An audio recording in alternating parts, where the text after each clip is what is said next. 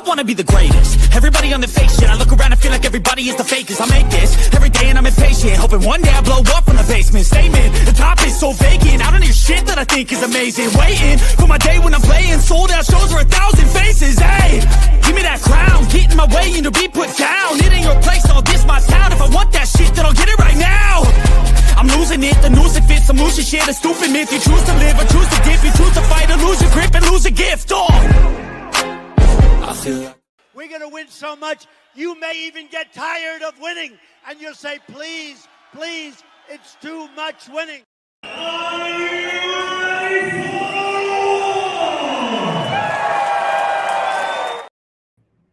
That's right. Get yourselves ready and sit tight because it's going to be a big UFC Winnipeg here. The Canadian flag is flying. The maple syrup is flowing. You need to use 40 gallons of maple sap to create 1 gallon of maple syrup. But we'll talk about that another time because I've got two of the best UFC cappers on the planet here with me. They call this trio the best UFC cappers on the planet. We're going to show you guys why they do just that here today with UFC Winnipeg. I've got MMA Jeff, Ramon Scott, and we'll have some guests joining us along the way. You guys, it's going to be a fun night of action. We got 12 fights on the card. MMA Jeff, how you feel about being called the best MMA capper on the planet? Feels fantastic, Mike. No, this card should be exciting. I'm looking forward to it. We got 9 Canadian fighters fighting in their home country, on their homeland, Mike. I'm excited. I think hopefully they have a better showing than, 2 events ago? I think the only one that won was JJ. I think they fared pretty well in the last Canadian card, but we'll see what happens. There should be some good fights here. Hopefully we see some violence and finishes. That's what I'm looking for. Ramon Scott, a lot of supporters hoping you're feeling better, my friend, but you're here, at least for now. How you feeling, Ramon Scott? Are you going to tear up this card with us today? Well, the Winnipeg Jets aren't playing tonight in this arena, so we're going to have some fighting here. And yeah, will the Canadians fare better? It's I know it's a little bit of a running joke there, a little bit, and it obviously affects the card. I don't want to say it, Mike tells me to make sure we pump this up. Let's have a great card, big fight, big time. And hey, we got Malott here. We'll have a good main event with Malott and Burns and Jourdain in there. So we got a ways to go. We're gonna have to work this out, though, Mike. And ironically, I think some of feels like my stronger plays might be on the undercard. Maybe that's the nature of it too. Look, I mean, we always know the undercard is not going to be as built, but here we might even be drawn a little bit thin. But I don't know. I feel like the advantages are better in the undercard maybe than the main card. But it's great to be with you guys for this fight. We lost one, which was a bummer because it was one of our picks on the VB show, Mike, with Nascimento and Raposo.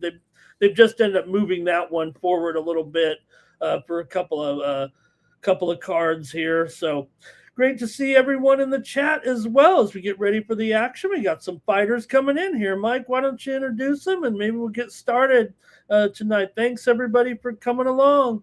Appreciate everybody. Smash that thumbs up button. I launched a massive card. It starts for me with this. I got a little sprinkle action here, I guess. Maybe it doesn't start for me right here. But Siraj, Yanis, they're about to get to the ring. Jeff, tell them what you got going on real quick. How you getting paid?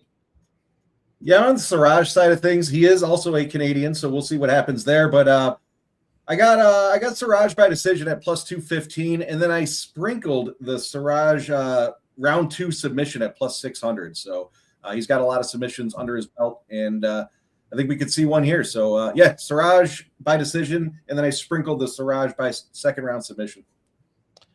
Siraj, Ramon Scott, what are you going to do? And I see we've got a guest backstage, so we will bring him in here, but talk to us about your path to victory.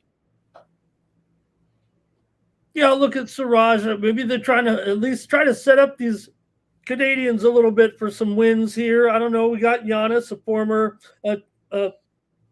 champ in another organization. Siraj is going to have the grappling edge here.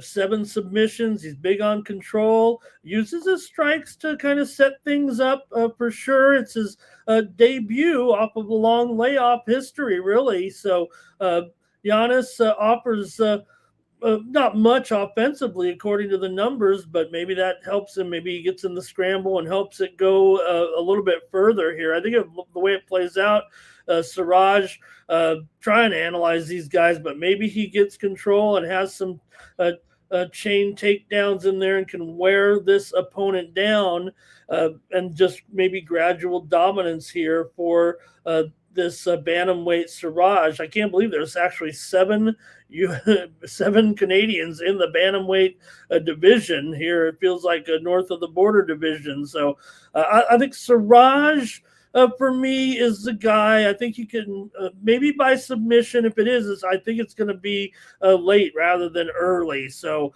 maybe all the way into the third round even. I'll take Siraj, and probably to hope. I think to win this one inside the distance here, it's close for me. Either way, hopefully you can take the Cards down here as the home team too. So I'll say Siraj by sub round 2 or maybe more likely 3 there. I'm gonna go a little heavier on 3. I'm going Siraj period. I think is the play overall, and then I'm kind of it's 250, so I'm trying to get a little bit more in there. Maybe even put a little bit on the 3.5. I'm kind of tapering it down with Siraj, and maybe to end it just a little bit early. That's where my sprinkle is, my stream of plays, if you know what I mean. Gotcha. I'm going to go with a little Giannis KO round 1, little Giannis KO round 2. I'm not going to touch that round 3, though, because I think he might gas tank out when it comes down to it. So a little sprinkle dinkle to kick her off here, but the man backstage, the myth, the legend, made the phrase "fuck the bookies" so popular, it's an intro song. Let's bring him in.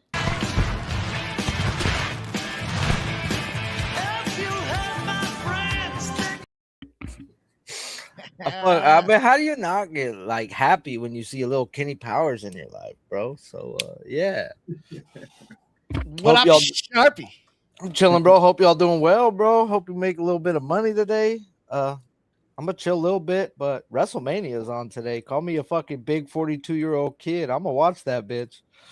All right, maybe we'll get some WrestleMania looks from our guy. Welcome in, Sharpie. Excited to have you here. The Tigers' first 5 fuck off. I seem to continue to get losses in those spots as I take yet another one here on a 3.5 with Scubo. Did he get popped? No, it's the other way. They're up 4-0. Yeah, they're up 4-0. I was talking to Noli this morning about Ski. I was like, bro, is this not Skeens Rasmussen and under? He goes, man, Skeens just goes over. He goes, he just goes fucking over, bro. You can't bet his games under. Look at they're over here popped in a fucking rain delay. In a rain delay on top of, we saw what happened with Kansas City and the Tigers the other day in a rain delay. Tigers come back from a 9-7 deficit in the 7th inning to go up 10-9 and get that W before taking it out on these Boston Red Sox. But we'll see how it looks. We got 6-10 baseball. We got 7-10 baseball, 7-15 baseball, 8-10 baseball, and 9:38 baseball to bring her home to a close, Sharpie. So we're looking forward to hearing some thoughts, man. Maybe we get a K prop. I don't know. I'm not going to put you on the spot. If I bet it, just fade me right now. You know, no. That's where I'm at right now in my life. So let's just enjoy the show.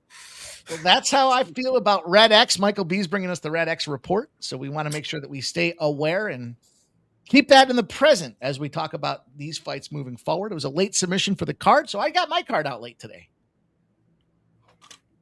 I feel you, bro. It's just been not the best April, which is normal for me, but lose every bet by the hook last night, bro. Like every fucking, guy gets 3 strikeouts in the first on 17 pitches, hooks me. Guy has 5 strikeouts through 3 innings on 45 pitches. He fucking hooks me. It's just the way the cookie crumbles. So it sure is. I was reminded maybe 4 or 5 days ago with extra inning losers of just how exciting baseball is in the bottom of the 9th inning. I'm really eyeing this, paying the juice for this under 7.5 in this Phillies game. Like, that's where if I would have just been betting totals and shit right now, I'd be making my money. You know? And every April's my worst, so this is, like I said, not out the norm. My breakdowns are tits though, bro. If I don't bet it, it hits. Sharp, you like both Sale and Sanchez to be on their game. Yeah. I'm worried about Sale's strikeouts. It just seems a little too easy, and the books don't give out easy money. But they're not hitting, and I could see a pitch to contact type game, and you just need one to go under, and you legitimately got 2 aces on the bump. Oh, Stankoven pulls the Canes up 2-0. I saw the Sens scored one that got pulled back in the beginning of the third there, but looks like Stankoven got his second of the playoffs. 2-0 Canes. Wow. Yeah, loose puck in the crease, Jeff, and everybody just flailing at it. They couldn't even see the puck, and Stanky couldn't get his stick in there, and he finally shoved it through. What do we got here? Some action here, Mike, with these guys getting to the ground a little bit? Giannis looking to KO him in round number 1, baby. Let's go. He ain't the Greek freak, but he went freaky there for a minute. Number 1 play on the Sharp Respected Betting Report today in Major League Baseball, anyhow. The Philadelphia Phillies. Do with that information what you will. I happen to want to fire on the Philadelphia Phillies today. Critical notice. The number 1 bet. So the books need the other way? Well, as far as the Sharp Respected Betting Report. So what I've got is a report that comes in from the house bettors from the sports books in Vegas. There's like 5 or 6 of them that make this report up. And the guys that get the credits, the guys that have the extended limits, the guys that they need to get when they bet, the lines move. They are the number 1 spot today from a size perspective was the Phillies. So I don't know if that means that makes it on the public side of things here. Matter of fact, let's take a look. I know from this year, just straight up, when the books don't pay attention to the past history on strikeout props on percentages, like they're not doing with Chris Sale today, I think they've gone under every fucking time. That's it. That's King of round 1, baby. That's King of round 1. Let's fucking go. Damn. Let's go. The Plasmanis. Woo! Oh man, I think that was 1,400. Nice. That's the way you start the card, gentlemen. Damn, I think I took that off the Win Club too. But I did share it with you guys there in the chat to get her done. Let's fucking go, man. Oh, that's a big bomber. Right off the gate. Right off the gate. 1,200. Where'd he go? 1,200 round 1 and Giannis plus 205. Let's fucking go. Uh-oh, boys. That was the curtain jerker. Your boy don't do so well on curtain jerkers. What happened? Uh-oh. Chris Manriquez loves that kind of start, man. Let's go. Let's fucking go. I told you. They don't call us the best goddamn UFC cappers on the planet for no reason. You got to earn your nicknames around here. Let's go. I'll take a video. I'm not fucking leaving.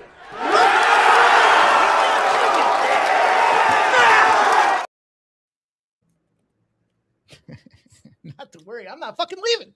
Let's go. America. Fuck yeah. Fuck Iran and the Strait of Hormuz. America. Fuck yeah. America. Fuck yeah. I think I added that little part there at the end. I don't think it went like that. I just think you're upset about the gas prices, Mikey. Dude. Let it go. Oh, they gave that, Using to fill up the gas tank. they gave that goal to Hull. Not Stanky? Well, you got the first one. DJ Hardy says, just like how Scumbag Jeff earned his nickname. Gotta earn him. Is that the Andrew K in the house? Let's go. Appreciate Fucking early Sharp for that. dropping the note. Scumbag Hardy. Make sure you guys smash that thumbs up button. We're just getting underway, fellas. Woo! Woo! I don't even know what to do when you come out there firing like that, you know? I don't usually hit the curtain jerker. Well, bro, you can't start the day off just with the dick on the table, bro. You're gonna have a day now. I'm gonna have to set the balls up there too. Man, you're gonna have to try to go in the hole she don't want you in now. Say, but baby, I'm a winner. Right in the boo-boo. Go Chargers. Castaneda and Vologden are going to be the next battle up, gentlemen. Here, probably the biggest news to note for this one is Vologden with the weight miss, right? Came in there and missed the weight cut. It was kind of surprising to see him kind of this line. Obviously, once the world figured out that he missed weight, the money came pouring in on Castaneda. So bet online numbers. How much did he miss weight by? That's a good question. I just saw that he missed it. I put a note down that he missed weight. Do either of you guys know? It's just something for me where if you miss it by a half pound or a pound, you fucking tried and you sucked everything out of you. And I've been there on a wrestling scale where you're shaking your wiener, trying to get everything out to hit it. Or did you miss it by 5 pounds and you knew you weren't going to make it and you're using that to stop wrestling? It's just the way my head goes. That's fair. But go back into the breakdown. It's something I can check out while you're doing that. Yeah, that's kind of the deal, right? So like I feel like I want to just play overreactions here, but I like Castaneda. I mean, the numbers now climbing away. So these numbers, important to note for you guys, the benchmark here, so we can kind of use our own line movement tool, if you will. This number was around, let's just say noon. Let's say 12 o'clock today. You saw these numbers on screen here. So Castaneda minus 155 at Bet Online, 12 p.m. today. It's now minus 180. It was just 185. It's come down to 180. So there's a little bit of money from the Bet Online house coming in on Vologden here. Jeff, kick us off. It scares me with the Vologden side of things, like, with that weight miss. Makes me a little nervous, but I'm going to roll with Vologden here. I'll tell you what, I'm surprised with the weight miss because he got into the UFC losing by unanimous decision, but he was such an animal in that fight. I mean, he's a tough motherfucker. So I'm going to roll with Vologden here. I'm going to roll with him on the money line, and then I sprinkled the Vologden KO at plus 400. Okay. Ramon Scott, what are you going to do in this fight? You see a move like this, it's usually very, very solid. So I liked Vologden in here, but I have and I thought even maybe to go the distance here. Maybe for me, I should just go with the over. But I think Vologden, it was my pick. But when I see a move like this, you said the money's coming in on at BOL. I mean, it's $1.80. I don't know. This has been a wave, an avalanche of Castaneda money, like you said. So, it's veteran versus prospect. Castaneda is going to bring the pressure, the volume, but Vologden is, supposedly more explosive, a kind of guy who can finish on both standing up or on the mat. Castaneda is kind of a high-profile striker guy. He definitely likes to have a little chaos out there. He doesn't get beat handily too often. He can extend the fight if he has to, and definitely forces his opponents to go with him. And Vologden, he just wants to be dangerous early. He hasn't faced this kind of guy, that can kind of last longer, though. I think that's a concern, and it's a jump in competition for Vologden here. So Castaneda has experience in the toughness here that can give Vologden a problem, and missing weight. But what is it? I think Sharpie was looking it up, but if they're fighting this, I think it's a 139 here for a catch weight fight. That could signal a tough cut, I guess. I'm just going to go over here, I think, in this one, but I can't pass on this price on Vologden. Here now at plus $1.50 or so. If I was thinking he could do it at the previous price, I think I got to try him here. Right now he's got a higher ceiling, more ways to win. It feels like, but obviously this is when you see this type of money coming in, it's just a red flag.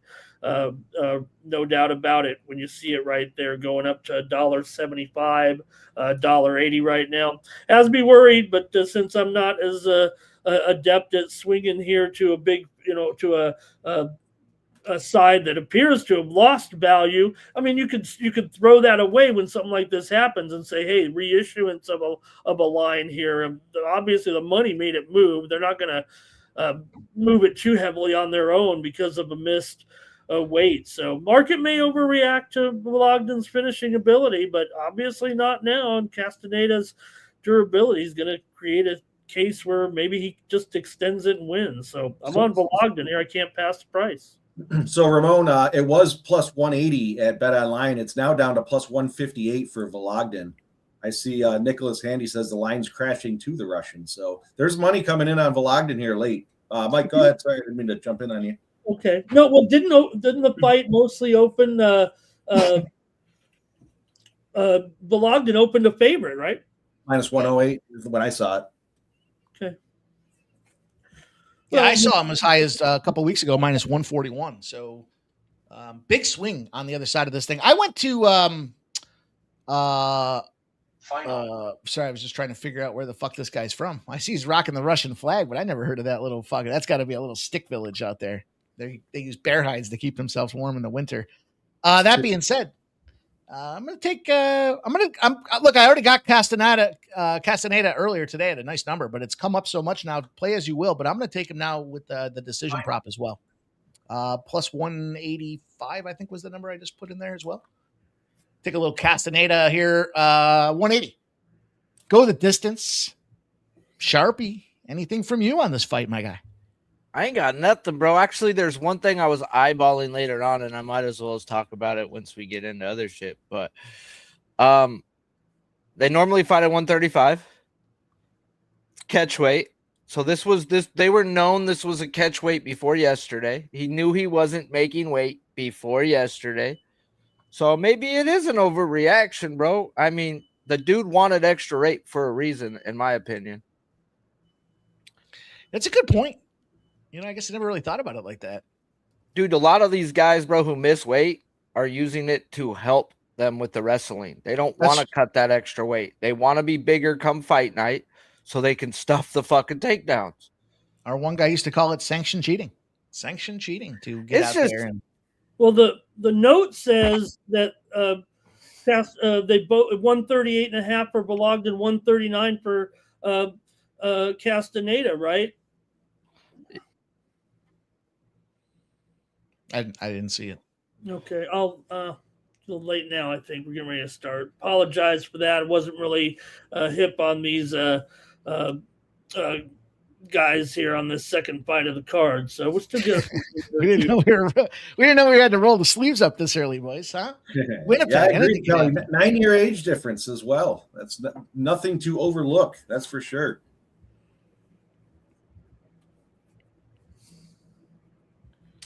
We'll see how they play out, gentlemen. I'll tell you what, there's going to be a bet that I think I'm going to smack around here. It's going to start at 6-10. It's going to be the under in that Cleveland-Baltimore game. I'm getting roughed up a little bit on some unders today, so do with that information what you will, but I'm going to add this to my repertoire. Also, the Cavaliers easily handled the Toronto Raptors, the baby dinos. I used my free bet on DraftKings for the minus 8.5. Like, get your bet back if it loses. I was like, biggest spread on the board, minus. Thank you very much. Shark talked about it yesterday. He was like, how come Toronto's beating up Cleveland and every time they played them, and yet all of a sudden they're minus 8.5 in Cleveland there. Dude, I haven't bet basketball all year. I didn't even know that. I just took the biggest spread I could find and fucking took it. I know the books aren't dumb. I got the sweat on here because I took the under 232.5 in the Denver Nuggets and Timberwolves. It's sitting at 230.5. So if you can get that thing back around 232.5, fucking smack that under.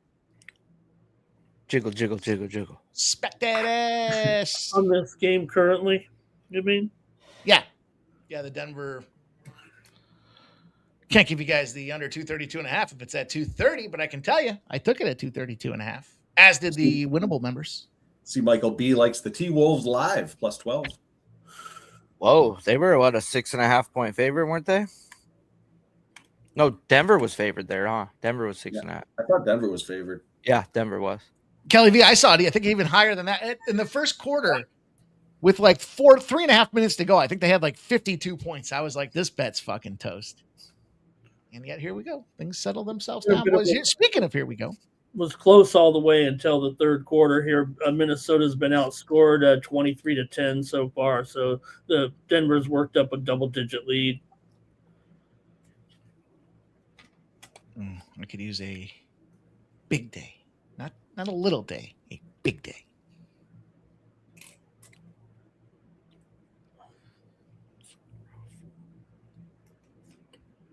Gonna need 3 more assists from Nicola.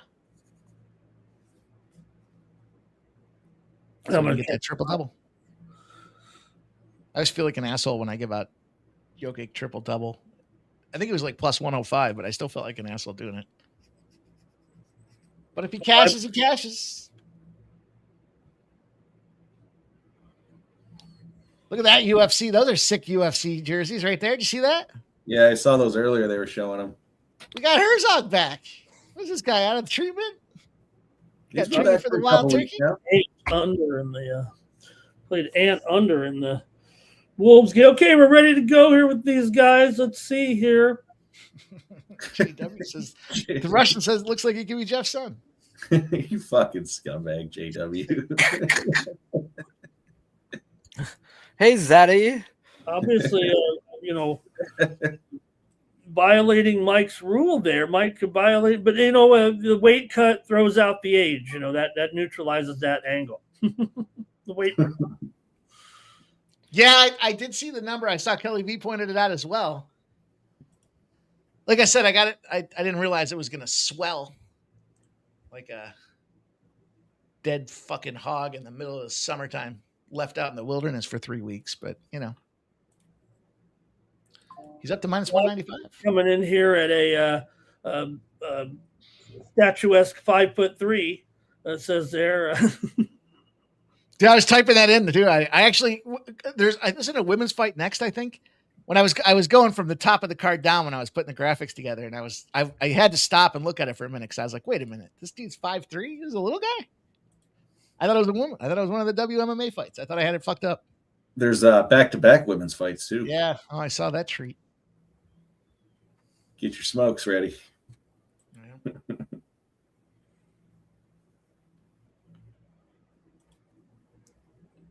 See these fans, they were booing the Canadian result. They're booing this fight so far. They're bitter in Winnipeg tonight.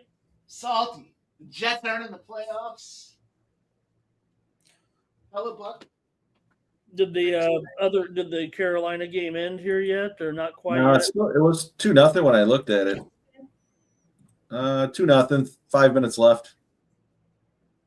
Take it.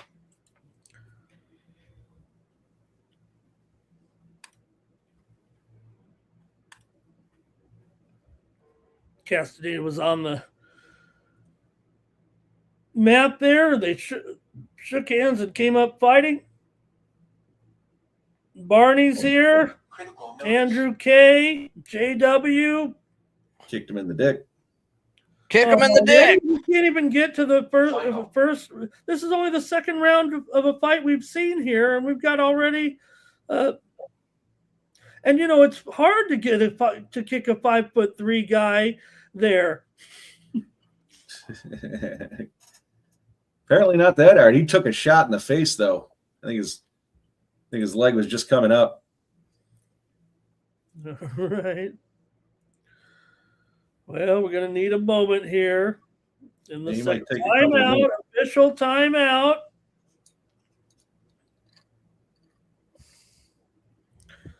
We saw them drop the gloves early there in that Ottawa Carolina game. Here, they might. It's just like a hockey fight. Kick them in the nuts.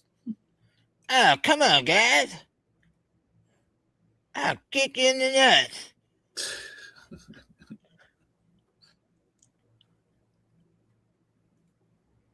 Castaneda with a combination there. Maybe he could use that to his advantage. Bogdan likes to use those kicks too. They're kicking a lot in here. Short, stumpy legs. Yeah. With Bogdan's stance, he's even, he puts himself pretty much below 5 feet. He's got the wide stance, as we say. He's got some tree trunks for legs too. Those kicks can't feel good. It's down to plus 110. Oh, he's even money now. Let's go. Put another shot right on the button. I have a feeling we might, this one, see the type of action I don't know if there's any knockout power going on here. It's only round one. I think Phil Ogden's got some power, but Castaneda's a tough dude. Right. If you get knocked out by a dude that's 5'3", UFC ain't for you. Just saying. He got dropped before the nut kick. Oh, yeah? Yeah. Phil Ogden's even money right now. It's giving me Final. turn your head and cough, Phil Ogden.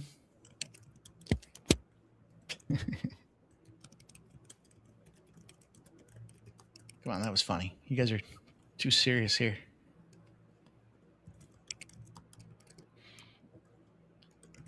Fucking rain delays, man. Got me in that Kansas City game. It's going to get me in this Tampa Bay Pittsburgh game. Final. Gonna have to go back to the old rule book, boys. Rule book says just don't fuck with rain delays.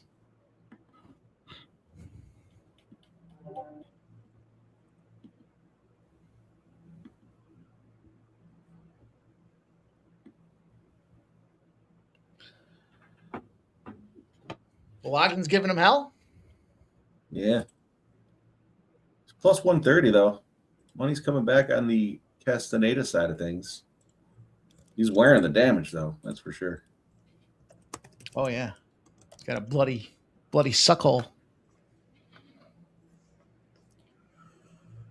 What? Woof. The old wheel kick there. Final. All right. One in the books. Right back up to minus 195. Well, Ogden was the guy who officially missed weight, here in the fight at 138 and a half. And then, because of that, I mean, they negotiated. Castaneda, though, came in at 139. He did not miss weight, however. You're 5'3". How could you miss weight? And you're 25 years old. Were you just sitting around fucking pounding Cheetos? Like mosquito, Jeff? Yeah, I agree, Nicholas. I think 10-9 Vlogden. Okay. Well, that, does change things a little bit as far as, just like you said, Castaneda. I mean, over $1.50, $1.60 in there. And you've got Vlogden as we should be pairing it up right now because but Bovada has Castaneda $1.85. Yeah, he's 175 over at DraftKings. Oh, okay. But you, even though the line really hasn't moved, you still gave it to Vlogden. I personally did, but my scores don't count, so just my opinion. I mean, he's got. I mean, I guess I haven't seen the strike count or anything like that, but it seems like Vlogden's the one moving forward. Castaneda's the one backing up, and he's got the bloody nose. So I think that Vlogden got that 10-9 personally. All right. Well, the scores that they chose to show on the screen had it basically 2-1 for Vlogden. Three familiar names that they showed send in their scores on the threads, and two of them gave it to Vlogden, and one gave it to Castaneda. And Nick says Vlogden's the aggressor, landing the counter shots. I would agree. It's down to plus 124. Nick gave Vlogden as well. Hello to Rovaniemi SC in the chat, says Castaneda stinks in there. I think he means his ability to fight. I don't think he has a body odor problem, but that always could be a strategy that could be used. He could have shit himself when he went down early. Who knows? Cody Norton playing that Timberwolves and Nuggets game there a little bit. Cracked him.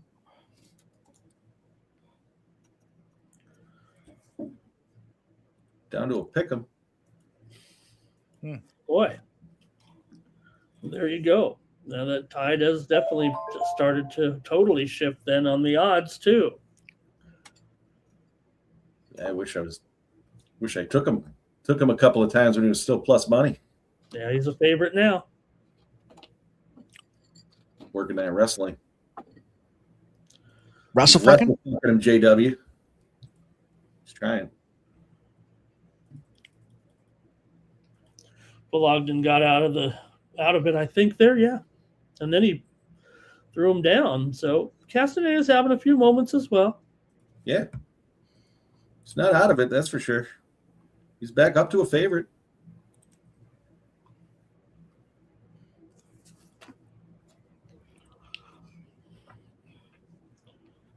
Here come the Red Sox. Too stupid to know they should just roll over and let me cash my under. Got about 40 seconds left in that hockey game. 2-0. Let's go. Yeah, Looking to go 7 in a row in the NHL, boys. Let her rip. Final. crowd on their feet at the defensive effort for Carolina. Oh no, and now we've got another incident. Another low blow, guys, in the exchange again. Yeah, we gotta take a point at this point. Points coming. Castaneda doesn't think he did anything wrong. Yeah. There he goes. Take him. Gonna need a replay. When Herzog's strutting around like a peacock, you know he's getting ready to throw the old. You can't argue with that, said the announcers there. I mean, what do you think, guys? Nah, that's point worthy. Oh, I like that he still popped him in the face after, too. Can't take that. You can take a point, but you can't take that face shot away. Beefcake. Herzog's telling everyone, settle down. Let's see if he can finish.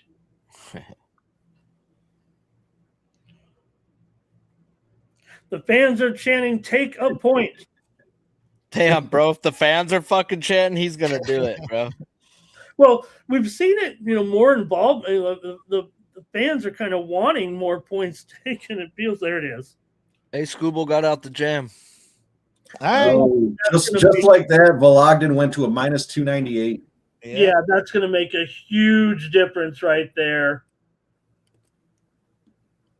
Obviously, in the fight moving forward. So I think he got round one, and I'm pretty sure with that point he's getting round two. Castaneda's going to need a finish. Jeez. What's the fight to end by KO live right now? Let's take a look. Just for shits and gigs. Yeah.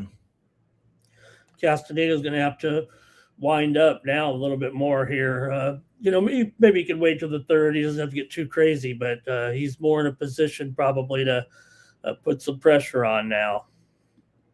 I don't think so, Nicholas. I would fucking be pissed if it's a draw. Draw plus 200. Live bet right now. Rovaniemi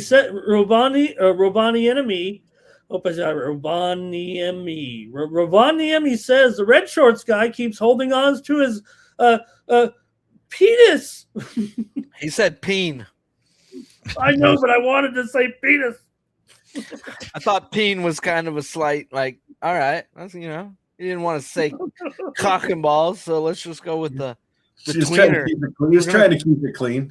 Yeah, he went with the old tweener, like, hey, maybe they're not going to talk about the way I talk about another man's Johnson on this. I kind of wanted to say peen, actually. I remember saying peen. Okay. I said it in my head, bro, and laughed when I read it, when you were reading it. I was like, that's funny. I was like, that's a fucking cool little way. And then you skipped over it, and I was like, we can't do that. I've never heard it called that before in my life. You learn something every day. Carolina Hurricanes. Final over here, Jeff. Let's go. 2-0 Hurricanes. Hockey. It's a big one. Yeah. Good job by Freddie Anderson. There was a little bit of a controversy here, him getting the start over Bussy because, Freddie barely was over 500 this year, and Bussy had, just a handful of losses. So paid off, though, in game one. Maybe they'll have some good combo going. You're not going to go with Anderson the whole time, the way Bussy played this year, but give the veteran the first game, and they got it. Shutout. 7 in a row. That deserves a video. The money is mine. I have the money. The money is mine. I got it for the first time. I got the money. No, Barney, they look, I mean, they're both, nobody's more tired than the other guy. I guess I'd say it like that. See, I'm going to take just going to put $25 on this KO plus 800. I did all right that last one. Thought process being he's got to go, Castaneda's got to go finish this guy. Oh, yeah. And if he's trying to go aggressive, Blogden could counter pop him and put him down anyway. So let's see what happens. Hey, they're not giving no love if you want this live under. In which one? Dude, DraftKings keeps fucking up when I move to the I just got a message from somebody and I totally went blank. What was I talking about? He said you had mentioned the going under. Fuck fire. I need to go get high. Back to a pick'em there, Nicholas. I don't remember. Someone just blew my mind. They're like, hey, bro, you were right. That bitch at work was smoking meth. She just walked outside and her car's been gone for an hour. Could happen to anybody.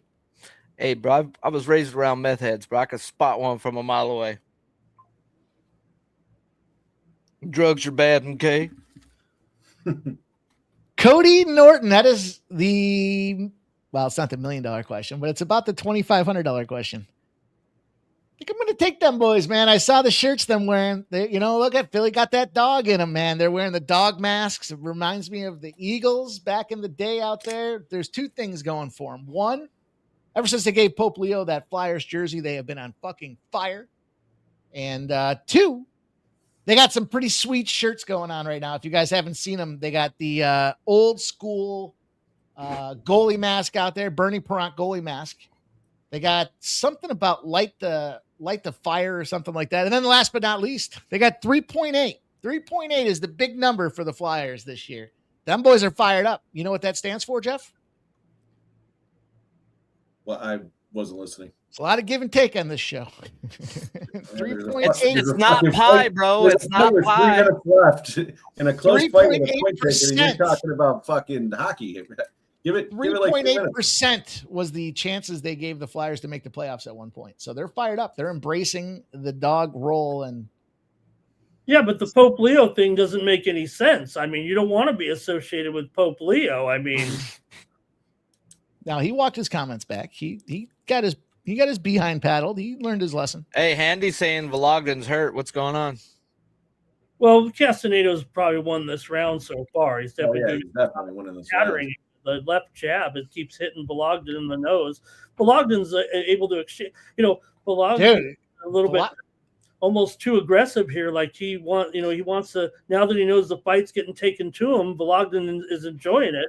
And, he might be putting himself in a little bit of danger by trying to, you want to get in there and keep fighting. No guarantee you won that first round. But Castaneda is really landing on him here. Oh, come on, dude, it's player safety. You might put him out. Yeah. He's putting his hands up, but man. Hit him in the peen. Almost like he likes it. Jeff, I think he likes getting punched in the face. It's almost like you're addicted to it. Think of a lot better things to be addicted to than being punched in the face. That's for sure. Minnesota coming back big time here in the basketball. Playing basketball. Bologdin tried the MMA Jeff move there, the flop on the ground and kick your leg up. The wheel kick? I was going to be like, twist his fucking dick. That's what I thought you meant. It's like, I didn't see a dick twist. He's going to need to do that. This guy's gassed, man. Look at him. This might be a 10-8. Dude, that's where the draw. Yeah. That's why the draw was sitting at plus 200. Yeah. Well, here's the thing. We just saw possibly 2 rounds go Vologdan's way. Castaneda's minus a dime right now. Thumbs up. Let's stand and bang, he said. Here we go. Let's go. What is he going to win this 10-7? I mean, it doesn't seem to make any sense, but you don't want to catch. You don't want to fight Bulldog Dean in a Friday night Russian bar. Oh, I like that weird. huh? They're just little guys. They should have one of these guys pair up with one of the ladies and the other one pair up with the other lady and do a little tag team. Okay, speaking of pairing up in little ladies, I watch a bunch of breakdown shows like most people do for UFC, and everybody talk about Kyler Phillips ain't ever lost the first round, right? That's what I've heard all fucking week long. Am I wrong? Yeah, that sounds about right. I don't know definitively that he's never lost, but I've seen a lot of people like this Phillips dude. Okay, so DraftKings is offering plus 1.5 on the point spread in the first round at minus 130. Like, is that For not Phillips? a fucking bet? Yes, for Phillips, I can get a plus 1.5. That was just something I was looking at, bro, that I thought was sneaky, that off of just listening to people talk and break them down, and multiple people kept saying, man, if you want Jourdain, just bet him after second round. If you want Jourdain, just bet him after second round. But then at least Clint's honest and messaged me. He goes, bro, the only thing I got to say to that is Jourdain's coming down and looks big. He looks real big. But Clint's an honest guy, bro. I don't follow his bets. I take him for his information. That's what you should be doing with a lot of these guys.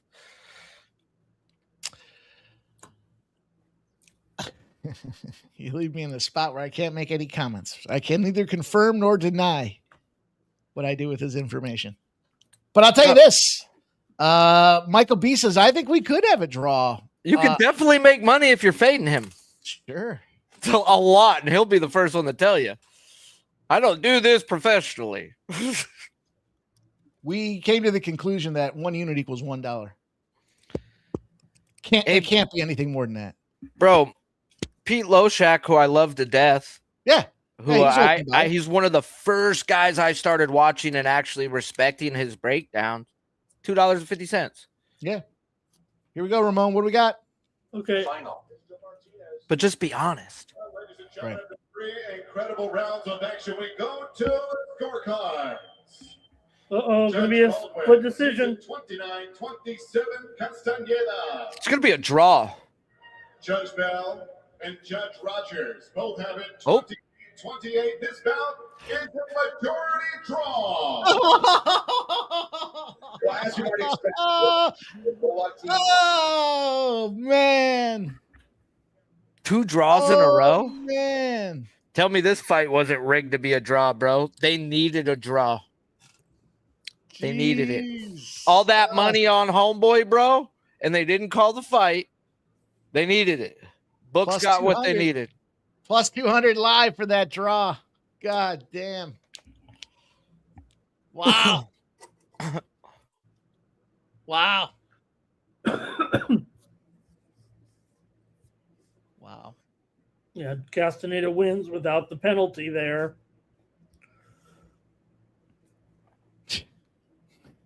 Wow. I believe so. I mean, we saw that last week, Rovenemi. We'll see. We'll see what they do. Wow. I was like, well, you know what? The double dick kick doesn't surprise me. I mean, it does surprise me, but anyhow, let's go to it, you guys. Jamie Lynn Horth and JJ Aldrich going to be the first WMMA fight of the night. I'll tell you what, I gave this out as a premium play today. I parlayed all the favorites in the women's fights. 1, 2, 3. Parlayed them together. I think I got like 275 on it.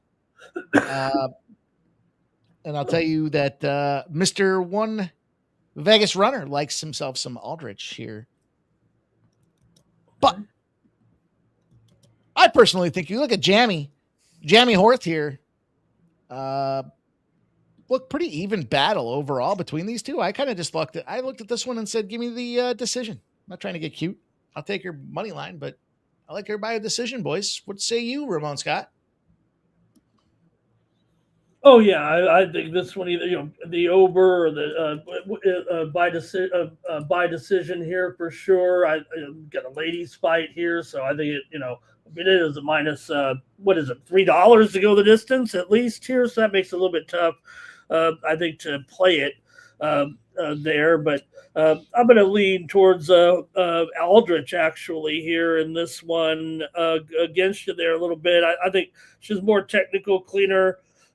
Striker. This will be low chaos, that's for sure. You guys will be on a break. Leave me here. At least I'm Sharpie. We can talk some baseball, but Aldrich kind of wins with minutes more so. Certainly, this is kind of a volume versus optics. It feels like for Aldrich. Horth throws, some ladies style big bombs, if you will, but Aldrich just seems like the more technical fighter out there.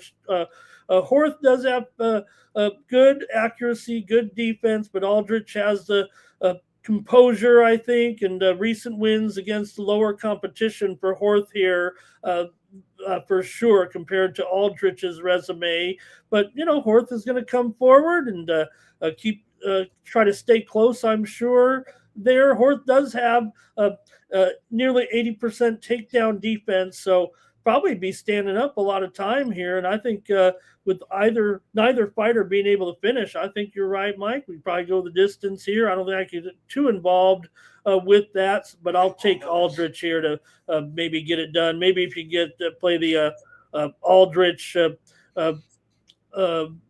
by decision, maybe that would be okay too. So I'll take Aldrich by decision here. My pick was on Aldrich over on the Win Club there by the points there, minus 3.5. So sorry, I'm a little winded here. I'm still trying to get my strength up.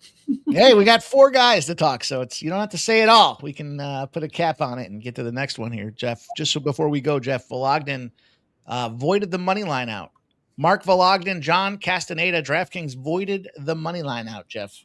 I saw that draw. Fucking crazy. Yeah. Majority draw, Jeff. What are you going to do here? You're going to go with Jammy? You're going to go with JJ? Jammy. I'm going to roll with Jammy Horth by decision. I got that at minus 105. I see it's minus 115 at other books, but I took it at DraftKings at minus 105. Horth decision. Also, Stars Wild have kicked off. I told you guys I like that under 5.5 at plus money. Gave that one out today to the Win Club, going for 8 wins in a row in the NHL. Let's see what happens. You guys heard it here, Sharpie. If I could get 8 wins in a row in baseball, I'd feel like a fucking hero. Shit, if I could get 2 wins in a row, I'd be a fucking Thor. I had a nice little 3-0 the other night in baseball on the night card, but I had a 1-4 in the afternoon card. So some of my best days have been not betting. Because I would have got hammered. I would have got bent over and lost so much money.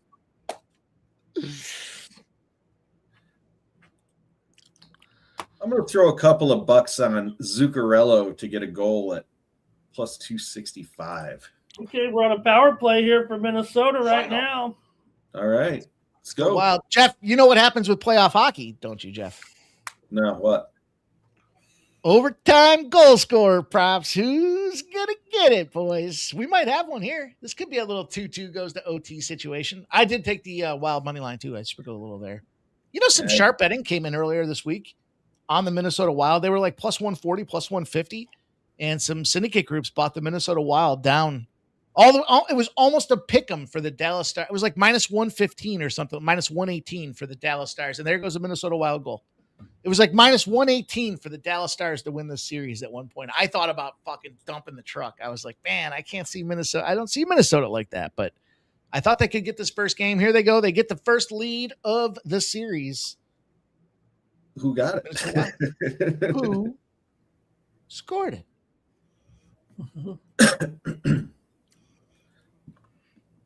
Nicholas Handy, I'll tell you what. Erickson. Fucker. First goal scorer tomorrow for the Sabres. Big Tage game. Thompson. Zucker. Oh, the Killer Z. Killer Z. Thought you were going to go with Rage, man. Nah. It's going to probably be Nolan. Isn't Nolan out there? Is it Nolan? Yeah. I'll tell you who I like to score the first goal tonight in the Flyers game. Would you like to hear it? Sure. Sure. I'll tell you what price I took him at too. Herb Dean got a bigger ovation when they introduced him than the fighters did. All right.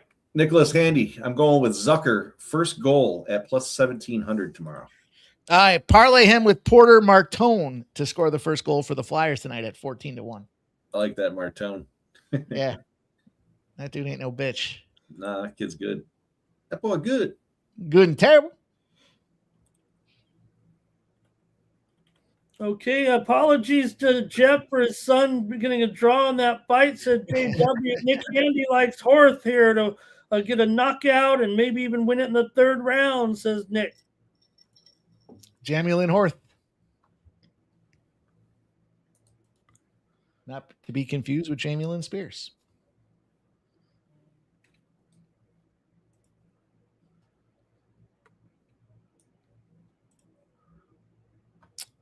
I hope that, I don't mean to fade the Canadians here all of a sudden, but I'm not too confident after that first one. Denver's extended the lead back a little bit on Minnesota with just 4 minutes to go. They're up by 9. Anthony Gallo says Couturier goal for him. Okay. All right. Let me see. Be a fun All game, right. man. Now that we're talking about it. Minnesota did score there, huh? 1-0? Yes, sir. Eriksson Ek. I don't like that guy's name. All right. Are we talking first goal for the Flyers Penguins game, or are we talking just anytime goal?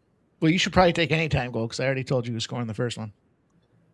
All right, I'll take. I'm going to go with Rust for anytime goal. Fuck you. That's an no. You don't get to make that play. Take a fucking Penguin.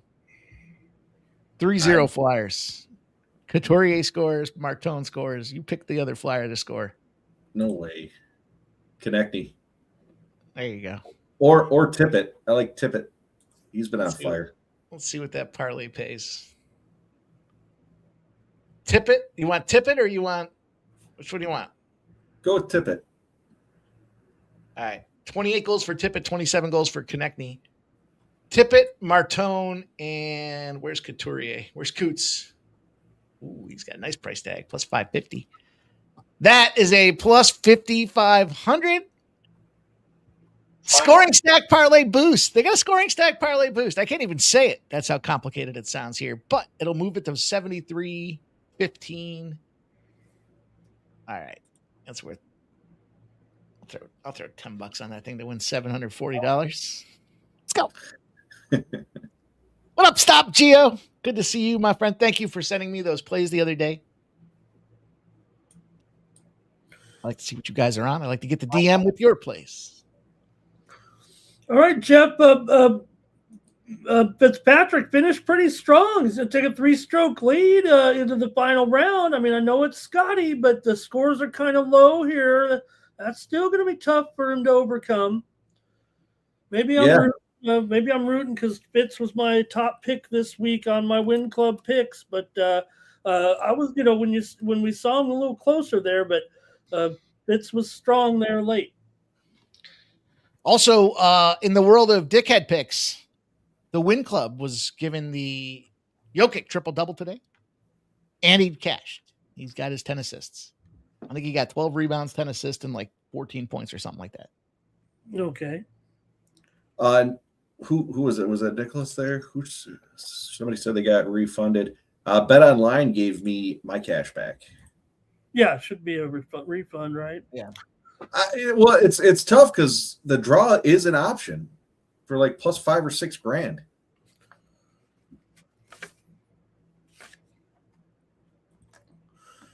What I wanted to see here was,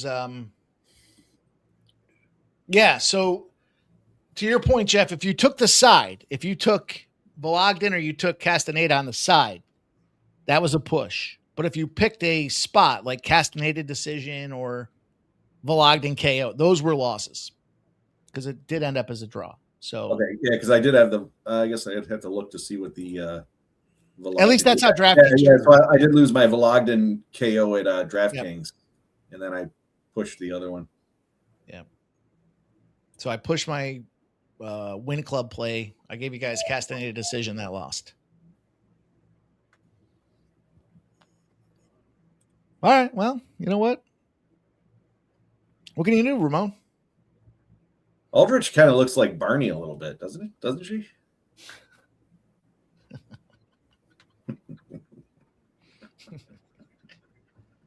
I was thinking to myself, well, Felice says both his books gave him a push. Yeah, I was just curious about what are they giving you a push if you said like KO or decision, right? Because obviously the result DK was did not.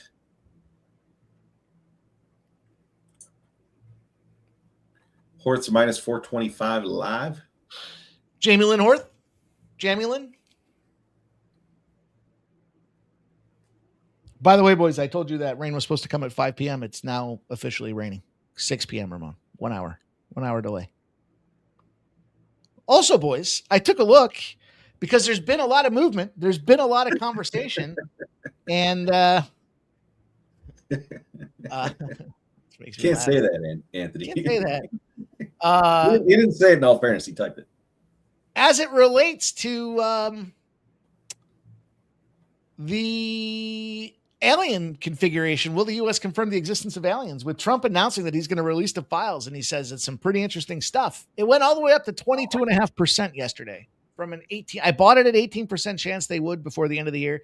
It went up to 22.5. It's down to 20.9. So between yesterday and today, maybe they're trying to treat it like the Epstein files. There's nothing there. It's just a conspiracy. What are you even talking? I mean, what were you here? Were you here four shows ago when I fucking hammered? Yeah, I have. I've been hearing you talk about it all the time. I mean, what do you give me the update? And 2 days ago, I don't know if you pay attention to the news. 2 days ago, Trump had talked about how they're going to release he's going to go full transparency on UFO files. Yeah, I mean, that shows you what a whack job he really is. I mean, you're telling me that they're hiding all this FBI information on all these different things? Who can nobody can keep a fucking secret. How do they have it? There's no way. You guys are out of your mind. You don't think the aliens exist? Oh, I absolutely do. I predict there's probably millions of situations like Earth and a big a yellow star, kind of the same type of thing happens duplicate times. Different types of species evolve, not all like human-esque. I mean, there's always going to be whatever those different things that in the universe happen, billions of miles. It's got to happen millions of times over and over, I would think. I laugh about it because when I had gone in there and I threw $50 on it the other 4 weeks ago or whatever, and it was such a good UFC night that I was like, let me throw another 50 on it. So I ended up with, I didn't realize it, but I ended up when I woke up the next morning, I'm like, I got $100 that they're going to confirm the existence of aliens this year. Like, what the fuck was I doing? But look, if it cashes, I'll make something like, I don't know, $950. I think it says. Why don't they just give it to you now? I mean, look, what I'm saying is, there's just no way there's not. So why would they? But they have to, the way, how Kalshi works, there has to be an official confirmation and it has to come. I'll just type something up tonight and send it to them. No, it has to be the government. Top guy to approve it, because I think most scientists would agree to this. I'm not a scientist, but for some reason they haven't admitted the existence yet. That's the most alarming part. Is what the fuck? Who's they? I'm admitting it, and I'm the only. But Kalshi doesn't care about us admitting it. They want official confirmation. Kalshi cares as much as the UFC cares about my round one call. That 10-9. Daddy beats. He looks for the best bets. Wants the best bets. Doesn't care about the confirmation. You can still get in. Still good money to get in. Jamie Lynn Horth is now minus 810. I'm going to get a refill. I'll be right back. I don't expect I'll miss much. I don't think so either. Take your time. We still got the 1-0 Wild over the Stars. I was leaning the Wild in that game, but the Stars being at home, round one of the playoffs, I don't know, I was conflicted. I didn't play that one. I might play it live here, depending on how things shake out as we move forward. But do you have any plays on that game, Ramon? On the Wild Stars? Wild and Stars, yeah, I have the under. Okay. I went with the Stars. I took the Stars. I think at $1.20. I didn't want to pass up. I think that, I don't mind Mike saying about Minnesota here. I just couldn't pass on the price here right now. But hey, they got that power play goal and they're looking good here. 1-0 mini. But I got the under there. Yeah. Yeah, I like I'll tell you what, I think a lot of these games are going to be under it. Obviously, it's the playoffs, so they're more defensive minded. But yeah, I'll be probably popping a lot of unders in these. Oh yeah, I'm ready to go. Couple of weeks. What? Let me ask you this, Ramon. What series are you most looking forward to? I was talking to somebody at work about this the other day, so I figured I might as well ask you. What's your opinion? Well, I mean, I'd probably have to go. At least the Kings aren't playing the Oilers in the first round here again. I mean, at least it worked out that way. So I probably want to see if the Kings can do something there. And yeah, I'm probably just stick with my Kings a little bit in that. And funny, the Anaheim series starts there on a Monday night, while these other ones go off here on Saturday and Sunday. So probably the two Pacific Division, I think. Yeah. So the two I'm most looking forward to, the first one overall would be the Tampa Bay Montreal series. I think that's going to be it's going to be wild. I think we're going to see a lot of hitting, a lot of fighting. I'm looking forward to that one. The other one, well, I guess out of the East specifically, is the Flyers Penguins, just because of the rivalry between the two, Pennsylvania teams. Yeah. So I think that's going to be a good one. But yeah, the one I'm most looking forward to is the Tampa Bay Montreal. That should be a kick-ass series. Yeah, I took the Flyers today. They've been so good on the road, man. 11-2 their last 13 games, and I think that I like them here today. Yeah, I mean, I'm seeing them at plus 120 right now. Yeah, I played the goal scorer plays there. I didn't jump in on a side on that one as well. If anything, I might take the under 6.5. It's not a bad look.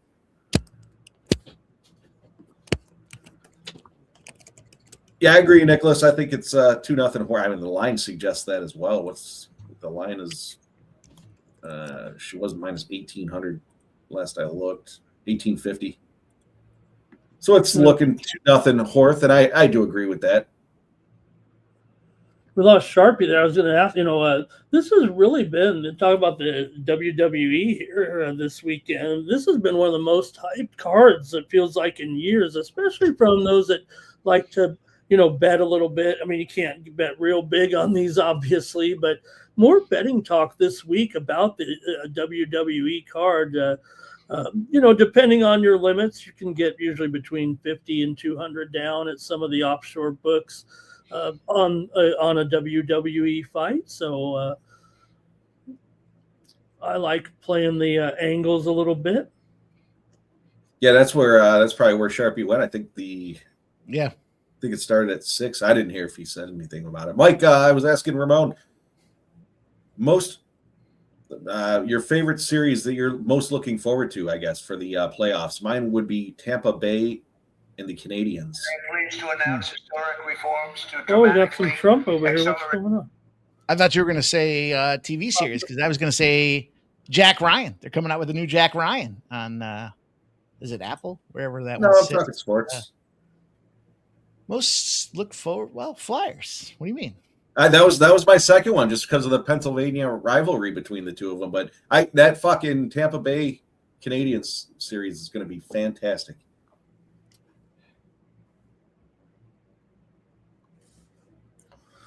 Stop Gio. Strong season for Montreal.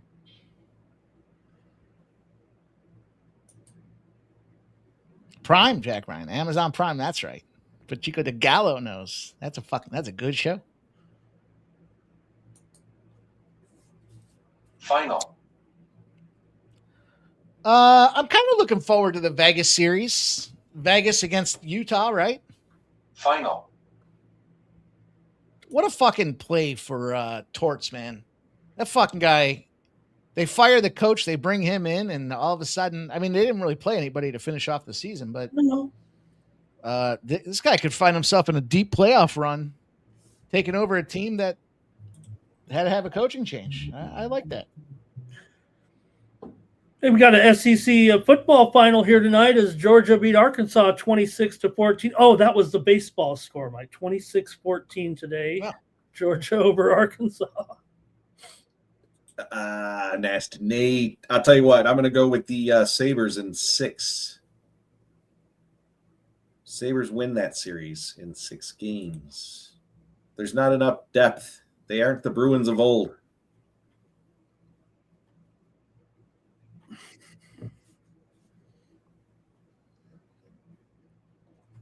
Denver's going to win it 116-105 here. That is going to move me to 5-0 in my last 5 NBA picks. Heating up at the right time, boys. Give myself another video. I don't ever slow up, no, I don't take shit. I got no love for the fakeness. If you want to play tough and want to hate this, I'll always show up. Okay.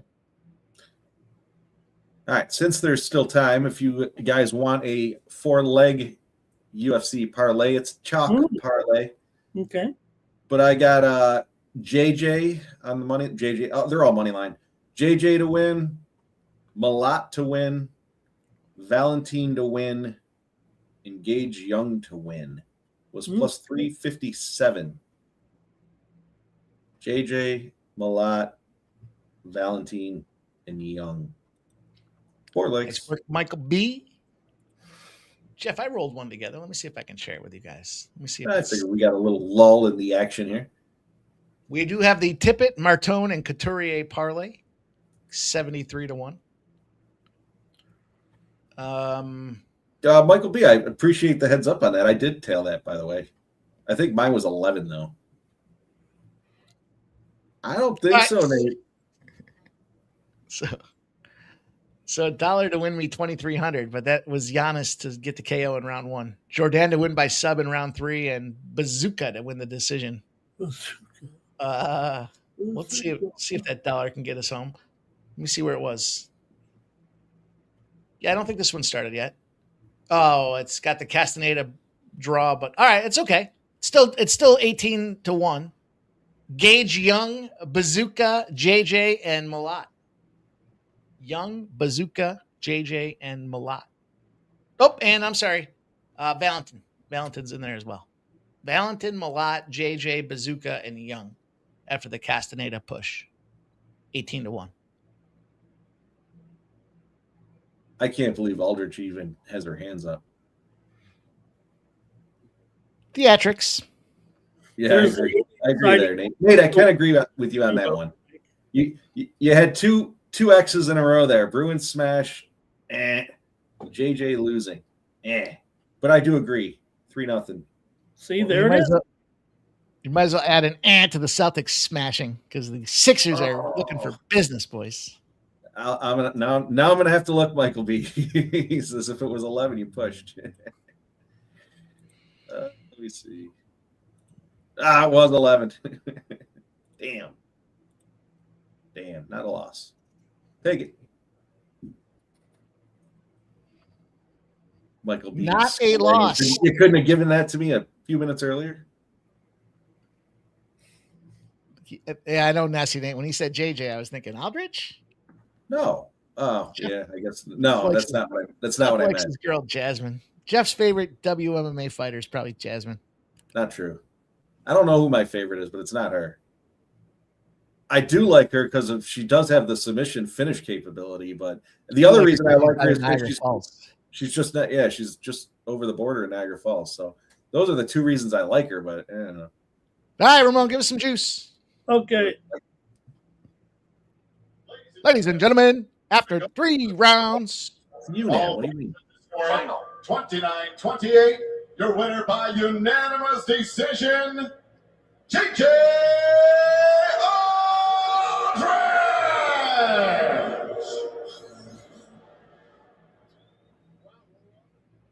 Did they read the scorecard wrong? They did. They certainly did. That was minus 4,000 when Jamie Lynn Horth closed. No. Turn the volume back up. They're going to – no fucking way. No way. 29-28 for her? Here's the scorecard for the fight. They're showing them on screen right now, and it was basically rounds 2 and 3 by 2 of the judges gave it to Aldrich. One round, the first round, Horth got the round from those same 2 judges. Wow. Was that some of the most egregious judge fuckery we've ever seen? She was minus 4,000 to close. Final. No, Horth was minus 15,000 the last I looked.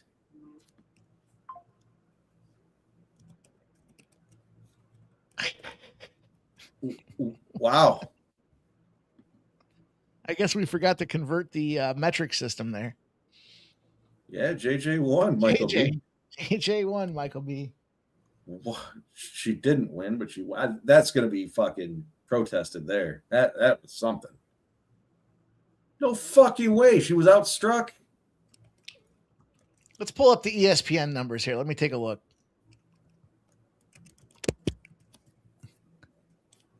I mean, as much as I'm not happy, I'm not surprised. It's a WMMA fight, so anything can happen. But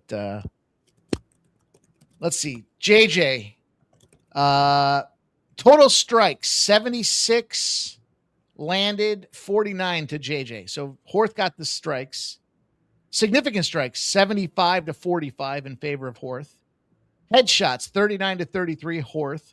Body shots, 20 versus 2 to Horth. Leg kick, 16 to 10 for Horth. There was control time, so they are favoring, maybe it looks like control time. There were 2 attempts of takedowns, none landed for JJ Aldrich. 0 for 0 on the Horth side of things, but 44 seconds of control time. The only category, and if you look at the beat up meter, this girl beat up, man. She's an orange to red with some yellow legs on the JJ Aldrich side here, and yet the only thing that she had to favor in was control time, 44 seconds of control time. Yeah, Michael B., I was saying that. Why does Aldrich even have her hands up? But, hey, that's ridiculous. Final. I'm not even sure what to say about that. Well, I think, Ramon, you had Aldrich, right? Yeah, I did.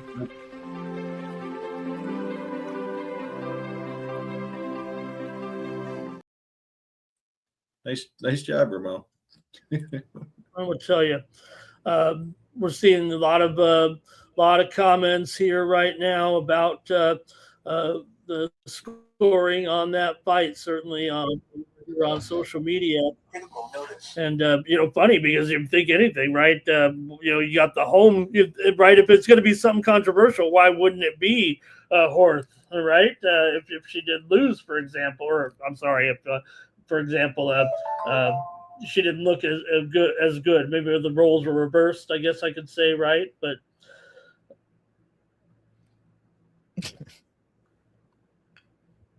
Barney's looking to assign blame. He says, so it's Ramon's fault.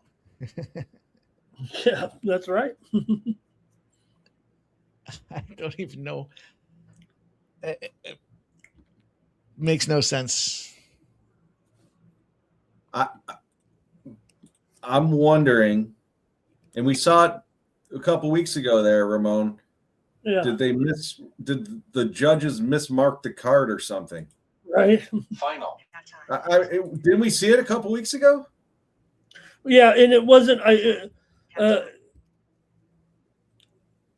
They talked about it later, and it wasn't necessarily misidentifying the fighters. I think it was actually in the transcript of the information. I think it was just a couple weeks, two shows ago, I thought, but you mentioned it, Mike, with the total strikes, basically what'd you say, 75, 40, 75, 50 there. And like I said, you'd think that if anything that, we gave to the Canadian fighter, but that wasn't the case. I mean, the Canadian fighter ends up losing here. They didn't really boo or anything. I don't even know if they understand here, but nobody can understand what the fuck just happened. I'm dumbfounded by it. I got no words. I'm certainly pissed I lost the bet, but if I didn't bet that one, I still would have given it to Hort. There's no fucking way. This is the old battle of the blonde bunnies, Jeff. Yeah. Yeah, well, I want that one to be good. I want him to come back and be like, that was a fucking mistake. I'm half expecting that, to be honest with you. Mm-hmm. I just don't understand. Yeah, I'm on the Croden side of things here. I put her on the money line, but I also took the decision at plus 140. Me too. I believe it was. Ramon, what are you doing with this one? Well, I'm going to go with Croden. I'm worried about going with the Canadian fighters, and now they can't even get the ruling there. But I'm going to go with Croden here by decision. They're about ready to start, so I won't talk too much about it. We'll just get underway.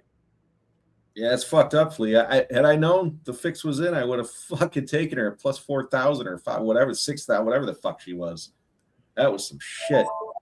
That might be literally the worst fuckery I've ever seen. Yeah. Ever. You don't see them too often when they're 5-digit favorites. And, I have to look back a handful of times over the last 3 or 4 years at best that they've just been so egregious. You got to wonder if Sal D'Amato made his way north of the border. DJ Hardy likes the one with 20 letters. That's the one I was talking about. I want her to be good, but she fucking stinks. It's not often. Literally.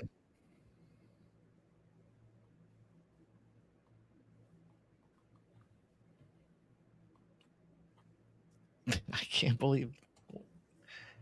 You know what? It's a prelim card, so it doesn't matter to me so much, but still. Hey, Ramon Scott. Good news, boys.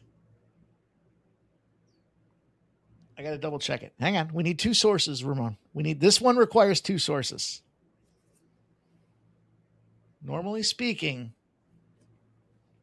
we're one source club around here, but this one does require 2, but I got to send my boy the link here. Hang on. Just hang on. Everybody hang on. We'll get to it.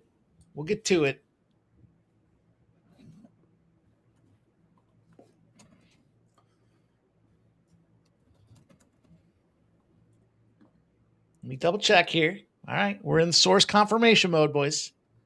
We're going source confirmation.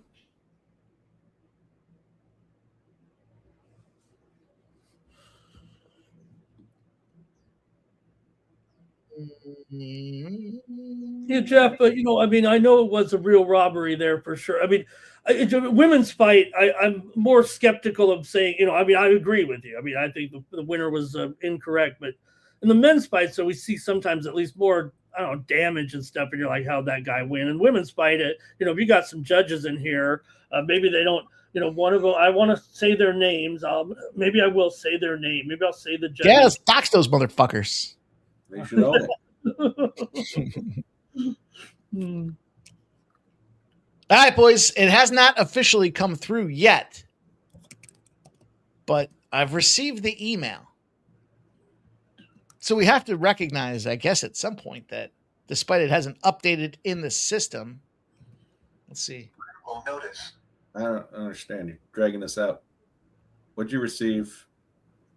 Got to build a little suspense into it here. Yeah. Okay, well, the judges there in the last fight were Junichiro Kamiho, who is not, doesn't have a lot of bouts here. Well, a veteran judge for sure. Also, it was Dr. Greg Jackson who that was Dr. Greg Jackson, his first fight of the year, actually, that he scored. And it was his first fight that he has scored in 8 years as a professional level. The last time he scored a fight was at UFC 231. That's Dr. Greg Jackson. And the other judge was Laura Baldwin, who was scoring just her second career professional fight. Her first one was the Castaneda-Vologden fight, which she gave 29-27 to Castaneda. So you have very inexperienced judging here and one judge that's been on an 8-year layoff. Fire them all.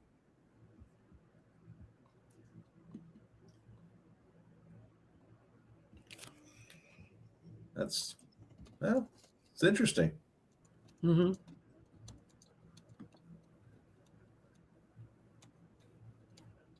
Critical notice.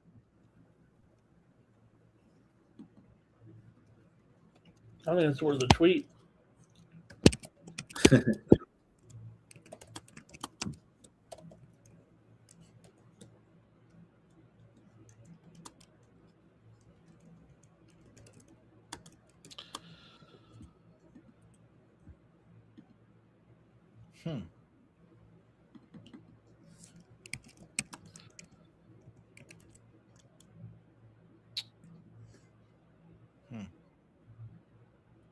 Mm.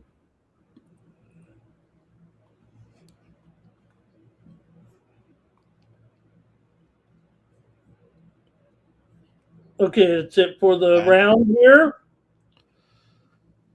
We're not going to do that now. Dale fixes. He's waiting to hear. Well, the good news is they reviewed the Sports Money Wins accounts on Twitter. Will be providing privileges. So, although they have not been restored to 100%, we will wait and see. I thought that was good news. Some of you guys might not even know. Somehow the AI tool fucking shut us down. We weren't live streaming. We had to go over to Twitch. Oh, we're off YouTube right now? Well, we're on YouTube. Okay. We're on my Twitter, but the Sports Money Twitter got flag and fuck. I also had a Twitter account suspended that I did gambling content on, and you know what I did? Instead of fighting it, I just deleted it. Well, I don't want to delete the Sports Money Wins account. I understand. But they came back. They shut us down on the first appeal, and I appealed again, and they came back and said it's good to go. So we'll see. We'll see when they don't want to, have me on their platform. No problem. I'll be out of here. Well, when I grew up, it was always raised that said, taking your ball and going home is not the option. Well, I'm not going to fight something if they want to suspend my account. They can have my account. I'm only, with a big fuck you on top of it. Followers, anyways. No big deal. Just I'll be unsocial.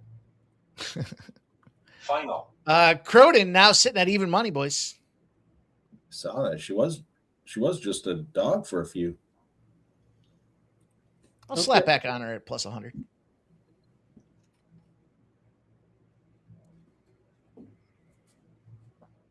Don't go to scorecards. That's what that tells me. You know what's funny is I was looking at this card and I had 1, 2, 3, 4, 5. I had 6. I had half the card going submission, and then I sat back and thought about it, and I was like, "That's kind of a lot. It's a lot of subs." And hey, you know what? Maybe that's what these Canadian judges are looking for. Maybe I was actually going to Google it to see if the Western Canadian area likes wrestling.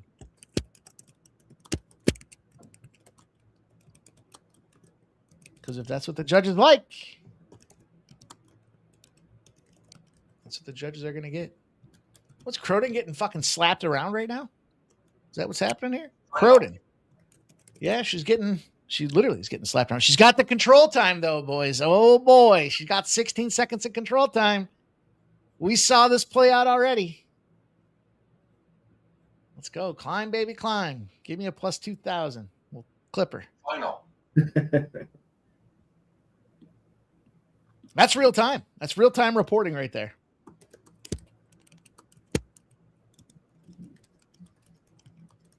Plus 160.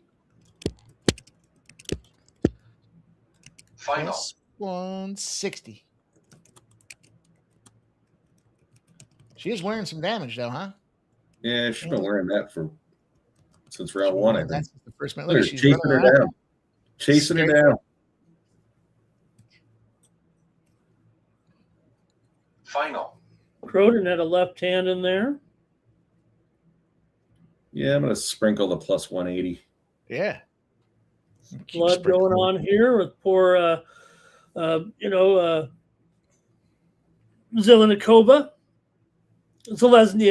Sorry about that. Sorry. Probably just call her Daria. Yeah, as you can see on the odd screen here. Daria. I wasn't typing all that fucking. She's down to plus 140. Croden. Yeah, you got to figure. I mean, JW says she's basically running away. Yeah. What are you doing? That's not a good look.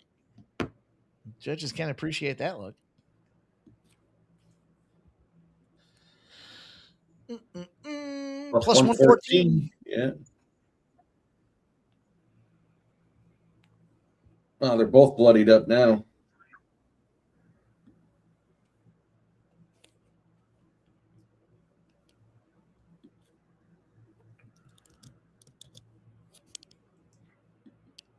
Plus 100. Pick them. Pick them. Just pick the winner, Jeff. Oof, nice elbow.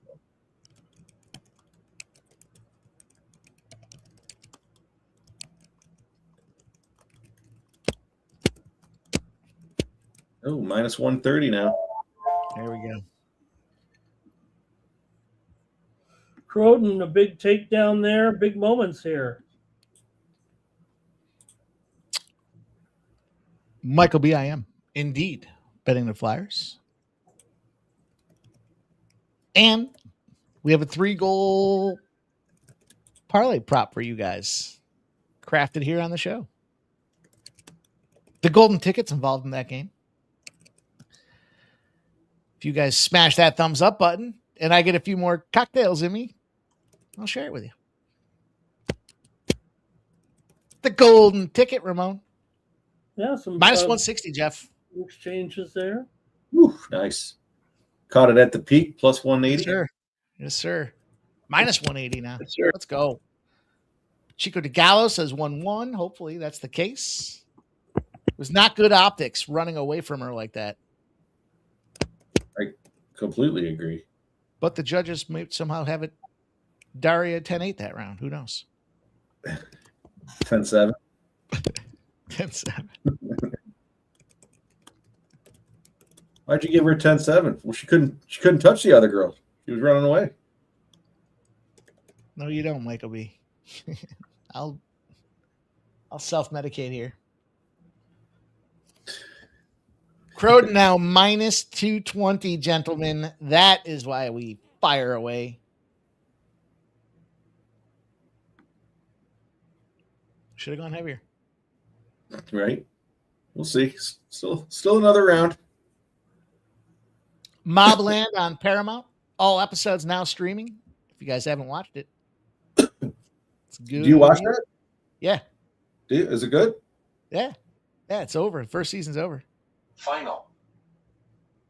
It was like, I think it was like 7 or 8 episodes. It was good.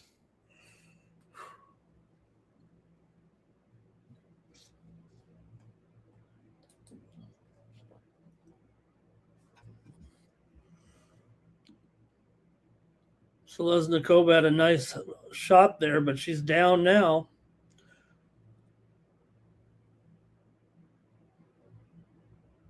They're showing some scores on the screen, 19-19 and 19-19, with Croden here at 325 at Bovada here currently.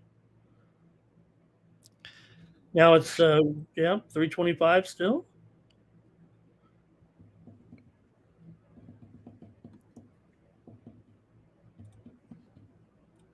seconds. I mean, literally, after watching that last fight, the benefit here, though, control time, 2 minutes and 4 seconds to Croden. So maybe the judges are showing they care about this control time. Maybe that's the Aria's running away again. Fucking Yep. impressive.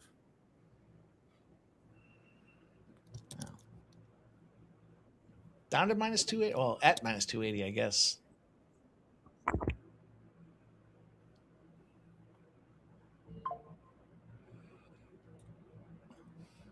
Flea Mathis agrees. He says Mobland's good.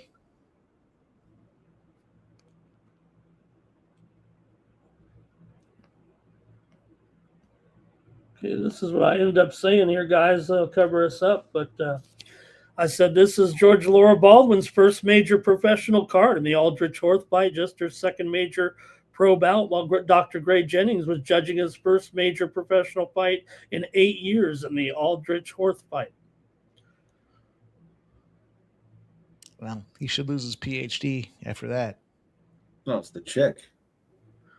That's according to MMA decisions that may not be official, but they, basically charted every result here, over 15 years, I believe, of major fighting results. I think Ramos was saying the doctor hadn't refed or judged in 8 years, and that was the chick's second fight she's ever, or second event or whatever. Major lineman. Yeah. Fucking fire them both. Yep. Fire them off the roof. Fuckers. Hit him with the hot mobs. That's the thing. You're going to get some other judge. You'd always say, "Oh, these judges in this town," and it's how they're influenced. But that one made more ineptness here. Just an experience, right? It doesn't matter. Boy, Zelenakova keeps grabbing the fence, and I don't know why they're not doing anything about it. But Zelenakova's in big trouble there. She keeps grabbing the fence. They're showing the replay there. You see it in the lower left corner if you're watching with us. Little takedown there, and this is going to seal the victory here for Croden. As long as she doesn't, because Zelenakova doesn't have any offense there, I guess, huh, guys?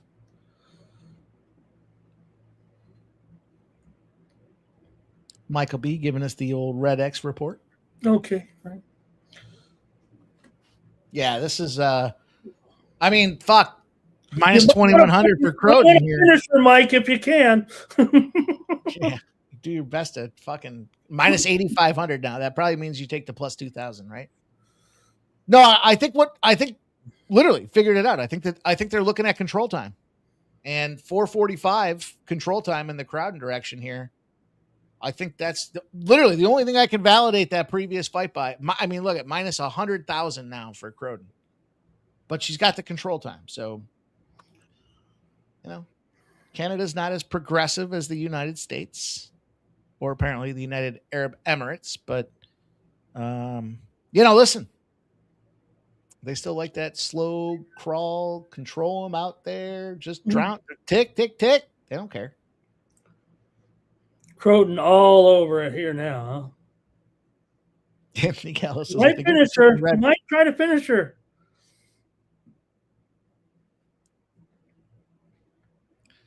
Well, yeah, I can't imagine. Can't imagine it not. That's it.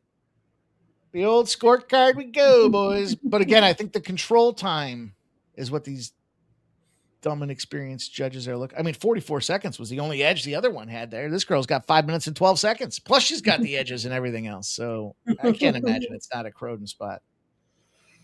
All right.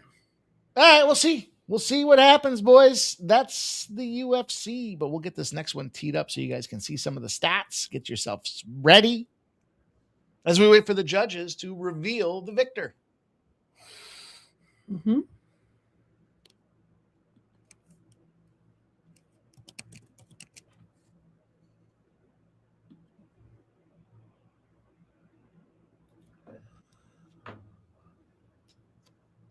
Coming to the end of the first quarter here with the Knicks and the Hawks, and the Knicks lead it by 4 with 20 seconds left in the first, 28-24.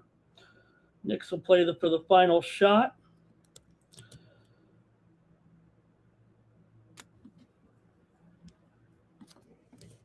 And we'll get that next fight. Well, we have a lull in the action. I'll say it. They should not have back-to-back women's MMA fights. No. They just should. The other fight. I've said it. I think there's the some other fight in between this one, though, the one that was canceled. Not that they couldn't rearrange it, but I guess you're right. That could be the case. yeah, I guess yeah. But either way, they shouldn't do it. They should rearrange the card, fix it, whatever they got to do. it was indeed. Okay, we're going to get the call here on this one with Joe. He's looking at that card closely. All three judges score it 29-28. Your winner by unanimous decision. She is Canada's own Melissa All right. Jeez, you got to wait until they announce the name fully to cash that one. But we got some great live bets. We got the decision prop as well. Yep. All around big winner, boys. That was a big one. Oh man, that's cold. I'm a maniac on the floor.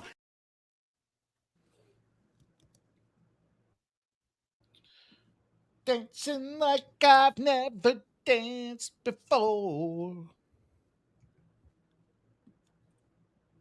They got that one right. At least they gave her the U name. All right, boys. I'm going to take some Gawkin, Sercam. Well, I'm going to take him by submission as well, and I'm going to sprinkle the decision out there. Basically, the way I'm playing it is the decision is a unit bet, and then quarter unit on the submission spot there, just because I like the price tag. Be right back. All right, Ramon, what are you rolling with in this one?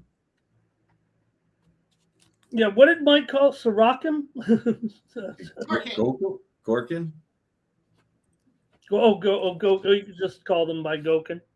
Sarakin. I took Sarakin in the win club here for sure. I got Sarakin in this one.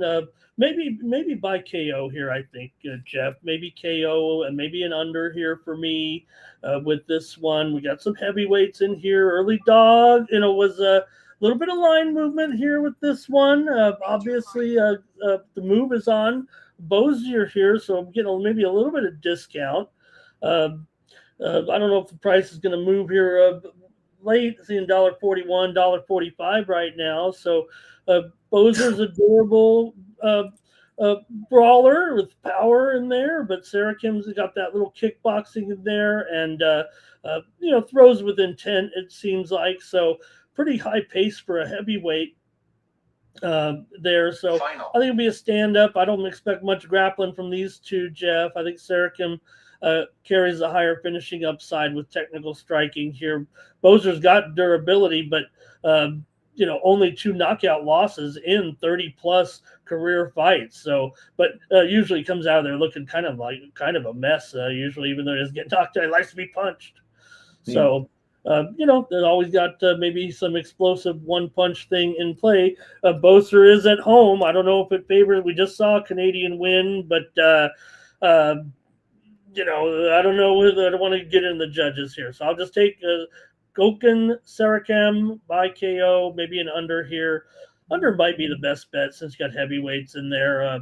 The total's 2.5 shaded the over, so you get some under money. So, but I'm going to take Sarakim. That was my pick in the win club, was Sarakim here on the money line. All right. Chris, hang on. I'll read the parlay here in a minute. This was not part of it, so we have a minute. Sounds like I'm on the island here. I'm going to go with I'm on the Bozier side of things. I took him on the money line, and then I sprinkled the Bozier KO at plus 400. So looks like I'm against you boys. It's been a first 2 fights I wasn't expecting much out of anyway, so not too beat up about that. That unfortunate decision sucked, but I'm gonna roll with Bozier here, and then sprinkle the KO at plus 400. Chris, the parlay was JJ Jasmine Malott, Valentine, and Gage Young. JJ, Malott, Valentine, and Young. I was saying JJ. I wasn't even thinking JJ Aldrich. It was well after that anyway, so I think I said it during that fight. What, JW?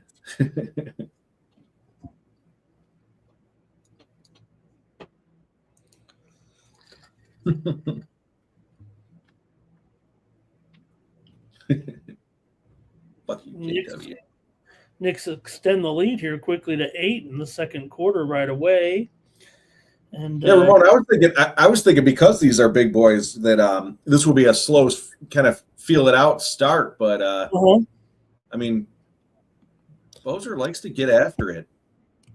Oh, the Wild scored a minute into the second period. 2-0. It's reading Kiprasov on ESPN. We'll see who that officially goes to. I'm watching it right now. He's I don't see any kind of looks like a pretty good goal here. They're celebrating on the road here, 2-0. He dug it out from the boards, then the cross ice pass, and then he got it back on the wing, and then right off the right. Man, it went so quick in the goal. It bounced out, looking like it hit the post net there. So it looks like a goal. Damn, I had Zuccarello with a goal. He's got 2 assists tonight.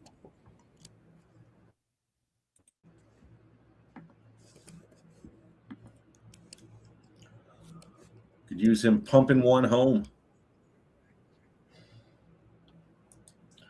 All right, they're coming into the octagon here. Chris, did you get all that?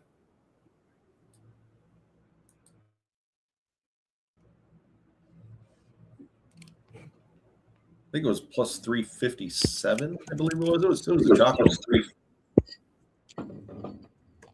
I do think they all win.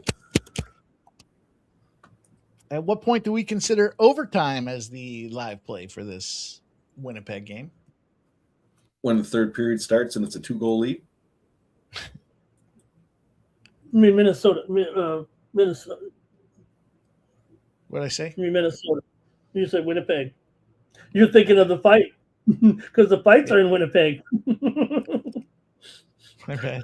No hockey here. No hockey in Winnipeg tonight. No wonder they didn't make the playoffs. They weren't going to be able to host the game.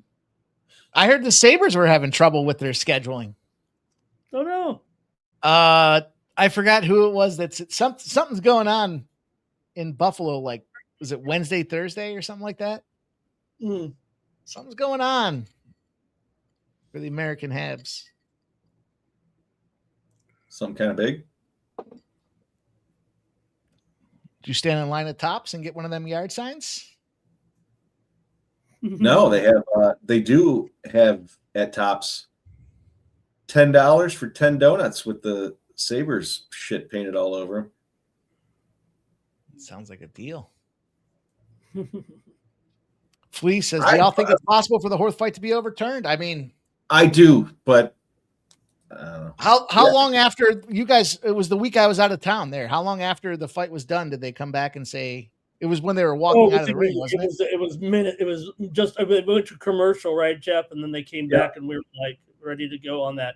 This one, that was a technical error. This one, I don't think they were unless there was an error.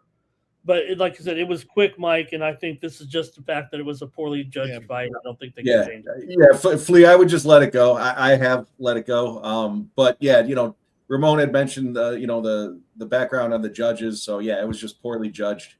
Yeah, that makes right, Jeff. If anything, right, it makes more sense. Not that there's any excuse. They don't just say, "Hey, you're a judge." I mean, these people have judged probably at different levels. The MMA decisions website only covers major cards. The ones we talk about. It's not just UFC. They do the other major type of events as well. Mostly, UFC, PFL, Cage Warriors. I say major, right? Those are the ones. I mean, those aren't really even major, but those are the ones that the MMA Decisions website covers. So it shows you not just, and so those judges could have, they probably didn't do any of those organizations either. We got some action, guys. Those are kind of taking advantage here. Did he slip or did he get? I think he slipped. That's why I said he was trying to take advantage of the slip. Here we go, 3-0. This one's going to need a little review though, Hartman. But I think it's a goal. Yep, they dropped the puck there, 3-0 all of a sudden. Watch out. Oh boy, overtime. Nope. I mean, I got the under, so I'm saying no as well. But draws plus 900. That's getting close to about the right point. I'd like to take it. Final. Like I said to you guys earlier, one of the biggest spots they pounded. They pounded the fuck. I was gonna take the fucking Nationals live. Anyhow, one of the biggest spots they pounded was the Ottawa Senators, the Minnesota Wild, and the Utah Mammoth. Those were like the top 3 spots that they hammered for series betting, and then Dallas came back down to a pick'em. So I was a little surprised about the Utah Mammoth.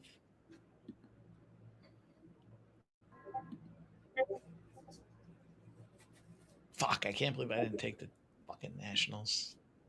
Damn, it was like plus 480. Now they're minus 200. Fuckers. Fuck the Giants, too, while they're at it. Respectfully, of course. The over there, and it looks like you cashed out. that one. Sox and A's 6-6 here. The White Sox and A's went with the over on the show this morning, Mike, with the Severino and Fetty there. Nice. I'll share. Let me make sure it's good here. Let me share this with you guys here. One of the better kept. I don't know if it's a well kept secret or not, but you're not hearing everybody talk about it yet, which means we can still play on it. And that are the Washington Nationals first 5 team total over 1.5. They're fucking smoking it. I think I've cashed like 7 in a row, 8 in a row, something like that. It's crazy. They keep finding a way to exploit any pitcher literally any pitcher that's in front of them. This is it. Oh, we got some action here, Mike. Feeding them the knucks, put him on the ground and choke him out. Is pummeling this guy, pummeling Bozer a little bit here. Feed him the nuts. Mike, the Nationals are a top 5 offense so far this season in the major leagues. You gotta, after a while, you're just like, yeah, sure, they were being a bad team, but man, it sucks when you got no pitching and you got really a legitimate offense. I mean, I don't think it's, they'll probably have some regression, but they've got the young bats in there. I mean, a guy like Wood, he's obviously, at the peak of his career. Hey, real quick, I'm going to jump on This Fight Ends by KO live. You think? Right, Jeff? It's plus 110. It's minus 150 for the decision. So, yeah. Mm-hmm. Yeah, man. The subs plus 850. I don't see this going to the mat, though. Yeah, like I said, I think it's 7. I have to go back and look. It's like 7 or 8 in a row. I commented on my show, I think on Thursday, where we almost swept the board. We had 1 loss. Nonetheless, this Nationals fucking first 5 team total over is like an auto. Literally, it's an auto play. I think I've cashed. I'll have to look back. It's 7 or 8 in a row. Smacking. And I'll take it again tomorrow. Okay. Doesn't matter who's pitching. Like, to your point, Ramon, the bats just finding the ball. Oh, it's been impressive the way they've been doing it. And they cashed again tonight. So there you go. There you go, Jeff. There you go. Now you know. You have it. Now you know. In case you didn't know, now you know. If you don't know. Now you know. There you go. That's it. That's it.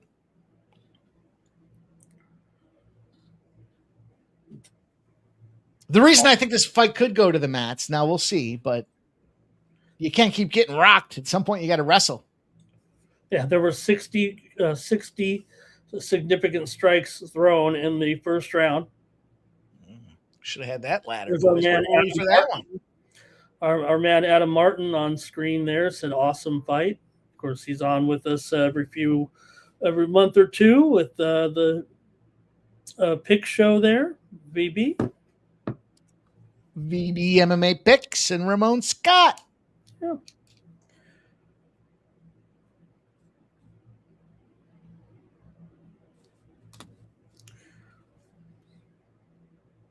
Bozer's just too slow.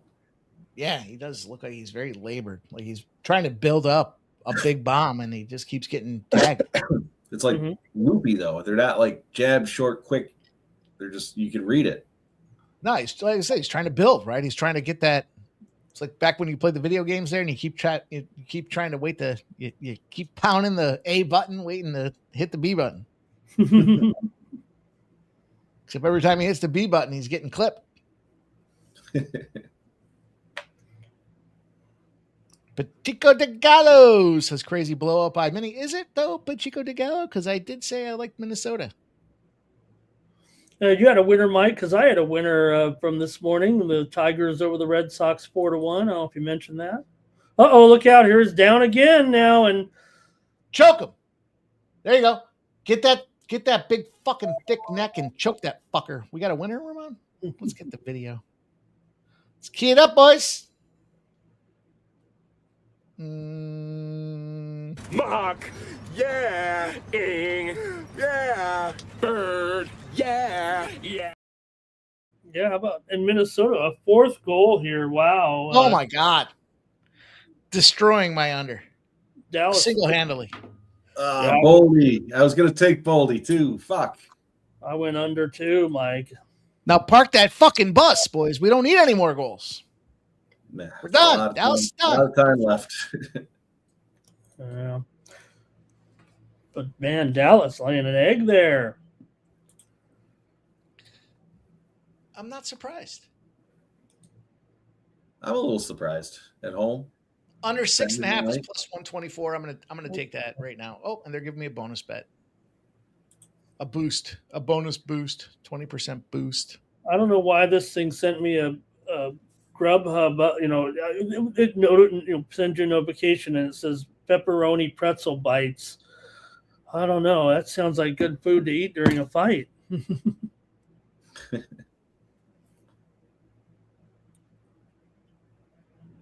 I made a pizza last night. I might have to retire from the pizza game. What? Oh, from making it? Oh man. Well, I mean, once you perfect the fucking equation, can you ever get any better? I had extra mozz on it. I had the spicy cup pepperonis. You sound like you were disappointed. That doesn't sound. No. The bottom was so perfectly golden brown. The dough, the crust was, not quite as thick as your thumb, but then I smeared it with a little garlic paste and oh man, it's like a breadstick on top of it. Fucking topped it with a little fresh basil. Why is never... I'm gonna take a small move on the Bozer plus 270. Never gonna get better than that one, Ramon. Well, I'm getting hungry. I did follow it up today with a delicious Godfather sub.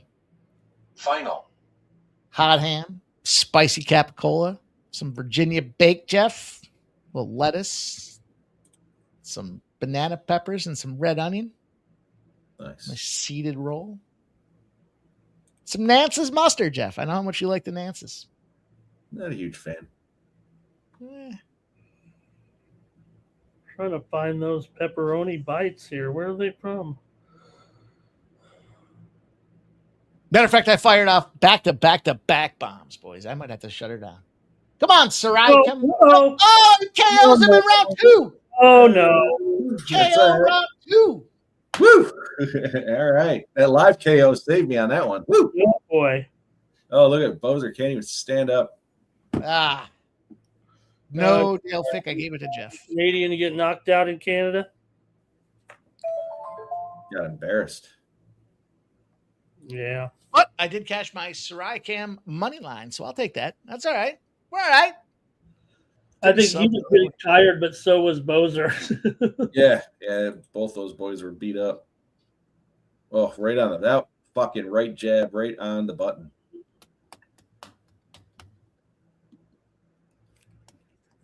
Got him on the button? Herb Dean ain't having any part of that. You put him out, you're done. Brewers final 5-2 over the Marlins. Oh, okay, great. Was that a morning steam winner?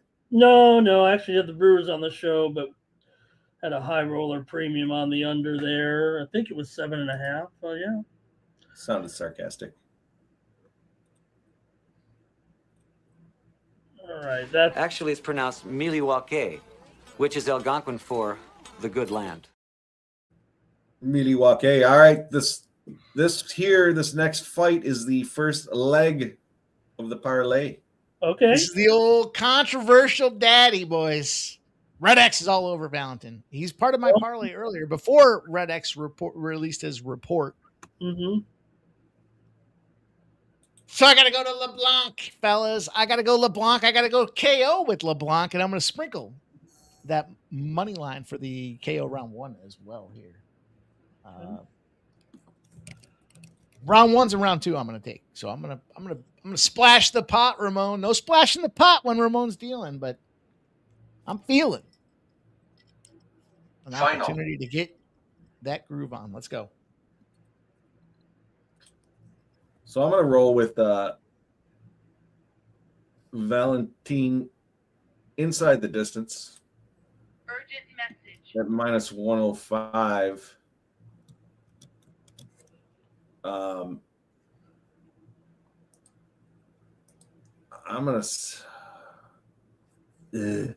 gonna sprinkle. Excuse me. Round 1, round 2 KO. Round 1 plus 1100. Round 2 plus 675. For LeBlanc. Valentin. Yeah, I want to pass along just a little bit of breaking news here real quick. We'll get back to the fights. Kevin Durant is ruled out of tonight's game against the Lakers. Just in here, he's got a knee soreness, and he's out tonight of the game against the Lakers. The line is quickly on the move here to down from 5.5 to 4. Biggest pussy in the league. Fucking least character of anybody in the NBA. And it's not an opinion at this point. It's a fact.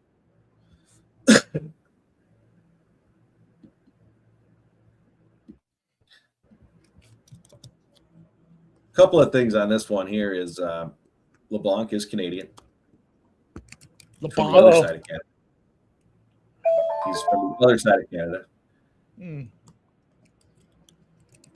He is 0-1 in the LFA, and he has never fought in the UFC. He's a debutante.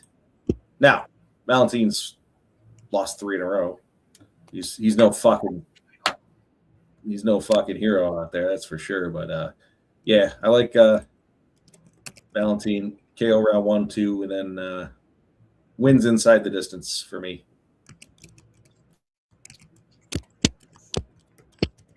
I kind of like this LeBlanc KO or Valentin submission here. Ramon, what are you going to do with this fight? I think I am going to try. Well, look, if I want to go big, I want to try Valentin submission. I think actually here I'm taking. I'm on Valentin here inside the distance. I like the sub angle here actually. Let me look at that price. Or do you have it up there, Mike? Because really, it's pretty closely rated. So I think solidly I'm going to go against you here. I'll take Valentin, but I think if I was going to.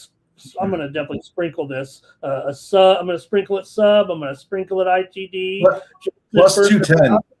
Huh? Valentin by submissions plus 210 at Bet Online. Plus okay, but you also said first round knockout. I might be all over the place in this one, but it's all going to be Valentin though for me. Are you splashing the pot, Ramon? Are you splashing the pot? No, I think Valentin here is my more solid pick. I'm definitely going to be the bulk of it here. Also, just to mention here real quick, the Steam just came in on the under as well, and the Rockets-Lakers, you heard it in the background with that note, 209 down to 207.5 right now. So this is actionable betting information. This is what we do right here on the channel. And there's the notice. The critical notice just came out there, Mike, but I gave it to you a minute before then because I saw it out there. I saw it on the Twitter. So no, for me though, I think I'm going to go the other way. I'm going to go Valentin here in this middleweight bout. Valentin has a 3-inch reach advantage. It says there, I believe, on the screen. Remember, LeBlanc was on Tough back there. They were on the Tough season 32 together. Valentin made the finals, but LeBlanc was actually cut during that season of The Ultimate Fighter. LeBlanc's been around. You mentioned it. It's 12 years officially, Jeff, before making his debut. 12 years of professional fighting for LeBlanc. Does come in with a bit of a winning streak here, obviously 3 straight finishes. And I know, Jeff, those 3 losses, but those were tough. Those were good, decent opponents, I thought. Yep, agreed. For sure. So I think Valentin, more athletic upside, longer reach. You're going to have some urgency, I think, from him here. LeBlanc's going to be dangerous early, but he's hittable. I think Valentin has multiple paths, like Jeff said. Early KO if he pressures, Jeff. Submission if the fight hits the mat. I'll take the under as well. So I'm just going to say officially Valentin, but finishes him somehow, some way. Early knockout, second round submission, somewhere in there. I don't mean to be too general about it. Like I said, if it comes down to it, I'm just taking Valentin.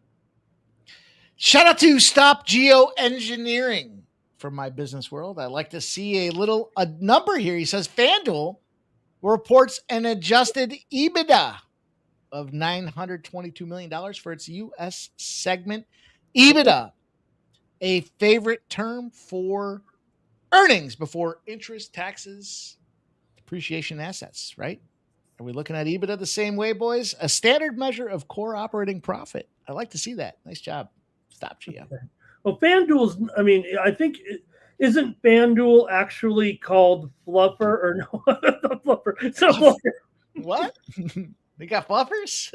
I believe it's Flutter. I don't bet enough on FanDuel. I might have misspoke, Jeff. It's all right. I believe the company name is Flutter. I don't know. Maybe Stop Geo. He's really good at that.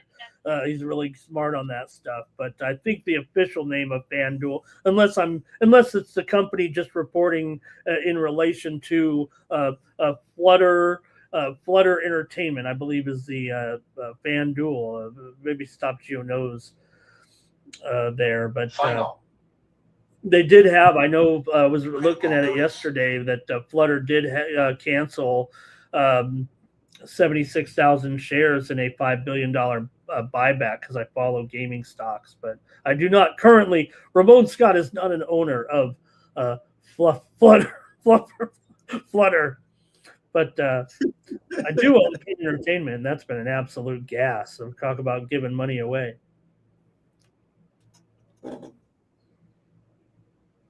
Okay, they're getting examined here for the fight. Here comes LeBlanc, the Canadian. It's funny, right, Jeff? We always go to in the different venues, and they do kind of set it up sometimes so that the home guy is favored. They kind of give them here. They just lucky to get a match with someone that maybe they can beat because, face it, the last Canadian card you met, what were they? What did you say, 2-9 or something like that? So. They have not fared well. No, the Canadians seem to struggle when, they obviously predominantly, there's 9 fighters that are Canadian on the card tonight. So, who was it just asked? Marty, Ramon and I are on Valentin, Rob Zilla. I got Valentin round 1, round 2 KO, and then Valentin inside the distance.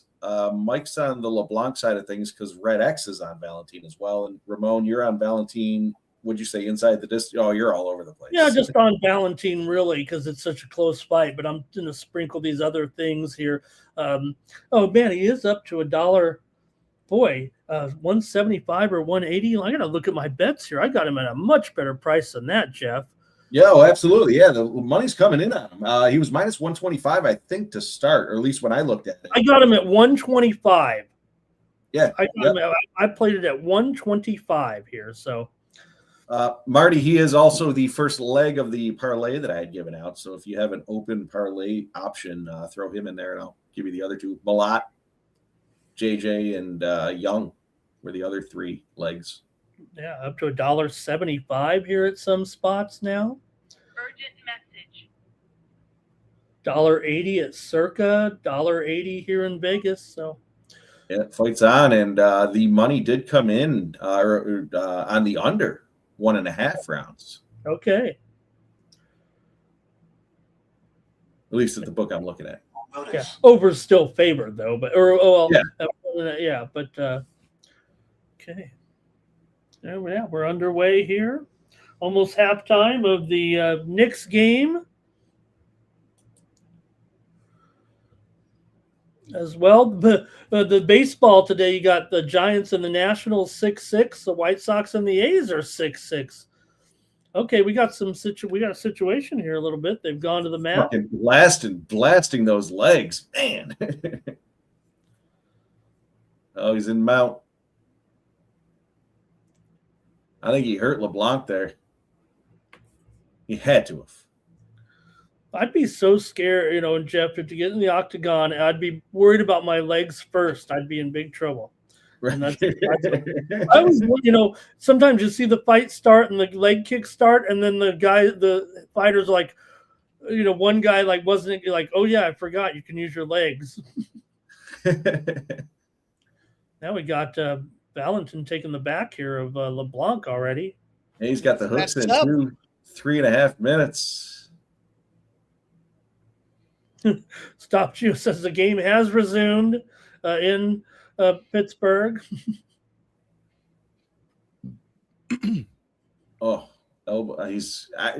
Ramon, you were talking submission there, and I was thinking to myself, he's going to stand on the feet and just pop him, but yeah, he's got a nice hold on him there, doesn't he? He does. He got that body lock in. He's on the chin though, so he can't. He doesn't have it, but he's going to get the face crank here. Yeah, he does have it face crank going. No, you want to knock this guy out. Come on, Valentin. Yeah, that's what I was saying, Nicholas. Oh, it's starting to get under there, Jeff. Yeah, it's really starting to get under. Yeah, it is. That's it, capped. That's it. Shit. Inside the distance. We'll cash that one at least. Yeah, I think I'll take a little profit on that one. Yeah. I sprinkled that round 1, round 2 KO, but man, I should have played the submission. Again, I thought they were going to stand on the feet and bang. All right, Ramon. Got your sub.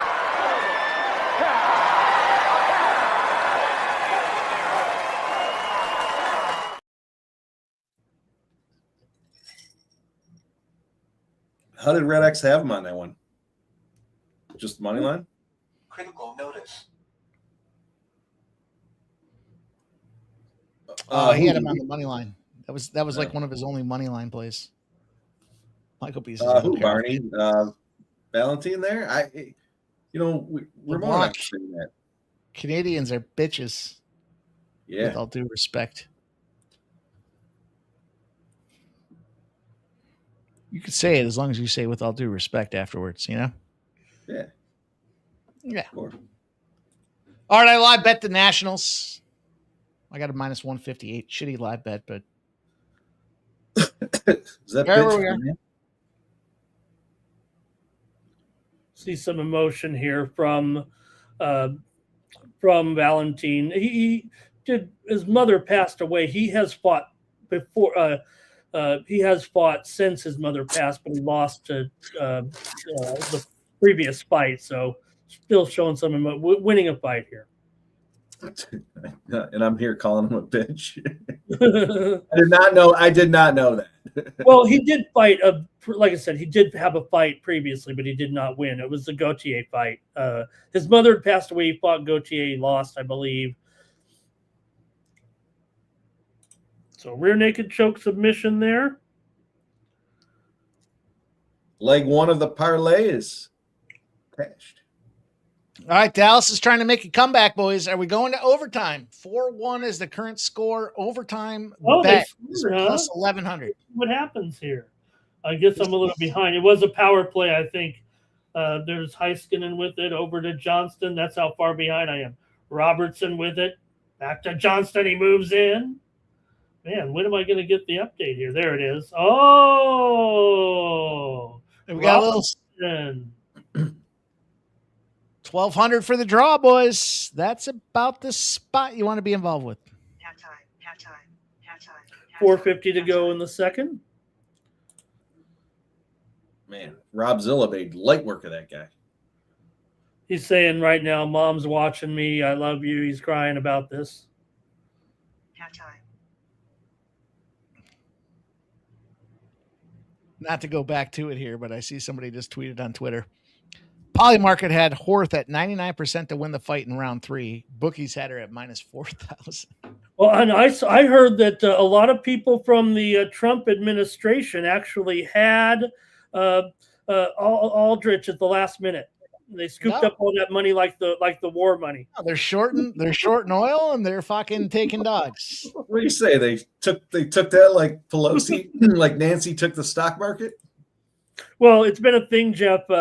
Ironically, with the war news, some new users come in at the last minute and scoop up all the money when the war starts, when the ceasefire starts.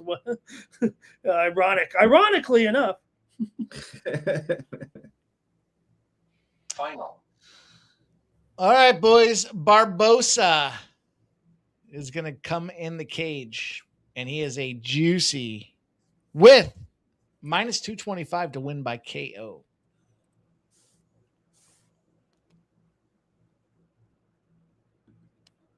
Round 1 knockout is plus 120.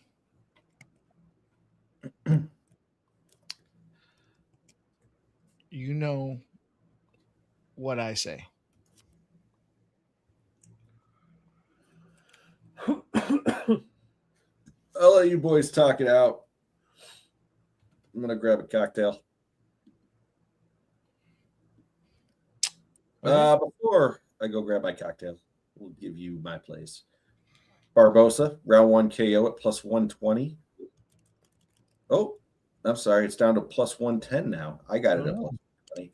And Barbosa, round 2 KO at plus 375. I played the round 1 KO heavier than the round 2, so. Ramon, what do you think about this battle with a bum? It could be a bum fight. Critical notice. Yeah, I don't know. I don't give a Bazooka a chance really in the fight. So you'll have to tell me what's going on, because I got it probably as a first round KO. Now I haven't hit one of these first round KOs in weeks here, but well, I hit the sub there, but maybe under, maybe doesn't go the distance. I like Barbosa to get it done and knock him out here. Actually, I think the finishing profile of Barbosa against a guy like this. I mean, it's not just this guy. I mean, his finish rate is front loaded here, right? For 14 first round KOs. There, it's always early violence, and I think the style clash with the guy like Bazooka here, favors Barbosa, pressure detonator kind of guy, who comes forward, throws with intent, and that's dangerous against a guy like Bazooka, though, who tends to, need to settle into a fight. It was just a weird matchmaking here for Bazooka. Just 1-3 in the UFC's coming off that layoff. 2-year layoff, that's a bad combination against a fast starter. So I had trouble finding any traction here for Bazooka at all. It's tough enough to extend fights, but this is a different tier of early power. So if he gets clipped, I think watch out here. So tell me why Bazooka, other than, hey, why can't he be in this? I guess it's kill or be extended. Yeah, that's fair. I mean, I guess what I'm expecting here is because everybody's expecting this round one knockout and it's a prelim fight, then I do move myself into a probably goes the distance. So I'm going to take both these fighters to go the distance, plus 650 and plus 900. Obviously, I'm looking at this thing thinking, yeah, tire out process. Yeah, not a ton of fighting, but apparently the word is the year off was specifically to work on his cardio. So is he loading up? Big dog on the card for sure. It's not a pretty little picture, but I think it just kind of couples with the fact that he lost to Fire Marshall, right? He won a UFC fight. Then he goes out there and he Connor Matthews, right? He smacks the guy in the third round, comes back out there, loses a split decision, takes a loss in Fury Pro Grappling, right? Okay. I mean, he's working on his wrestling, but at the same time, that time off was specifically to focus on building cardio so that he can go deep. And to me, it's like, okay, here's a guy that, not the prettiest of fighters when it comes down to it. But at the end of the day, I just kind of feel like we're going to see Barbosa load up for that round one knockout. And if Bazooka can last past that first round, I think he's live, because I think we do see a little gas. Now, the problem is you can see with the stats, Barbosa lands a ton of significant strikes and he could put some damage on this guy early, but I think he can weather the storm. And, you see the takedown defense for Barbosa, 100%, right? Because he's out there clubbing dudes early. And again, if he can get past round one, I think we have ourselves a live opportunity. So the coupling the time off, not as a penalty, but as a benefit is my thought process here because of that cardio factor. So, they're both sitting around the same age. I like the height advantage. I just think this is one of them spots where the world now, with all due respect, I do have some rules when it comes to UFC. Everyone thinks the curtain jerker is going to finish him in round one. We automatically take the decision in those spots, but this is the main prelim fight. So maybe there is some respect on the Barbosa name. I would only take Barbosa KO round one. But again, once we get out of round one, you're going to see me light up Bazooka with a bunch of live bets. So I'm going to start out early. I'm going to take both fighters' decision, plus 650 on Barbosa, plus 900 on Bazooka. I'm going to take some Bazooka money line and going to look to live bet some spots throughout the course of the event. I don't know if I did a good enough sell job, but I like the over 1.5 rounds too. Fuck it. Plus 120. Final.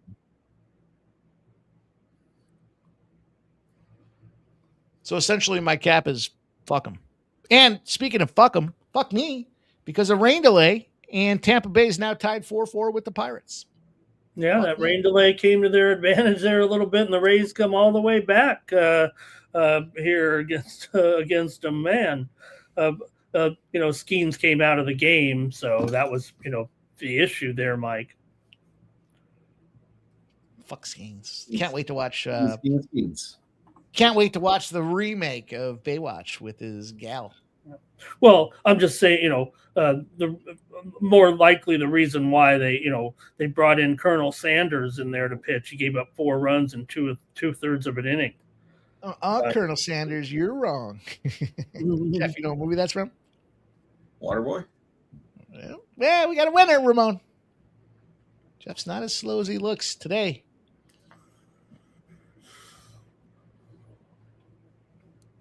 Colonel Sanders, you're wrong. Got some runs. Mama's wrong again. In those early, St. Louis jumped all over Houston at 2-1 there in the first inning already. 3 runs scored. Did send that out on the Win Club about 25 minutes prior to the game time on the over. So we'll see if it continues to be some runs there. Jeff, I'm going to have to get that clip. Mama's wrong again. By the way, Bet Online, you boys, I told you guys these numbers here. We're creating our own index here. We're being able to measure our own line splits or cash flow movement here. Bazooka, Barbosa, 12 p.m. today, minus 355. Barbosa, he's down to minus 330. So there is some concern. By the way, the over 1.5, It's oscillating. Total rounds are oscillating. The books aren't entirely sold, but it does seem to me like maybe some of the bigger bettors are just taking this price tag, thinking it's a coin flip spot. Coin flippy, Jeff? The other one, Mike, is Tropic Thunder. Suck my unit. All right, I'll write these down. No, you mentioned that movement. BetOnline did open the fight 250. I understand the movement here off of the higher number, but they were a little bit. They opened the market low. I mean, every other book was opening $3.75, $4. They opened 250. That didn't last long. Yeah, they're typically the first ones to put the plays out there, though, so the market kind of feeds off of that. Mm-hmm. That's why I was looking at, indicating from 12 o'clock today to current form here 7.5 hours later, seeing some action on the dog. When the limits are higher, get that big money coming in. Mm-hmm. I'm saying they're bombing the dog. Should I be bombing this dog here? Man. No, you should be. If you're going to do it, Mike, you would be bazookaing the dog. Oh. Thanks, Ramon. Line is coming down on bazooka. Maybe I will bazooka this dog. But I like it. I like a little spot here. What the fuck? Like I said, the spiritual cramp. What's going on here? Spiritual cramp? Is this guy cramping? Spiritually? No, that's the name of the group, Mike. That's a musical group. Oh, is it really? Yes. Do I have to fact check that? Are you two sources or are you one sourcing me? No, I'm just going off the fact that they showed the quote of the song and then they had the name of the group there underneath. They were not saying that he was suffering from a spiritual cramp in his warm-ups. I feel like when I go hang out with is that like a brain cramp? So I hang out with MMA Jeff. I'm having a spiritual cramp over the last 33 days. I'll tell you that. So regardless of the line movement from the money line side of things, I snagged KO for for Barbosa round one at plus 120. It is now down to plus 105. Major alignment. Would you call that a spiritual cramp or a concerted movement? Are you having a movement? No. Lee Mathis says that they're really not going to start for another 30 minutes. Well, good opportunity to talk about the White House card, boys. If you haven't seen it, Twitter's got it. You can go out there and put yourself into contention to win tickets to the UFC White House card via Ticketmaster and the UFC. Yeah, no, and this is a featured preliminary fight now coming up. They were not a half-hour break. This is the last fight of the preliminary card here. That's why I was apprehensive. Come into the ring now, and then there's another 20 minutes or so. 8 o'clock, I think, starts the main card. So should be just fine on the time here, I think. Well, it's true to form, Stop Gio. He says Giants take the lead, top of the 12th, 7-6. Oh, wow. And it's because I gave out the Nats live. I said this to the boys backstage. I feel like the last fucking 3-4 live bets I've given out in baseball have spiritually verklempt me. Spiritually cramped you? Yeah. These two games, all these runs, and they end up here 6-6 in extra innings. I'm spiritually clamped with my Giants. Cramped or clamped? Does it make a difference, Jeff? He's clamping. All right, does it really make a difference, Eddie? Spiritual cramping. They're probably from Canada, I would think. You want to slap a little on the Gone in 60 Seconds here for fun? No. Dakota gonna find out. We'll fuck around and find out. Thanks, Michael. Oh, they're from San Francisco. Apologies to all the spiritual cramp fans out there. They are from San Francisco. Huh. final. Well, we might as well zone in here on this Nationals live spot I've got because I am spiritually cramped. We're going down to it, boys. Total at 13.5. It is grayed out. The under is huge plus money. I should probably take that just to middle out my fucking spiritual cramping. I'm gonna splash the under half a round in this one at plus 250. Wow, they won't let me take this under. Doing you a favor. Yeah, Jeff, it would seem like even with what Mike is saying. I mean, if you are taking, and like I said, I got a good price there, and you might want to. But if you're taking the favorite here, I mean, you might, this guy does not go longer. I mean, that's just it. But maybe the price is reflected there. And hey, if you're taking Bazooka, he's got to last. He's got to last. Yeah, agreed. Bazooka Joe. Cleveland puts 3 runs on the board. It's going to be 3-1 now, and my under 7.5. Oh wow! It's the 5th inning here. The live line is under 6.5. So here we go. I'm going to take this. I'm going to middle my Nationals play with an under 13.5. They got to Kramer there. There was a home run there by Rocchio. There in the Rocchio hit a home run. Schneemann got it going with a walk in there. Schneemann hit a grand slam yesterday. He's my guy from San Diego.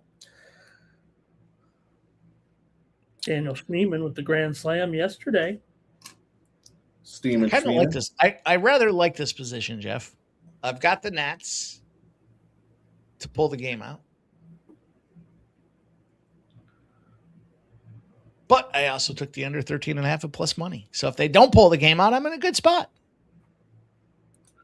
All right.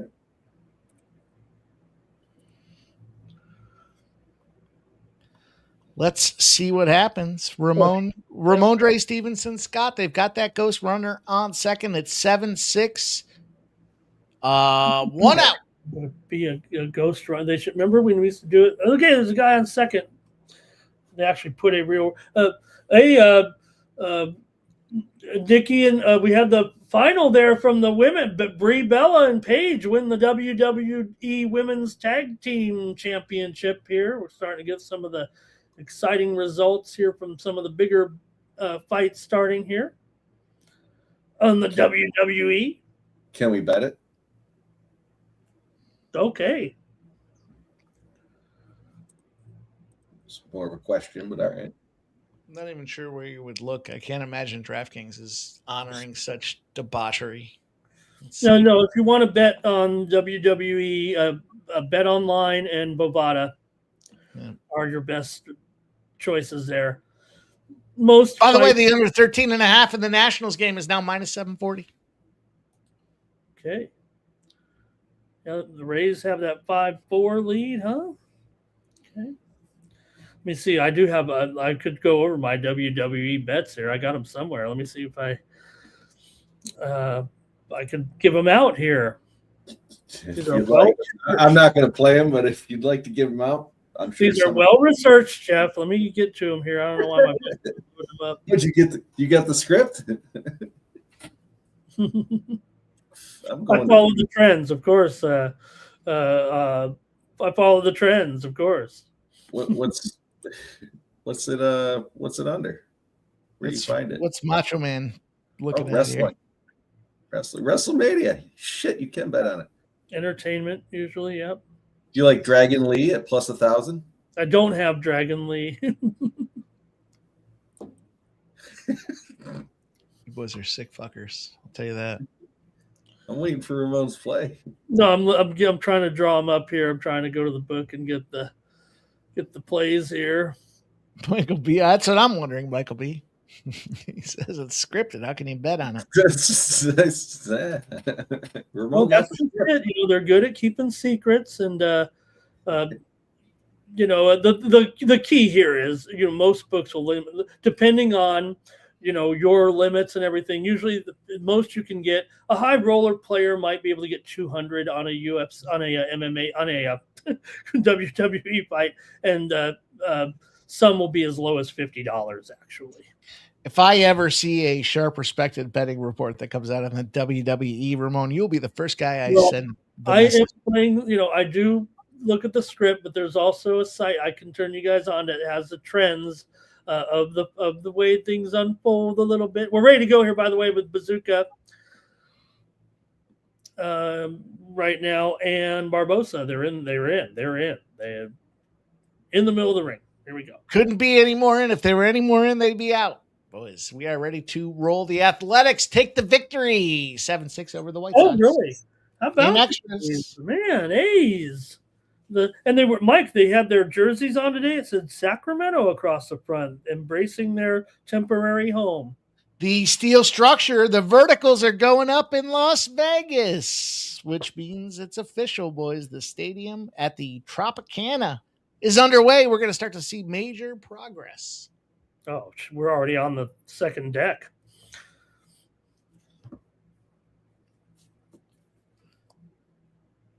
It looks like I did appropriate middle. Yep, I did an appropriate middle. Good job, Mike. Good job, Mikey Money.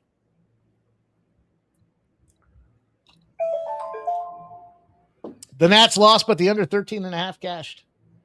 So we pushed. Okay. That was weird. That was a weird spot, especially after they were up a run already. That was just weird. I'll take it. This picture shows the best. Bazooka got knocked out in the first round. Gone in 60 seconds. Under no, not 60 seconds. No. Under a half a round, though. Under a half a round. Plus 250. Dude, big tree fall hard. That was a Bazooka shot. Bazooka got Bazooka. I was just about to show the A's stadium, but pretty good development already there. You see the second, they're kind of getting it going there. Man, Barbosa does it again. Barbosa, he can't beat anybody, better than him, Jeff, but. Yeah, that dude's a beast. Dude, he put him out. Critical notice. And sports money lying on his chest there was. I know it was that's what everybody was calling for, but on my win club, I did take the first round knockout here in this one, and I took that at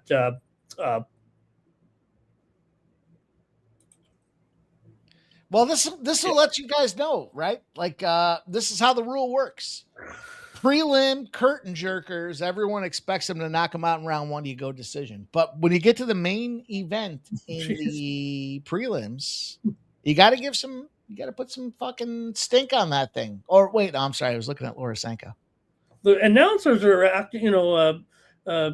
They got all like they weren't expect. I mean, granted, it could have went. It could have got out of the first round or whatever, but they were, they were acting like they'd never seen it before, like they weren't expecting it. Well, they're paid to do that. All right. Laura Sanko. Wearing the old green jacket. Well, I don't want to say we were fans of Laura, but I did see that Nick, I think, or someone in the chat there was saying we got a second tier announce team here, of course, in this one. No way. They just signed Laura Sanko to a long-term contract. She wasn't on the last card. She wasn't on the big card there. She was doing Contender Series only for a while. I think they were giving Megan Oliveira, whatever the hell her name is. Well, she does more, the walkout and the interview. Paramount's got that European gal, the one that does soccer. You know what, Mike? Where is she? Right? Where she was in that first card. Have we seen her since? No, I don't think we have. I've seen her on these shows.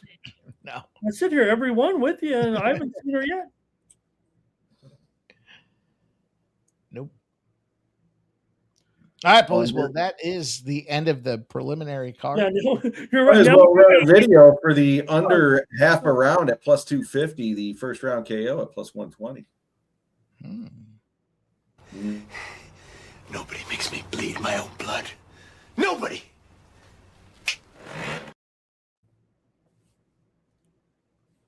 Hell yeah, Nicholas. Big dick player. Swinging past your knees. Big dick baby. Yep. We'll see. Nicholas, did you take that under half a round with me? Is that the one you're talking about? Now, did you ever see this guy, Barbosa? He was a LFA guy that was had 3 wins in the LFA last year, or not? I think it was last. No, over the last 3. You know, he's a fight a year guy coming into this actually. So Yeah, I think he fights a lot in when they fight down in Puerto Rico, or not Puerto Rico, Mexico. okay.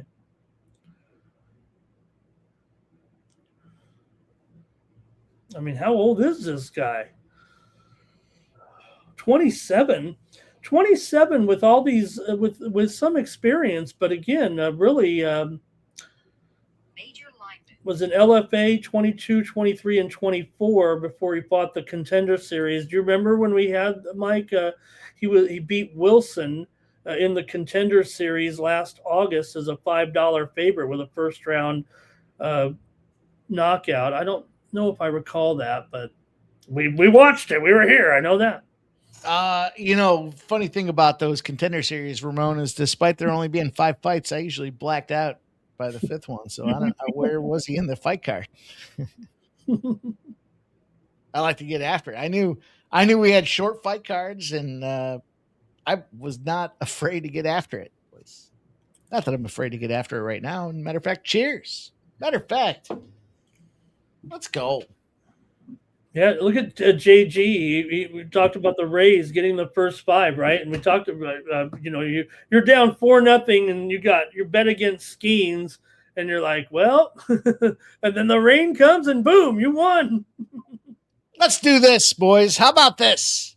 But we send out 5 gifted sports money memberships, and we raise the old Tennessee Blackberry, boys. The old Blackberry, Jeff, the old Blackbird. Got to follow the trail down to old Mexico. Cheers. Cheers. Shout out to Chicago Joe, Frederick Herzig, Papa Ricky, Dominique Walker, Jimmy Nguyen, all gifted sports money memberships. You guys know the deal. If you receive one, we at least ask you to give one. Getting is giving. That's how we grow this community here at Sports Money, but no pressure. But Chicago Joe, Frederick Herzig, Papa Ricky, Dominique Walker, and Jimmy Nguyen, all gifted sports money memberships. Appreciate you guys, man. Congrats, cheers, and let's go. Hey, Jeff, I always respect the guys that put the knockout in, and they don't even need to follow up. They know. Yep. It's the walk-off. You fucking hit them so good, you see the eyes roll back in their head. Mm-hmm. Chris Manriquez has hit the like button for the golden ticket. Golden. Here's ticket. Megan. She's hosting. See, she's hosting here up there. So I don't think they've had a walkout announcer in this card tonight. I think they've just. Yeah, it's usually her. She was looking good in that pink dress there. Was it last week, 2 weeks ago? Well, again, a lot of it has, right? You assign the people to the, when you got a big card, you got the, you're going to walk down there. I'm not, like I said, I don't want to, you guys are nice enough to have me here. This is probably the weakest card of the year, I think, right? Well, maybe some Apex action. This is the weakest of the on-site cards. How's that? Yeah, Nicholas, that shot couldn't have been placed any better.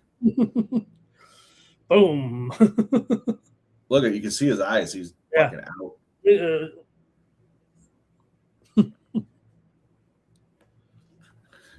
Look, he's smoked. Nicholas, I do got to say, though, you commented, I believe it was you last week 2 weeks ago with Megan in the pink dress. She looked a little better last week in the pink dress than tonight. Now time. My opinion. These are not the opinions of Sports Money. These are my opinions. Now time. Now time.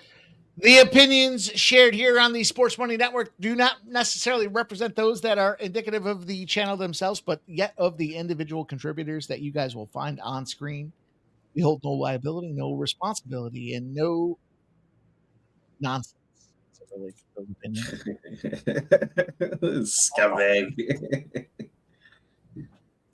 I hit the like button before all you. Not all you. Sometimes there's 1 or 2 likes before I jump on the YouTube though. I was the number 2 like. Yeah, Nicholas. Nicholas. Important question. Megan or Laura? Who would you rather have a cup of coffee with? I got to go with Laura.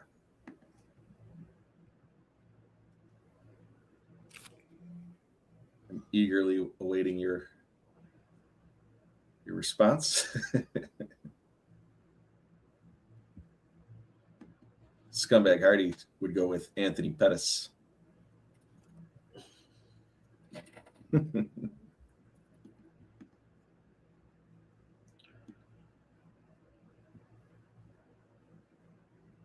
Who is?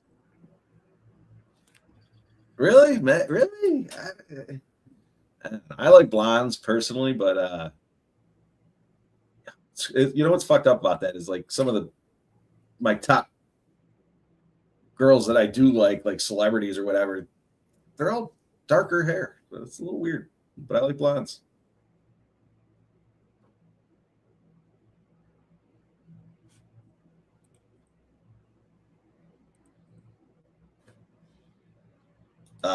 Somebody asked who we're on in this next fight. How long do we got till this next fight? We got over 10 minutes. Yeah, I'm showing 25 at Bet Online, but they're full of shit. They always misgauge it. I would imagine. Well, that's probably accurate though. You figure, it's all in the same stream though, so we don't have that. Oh, let's get the pay-per-view going. So I mean, 25 minutes would be 8:15. I mean, that makes sense, I guess, but can't imagine we're going to sit here and shoot the shit for 25 minutes. Keep these fights rolling.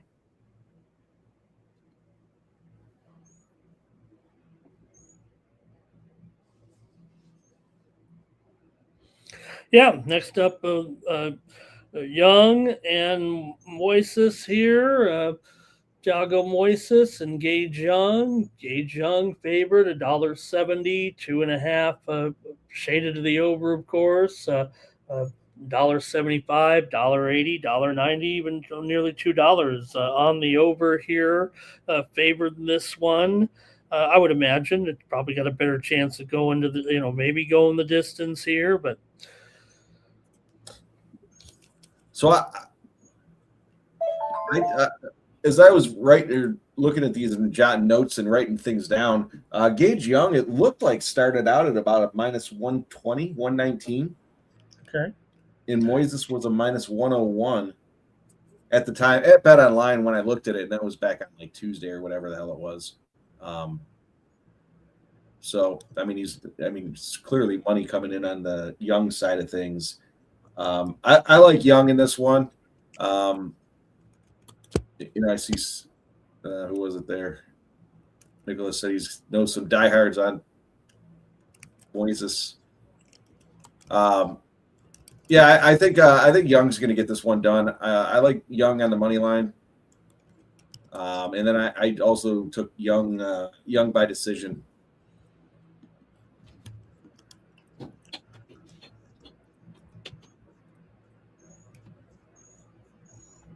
See what I got that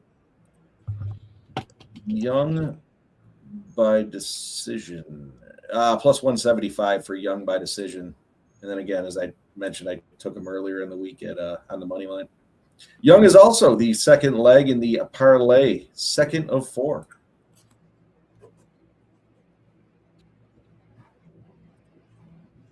Young, huh? We are underway in the third period of the Wild Stars game. Wild are up 4-1. 16 and a half minutes to go. Halftime. Still looking for That's Zook high, to this give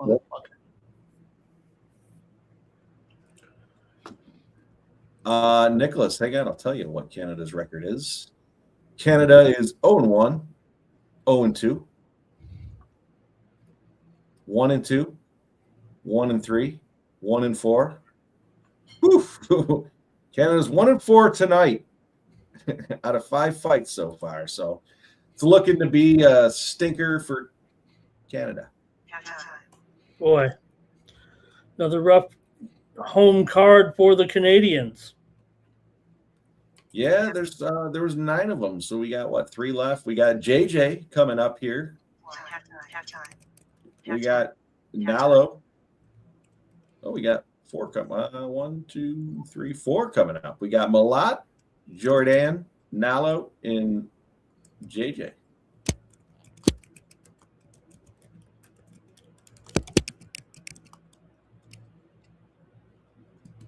Boy, like I said, they try to set them up and they still can't. They can't win. It feels like. I'd be curious to see what Canadian fighters' record is in the homeland versus like the U.S. or elsewhere outside the homeland. Yeah, it definitely hasn't been great. UFC 297 in Toronto a couple years ago, they did have some winners in there. I remember Jasuda Vicious won. It was the ladies. The ladies were. She was the only one that won out of all the Canadians. That was like Barrio lost. A whole bunch lost. Every one of them lost, literally, except that was the one I was talking about at the start of the show, that hopefully the Canadians can fare out a little better. It's not looking to be the case. I do think Malott's going to beat Burns in the main event, so we'll see. I don't know. There's still time for Canada to turn it around. Nuke.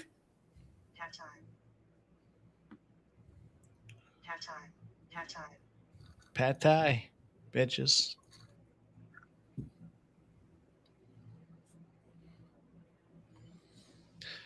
All right, we got the Hawks currently in a battle here. They're down 8 points to the New York Knickerbockers. And, of course, we got ourselves a plus 9.5. I'm going to take the 9.5. Oh, it just moved to 8.5. I'm still going to take the 9.5. Oh, no, I guess I'm just going to take the 8.5. Live bet, Atlanta Hawks. Sharps were cracking. The biggest spot all week here was the Atlanta Hawks, plus 5.5.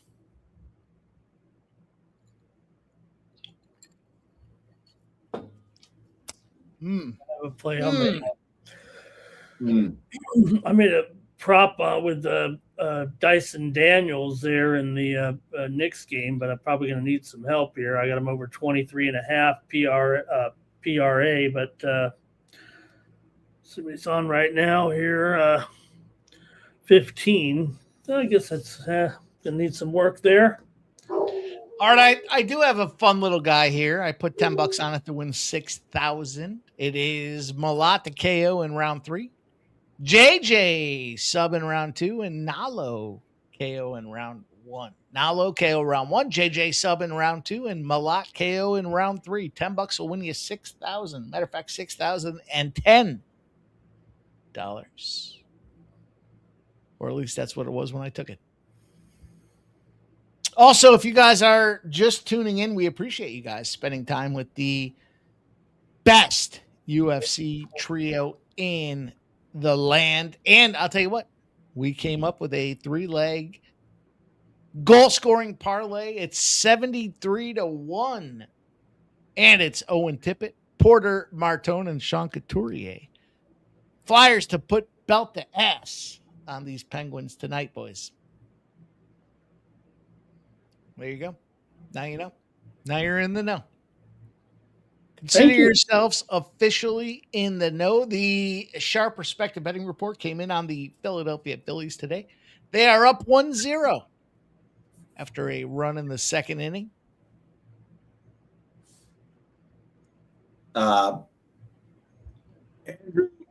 Andrew G. Look at maybe a sprinkle on the first and second round KO for Malott. At least there's some payout there. I like Malott inside the distance, but that's still fucking juiced. Unplayable. Who? Flea, is that legit? Or are you just saying that? Because I could see that, but that's fucked up. That there apparently she is a Mossad agent. We'll never know for sure, but that is what they are saying. No. Multiple sources have confirmed, as a matter of fact. For another time, another stream. I'd throw a smash on it. I'd throw a smash on it, Jeff. You wouldn't? Oh, of course I would, but yeah, I wouldn't choose. You wouldn't feel good about it? What do you mean? Why do you say it like that?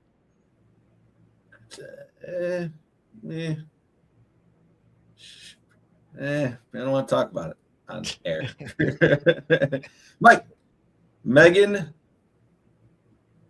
or Laura? Megan or Laura? Laura.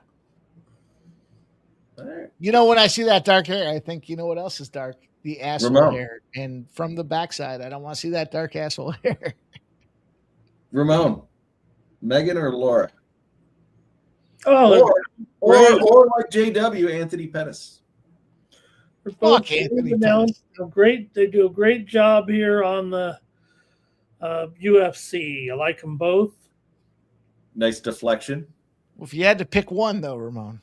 Oh man, how could because you got to have a blonde, you got to have a brunette.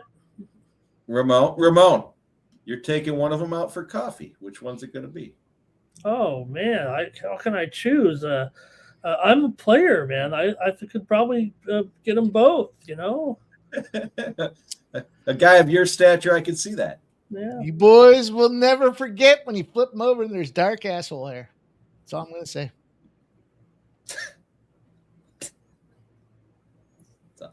It's a little early for that. This is experience. We're an experienced crew here. We can all handle that like responsible adults, right? I mean, I'm just speaking truth. It's not an accident. I mean, unless they're sitting there legs up bleaching, it's dark. Remember when you were sitting next to my boy there and he was like talking about the ring girl and he's like, oh yeah, that's bleached. I'm not the only one that thinks like that. Come on, stop it. That's the Chicago Joe. Daddy Beats is funny. It's not funny when you see it in person. All right. Some movement. Like an ingrown hair, but it's not. Towards the boys. Some movement towards the boys' side of things. Fucked up. Dale fixes if not too early, not a lady. You know, if you talk to Sharpie, he'll tell you since he's moved into the Tennessee quadrant, 280 ain't a thing anymore, man. Somehow them girls are eating collard greens and they're down to 180, 185, he said. I don't know about Burns and his bleaching habits. If you're a sick fuck, JG. Shout out to JG. He was just saying what everybody else was thinking. Minnesota Wild score again. Minnesota wow. In the net, boys. Minnesota.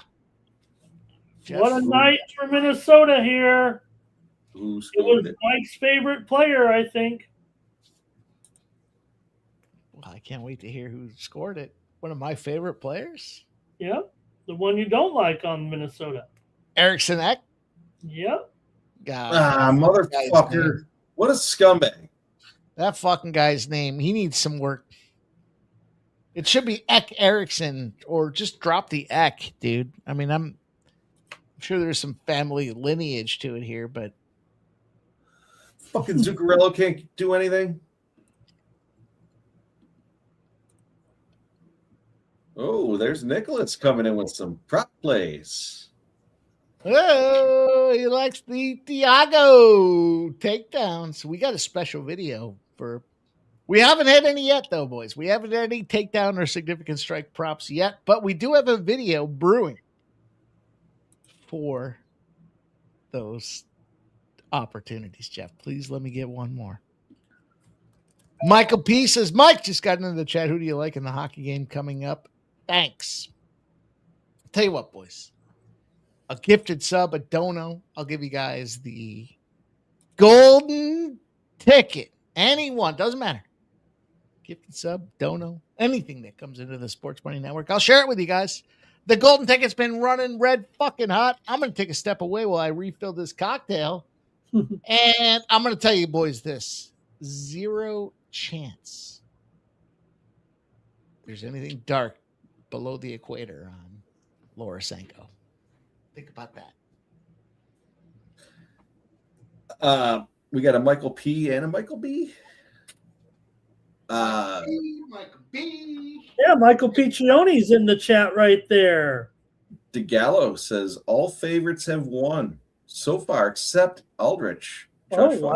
How about that? All favorites. All favorites. Huh? I'll tell you what. I don't think that's the case, though, because Giannis was a big underdog.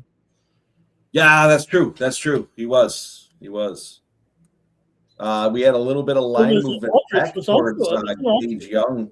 Wasn't Aldrich an underdog as well to Horth? 155. Who? Aldrich? Well, yeah, you're saying that was the judge fuckery, though. Oh, okay. Oh, he did say that. Oh, okay. Yeah. Aldrich should have won. And we had the draw. We had another draw. How about that? That's becoming a thing here in the UFC. Draws. Nobody likes a draw. All right, Nicholas, let's go. The takedown ladder. I would join you on that one, but I'm on the other side of things with Young. So okay. But I do have Young by decision. So takedowns, wrestle, fuck it out, see what they can do. 3 takedowns for Moises plus 400, 4 takedowns plus 600 at DK. Says Nicholas.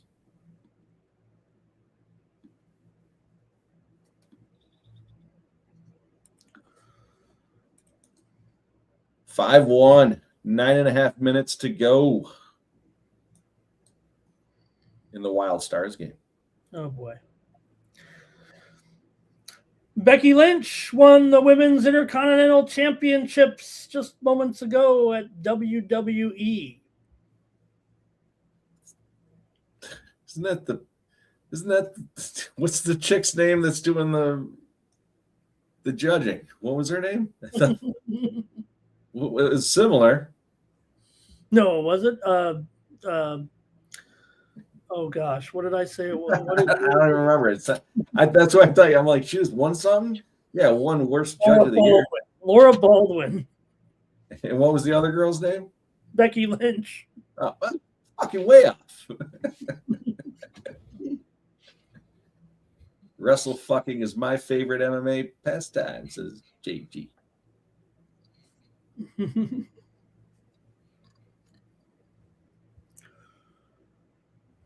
Yeah, they had to slow us down a bit, boys. Otherwise, they'd blast us out of here by 9 p.m. Can't do that. We're past the top of the hour now. We're previewing the main event here, so we're on the new program at least there, Jeff. All right. Are we live? Are we live right now? Have we been live this whole time? We are live. Yeah. What are you looking to bet at? Wrestle fucking? That's right. Might as well go with some WWE. We might have to go to the WWE here right now for some of our bets here. No, I like that, JG. I don't see this one having a finish in it. So what I've got left here, I forgot to get the. I do have Trick Williams here. Talk about line value, Jeff. I got Trick Williams at -120. This is how far ahead I was playing these fights today. The WWE anyway. Trick Williams. I got Trick Williams at minus $1.20 earlier this week. Did my handicapping right now, and I believe they've taken him off the board because it's I think he was up past 500. So, oh no, he's 600. I got him at -120, Jeff, and now he's -600 at Bet Online. So nice. Talk about a little CLV there, Mike, and wrestling. Okay. Shout out to Michael P with the $9.99 super sticker. He unlocked it for everybody. So all you guys in the chat, thank you to Michael P because the golden ticket, the Philadelphia Flyers under 6.5. Under, Jeff. Under. To the under. Yeah, lightning crashes to the under. I was talking about that earlier. I like it. And the golden ticket. Shout out to you, Michael P. Appreciate you, my guy. Matter of fact, where is that bottle? Here it is. Never too far away, especially for you, my guy, Michael P. Cheers. I'm getting low. Ooh.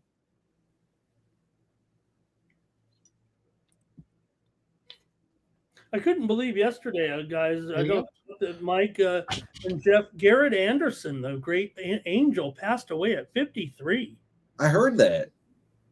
Was it? How did he pass away? I don't think they said. They said he was sick, but they didn't really say. He was just on TV within the last year, not as an announcer, just like some interviews and stuff. All right, so real quick, we got 5 fights on the main card. Okay. The over/under 2.5. How many are going to be finishes? Over/under 2.5. Under. How many finishes? Lightning crash to the under. Golden tickets up. While you guys are thinking about that, the Philadelphia Flyers under 6.5 released here, courtesy of our guy Michael P. Peter. I'm gonna go with the under in that. In chat, feel free to chime in. Nicholas, over 2. There he is. Over 2.5. All right, I'm going under 2.5.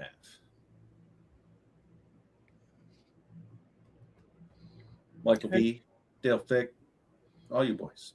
JG. Has JG been around? I don't think I've seen that name. I got a parlay for you guys. It goes against the golden ticket and, of course, the Flyers. But for old time's sakes, Ramon, MMA Jeff doesn't even want to hear it.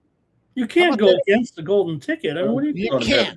You can't. But how about a hat trick for Sidney Crosby? How about a hat trick for Sidney Crosby and a triple double for LeBron James?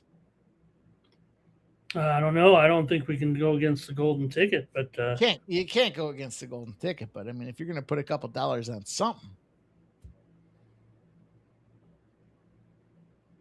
well, let me see what that would pay. Let me just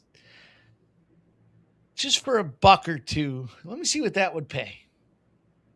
What do we got? We got a hat trick from Sydney. Kidney, one of Jeff's favorite players. We're going to hat trick him up. Hang on. Everybody sit tight. Goal scorer, milestone. It would be a milestone. Sydney 3+ is 55-1. And who's the other guy we got, Ramon?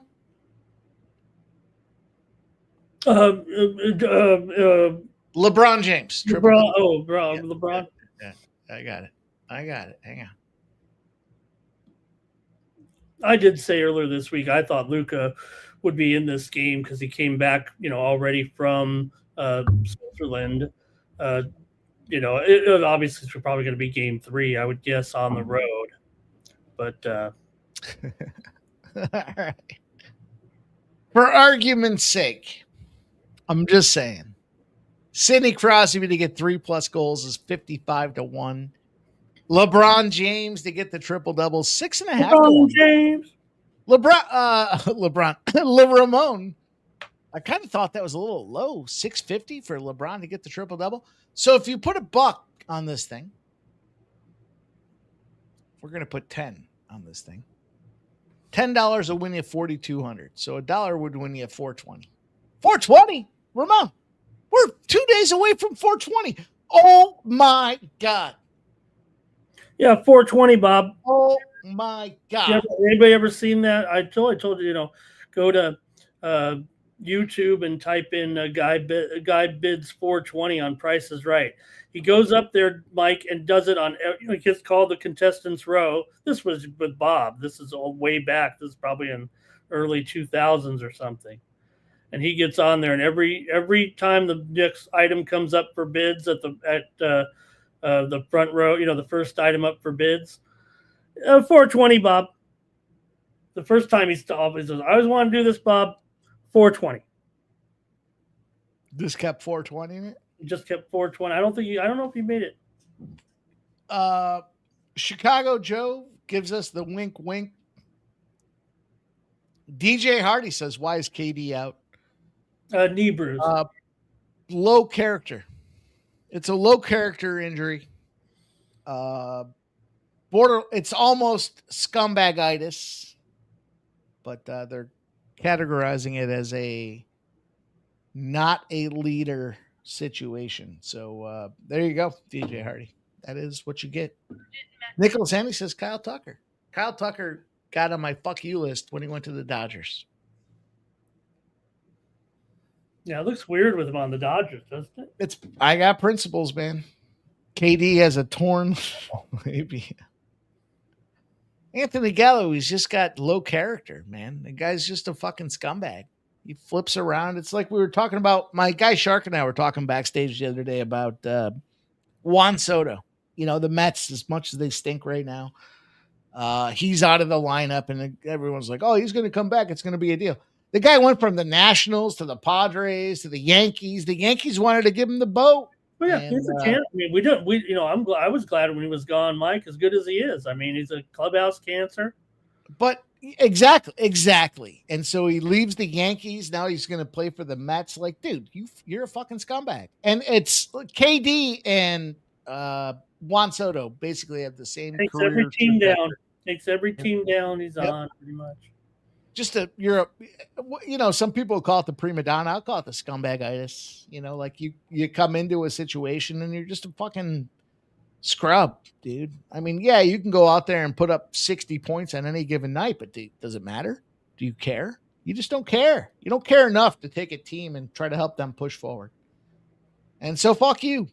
Fuck you, KD. Fuck you, Juan Soto. Fuck you, the Mets. Fuck you, any team KD plays on. There you go. Nicholas says he was the best available in the first round, 9th.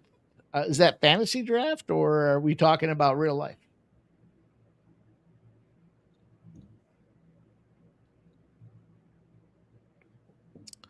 Look, I know some of the takes are hot, boys, but you still have to read between the lines. And you see a guy like KD, right? Like Russell Westbrook, they said, I remember, I'll go back. I said Russell Westbrook was caught by surprise when KD wanted to leave OKC. He's like, what?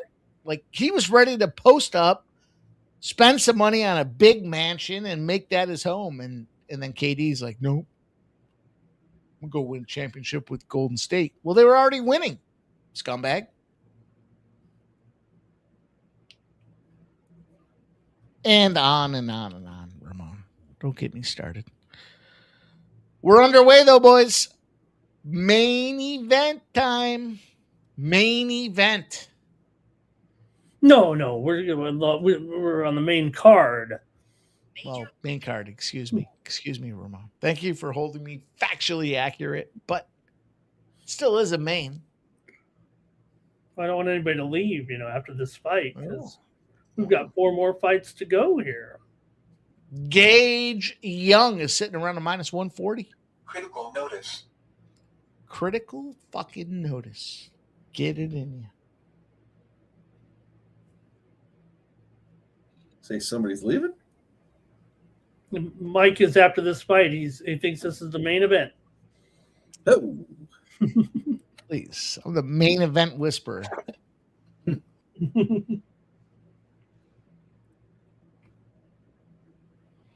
No, Flea.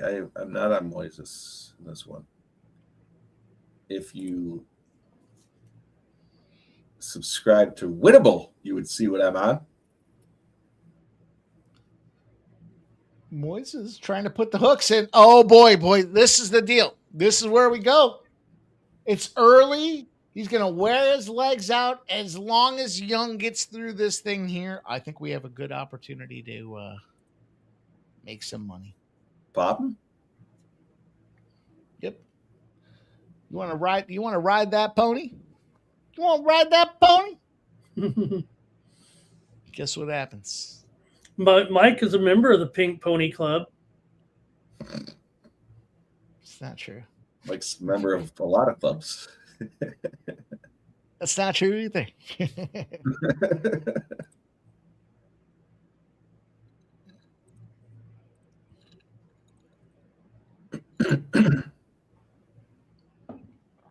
Oh boy. 4-2 Guardians over the Orioles. I like what Chicago Joe said about Chris Paul. He was basing on the Clippers for getting eliminated again. Chris Paul's not really a winner, right? The Clippers, though, Mike, have the fourth all-time longest streak in NBA history for consecutive winning seasons currently in progress. Fourth longest ever consecutive winning season. The Clippers, of all teams, one of the losingest franchises in NBA history. It's impressive. That is weird. It is weird because they can't win shit. I mean, I'm a Clippers. Like 3/4 of the way through the season, everyone was like, the Clippers are fading, they're tanking, and it's like, well,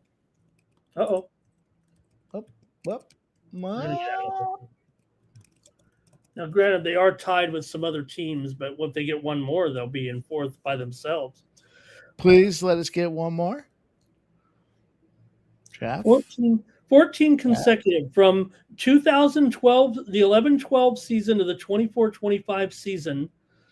They have had a winning season every year, tied for fourth all time in NBA history, even though they can never get any further. They can never do anything. Basically, that's a weird stat. Dude, they traded players away. You can't figure these Clippers out. They have their own stadium here. I think that's a step in the right direction. Like the difference between the fuck you, Minnesota, 6-1. Jesus. The fuck. Dallas gonna go down quick here. Dallas gonna get swept. Get these bitches out of here. Somebody score? Yeah, Minnesota. Who? Ooh. What are you, fucking owl? Who? How many licks does it take, Jeff? Gunther defeated Seth Rollins by submission at WrestleMania.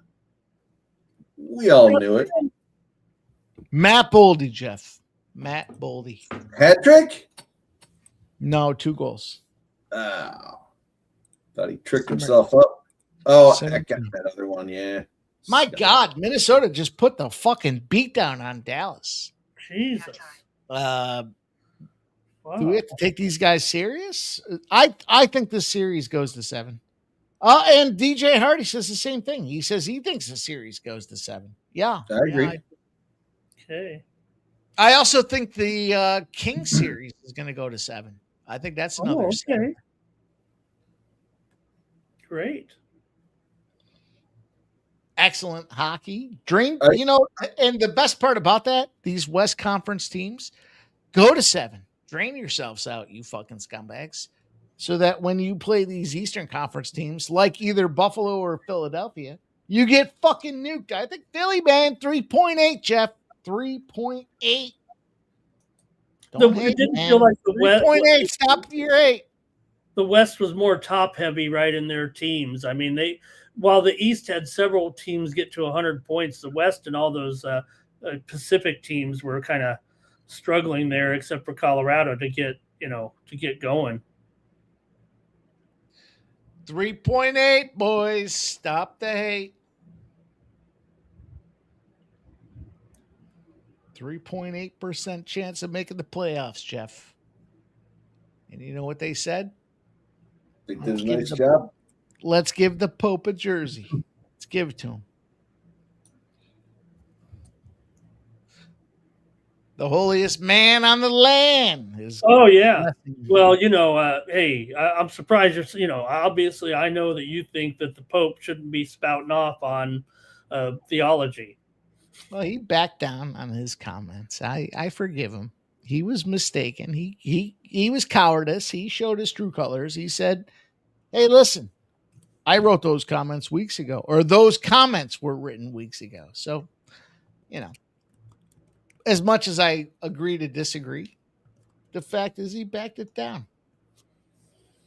Probably backed it down when he found out that the Iranians were fucking executing protesters, especially a woman.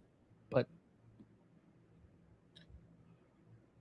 here we are, Gage Young, minus 154, Jeff. Minus 154 on Gage. You feel good about this one? I do. It was just minus 130, and I was about to say to take it, but here we are.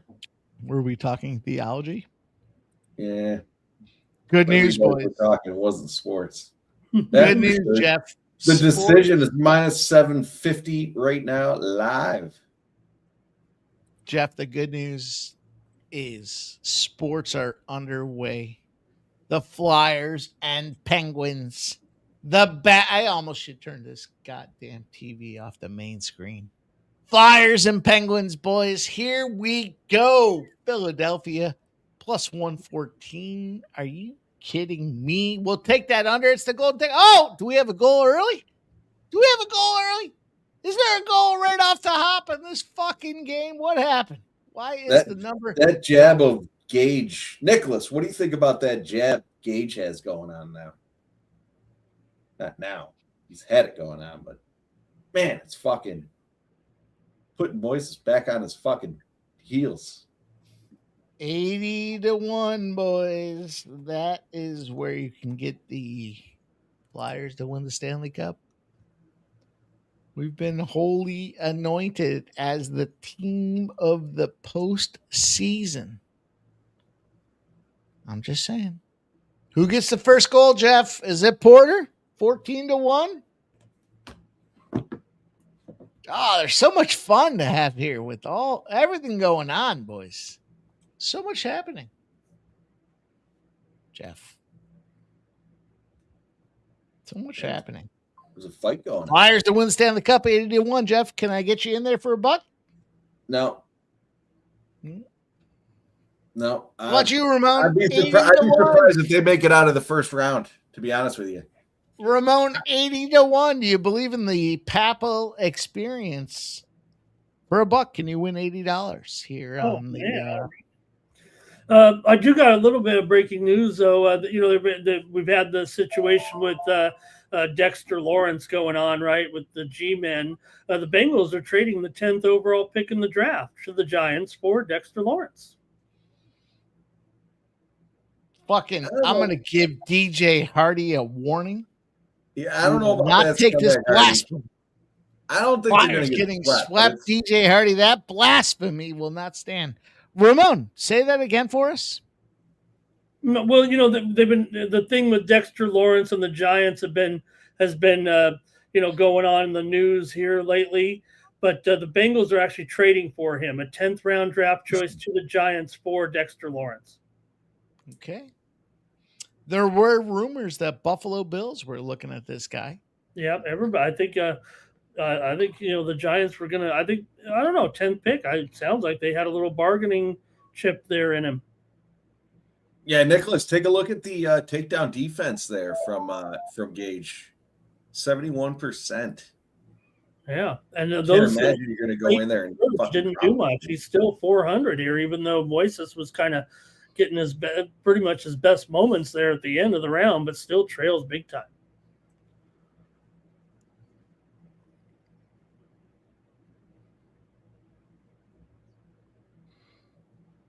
Gage just looks focused. You got some guys sending in their picks that they're showing on screen. 19-19, 19-19, and this is with a and now finally there's another Korean John who they always show on their 2-0 and 1 or 1-1. Let me ask you guys this. Yeah. If you're the judges, right? And regardless of whether you thought they won or lost, the public is consensus that they blew that fight. We know the fight. Do you think they consider that going forward? Like, we just fucking blew that thing? And does someone go up and say, hey, I don't think anybody's allowed to come and talk to the judges at all.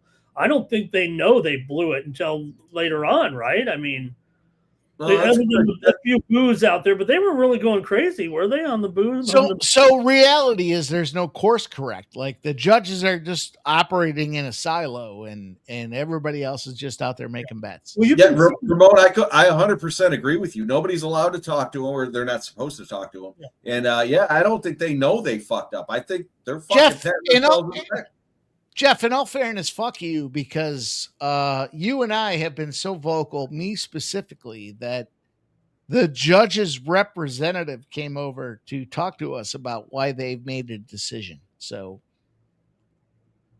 does the public contribute to these judges? How do you evaluate what you were there? You saw it. He grabbed the cage. We had to take a point for this and that. And I mean, you tell me.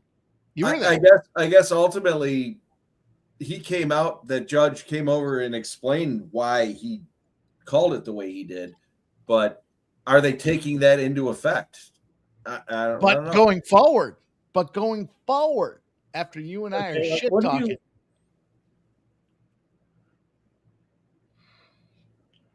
It's a dilemma. It's a quandary, Jeff, because you and I mean, I don't know anybody else that has been in a situation where the judges came over and explained their decision. The judge too, though, you know? Okay. What was an opportunity for us to talk to those judges and say, this didn't make sense and that didn't make sense. So does that Mike slipped him a couple hundred for the next fight? I can't imagine in the UFC. I can't imagine in the UFC it's the same as the LFA. I mean, I can't imagine a judge rolling up to somebody on the sidelines explaining their decision-making process, right?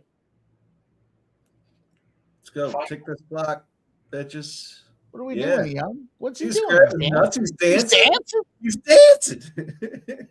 Well, I always fault, when I see the guy down there in the resignation cobra on the ground, I mean, I always say that's a bad look for that guy, right?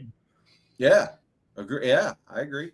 Well, again, I guess it's. He got clipped fast. You see how fast that was? AJ guy, and he likes to sit on but he's not willing to engage. To lay down and try to draw the guy in. I don't think there's a problem with that. He can win the fight in any other way. He wants the guy to join him, and this is just an onslaught here. I mean.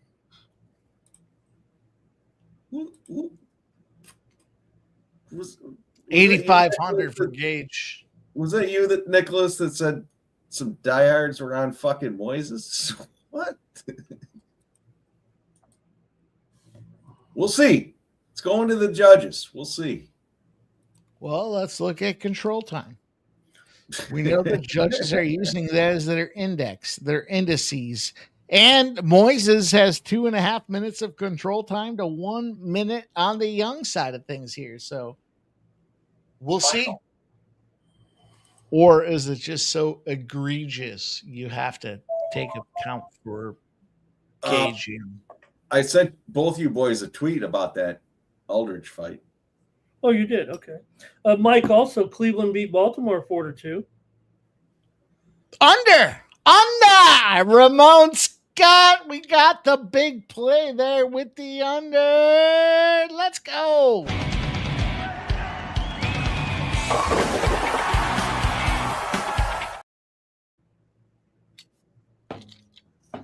Cash out. Cheers to everybody. Dropping the. Look at this. How about the Hawks folding in the fourth quarter?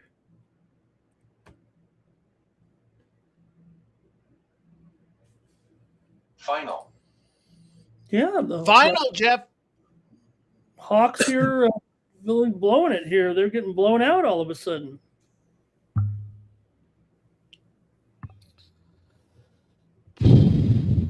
Let's go, Gage. Gage.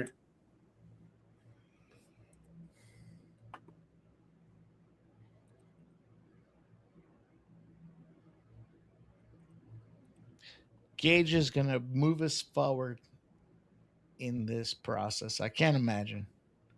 Nicholas Handy says Guardians. Guess what, my guy? The under. Under. To the under. Ramon Scott likes the under. Yeah. I think that's the song, isn't it?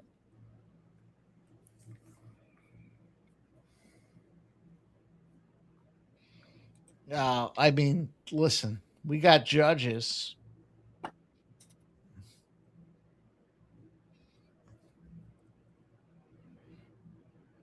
It's Jeff's girl. Jeff's favorite WMMA fighter. Who? You know who. What are you, fucking owl all of a sudden? I'm asking who? Jasmine. You know you like Jasmine. Ramon, give us some juice. Okay. Here are the judges' totals. Judge D'Amato scores at 29-28 for Young. Judge Terry D'Amato. 28 from Moises. And Judge Carrillo scores at 29-28. Your winner by split decision, G-Money!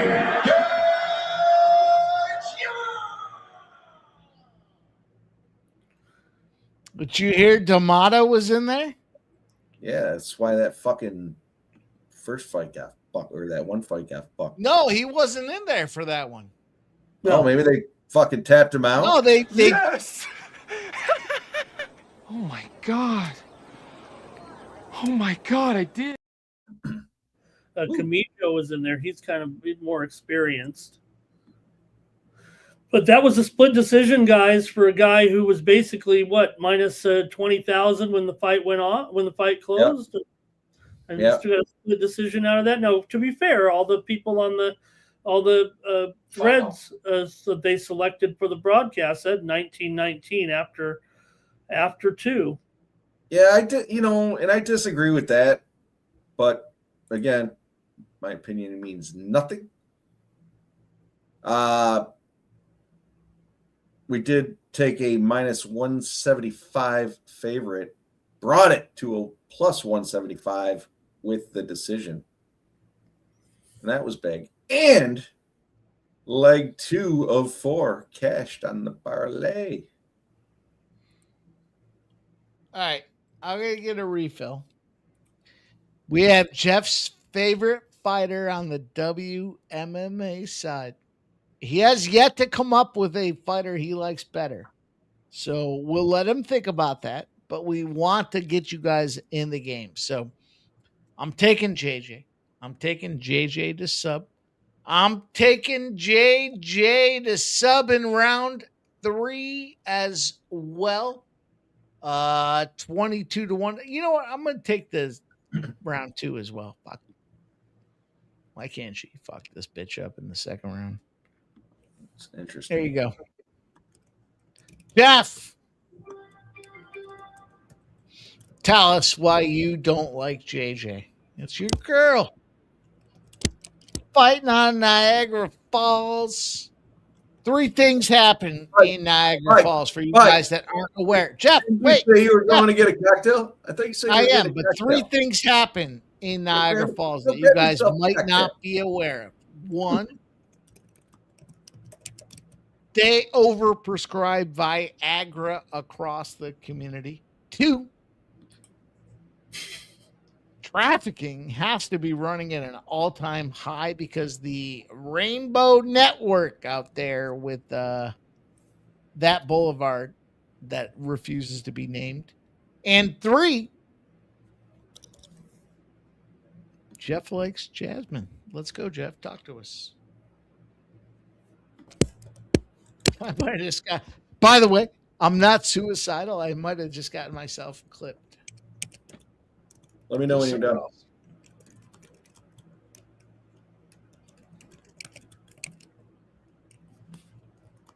Is he done?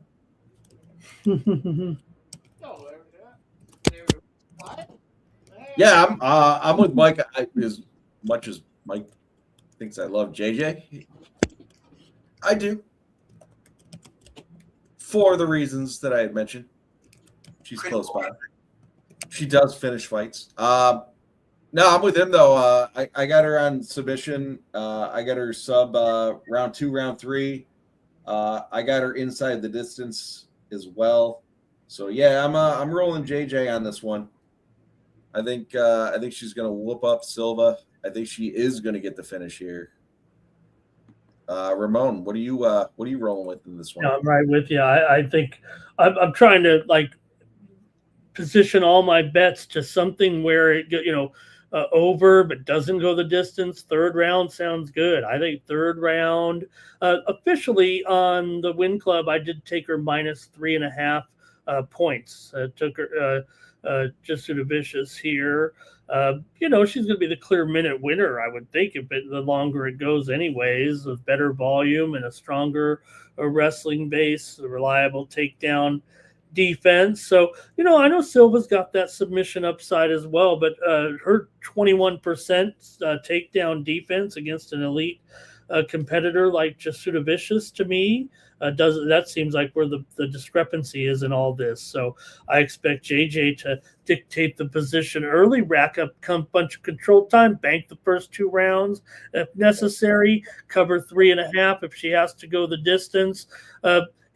Silva can create some danger, but the longer you extend those scrambles, it's going to make her weaker against Jasuda Vicious, I think. So, and I think Jasuda Vicious gets striking going too a little bit early. And then I think mid-fight, it'll slow down a little bit. You'll see more control. Once it goes over, Silva's defense breaks down under pressure. The submission window opens for Jasuda Vicious and get a delayed finish here. Third round. I think they're dominate the minutes first and find the finish late. Maybe Jasuda Vicious over, maybe round 3, maybe round 2, round 3, like Jeff there. So that's what I did. I think officially of the Win Club, I said Jasuda Vicious -3.5. Jeff was the official play, but that's the way I'm kind of thinking the fight goes there overall. Yeah, no, I like it. What price did you get that at? I'm just good luck. Yeah, let me call it up here, brother. And anybody who has my Win Club has the picks over there as well. And let's see what we got here. Jasmine is the third leg of the parlay. So. -$1.20. Yep. Go ahead. Sorry about that. That's not bad. No, that's not bad at all. I like that a lot. Yeah, we got leg 3 of the parlay here. So we're gonna need JJ to get this one through for us. Pretty comfortable with her. I don't know why Mike says I like her, but I think she's a solid grappler. I like the fact that she throws out the submission attempts. She's not just the type of fighter that gets on top and just rides it out. You know what I mean? There's actually attempts at submissions.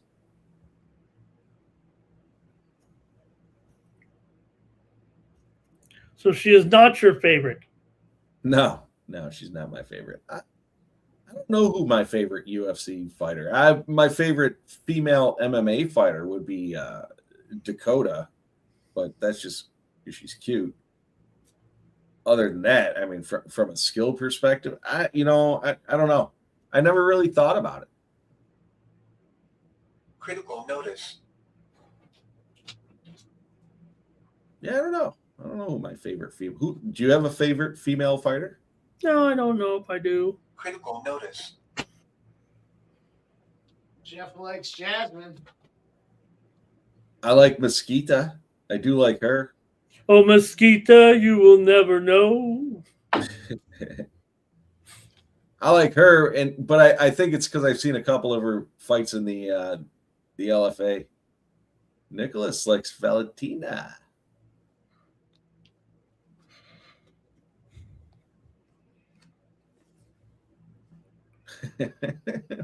Fucking Michael B. Critical notice.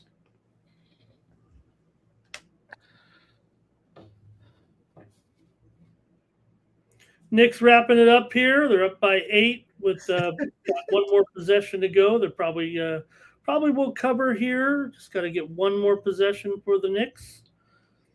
Michael B says my favorite female fighter is Van. He's not even my favorite fighter though. I do like the dude from a fighting perspective. Nasty Nate, scumbag.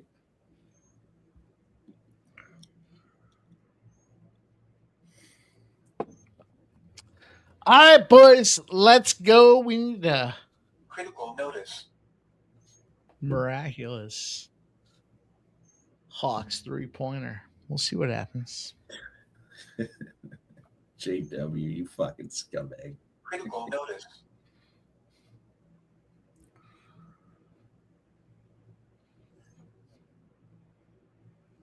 JW, Megan or Laura? I don't understand why it's the question. Laura. Critical notice. Nicholas said Megan. It's a fucking question. What do you mean? I know you're a scumbag, J-Dub, and I appreciate you, my friend.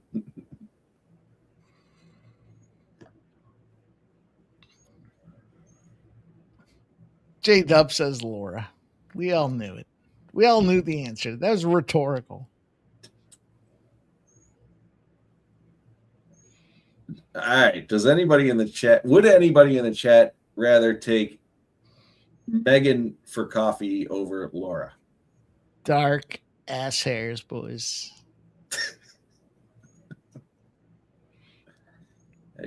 Who hurt you, Mike? I'm just saying. I mean, I speak from experience here. Ramon's quiet. He probably knows the same thing. Well, I don't have the luxury of my, picking, hey, Look, Ramon you forget said- to bleach. It's dark. I'm sorry. I'm not sorry, boys. Maybe I have been scarred.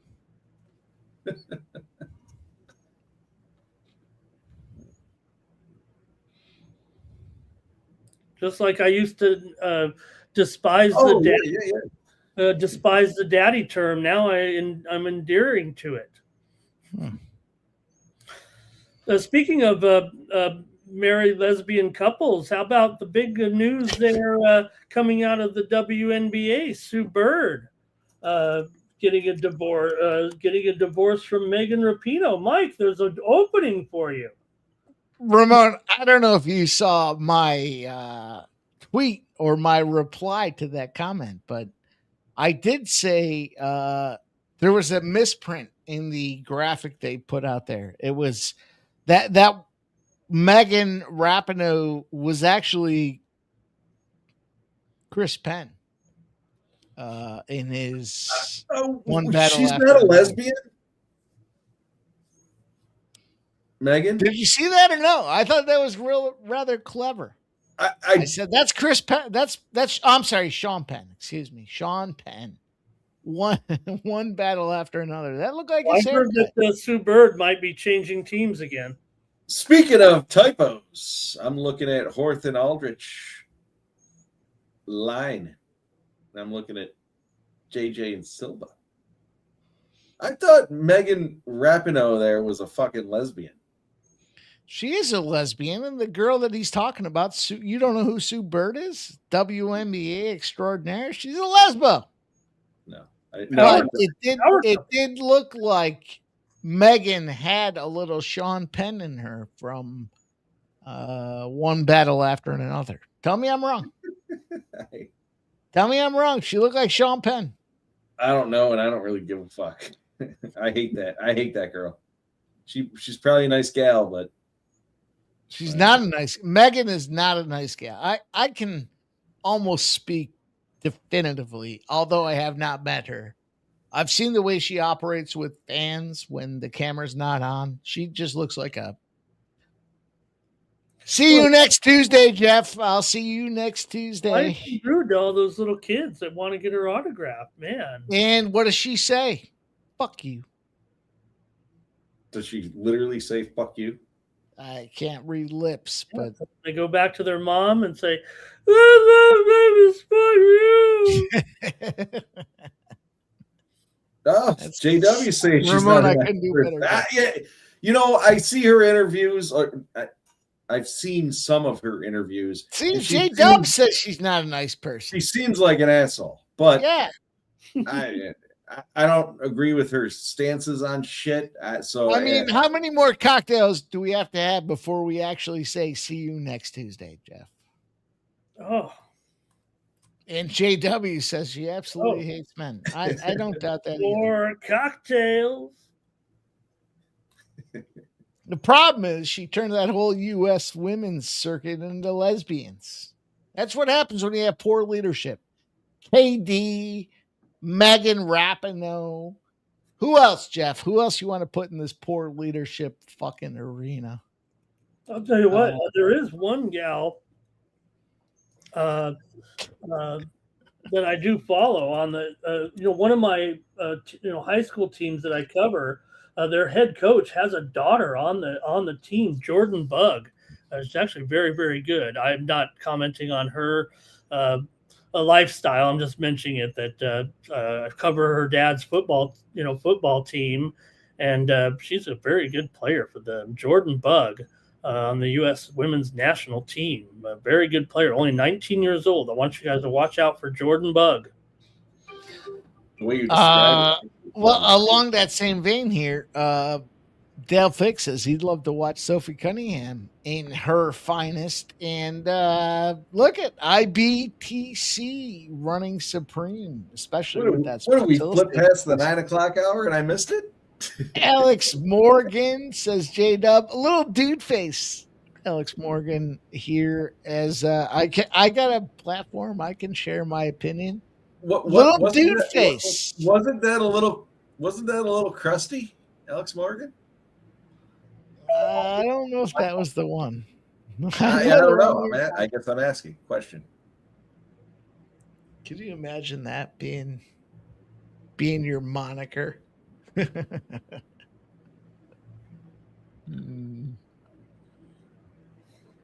think you might be right, Jeff. I think you might be.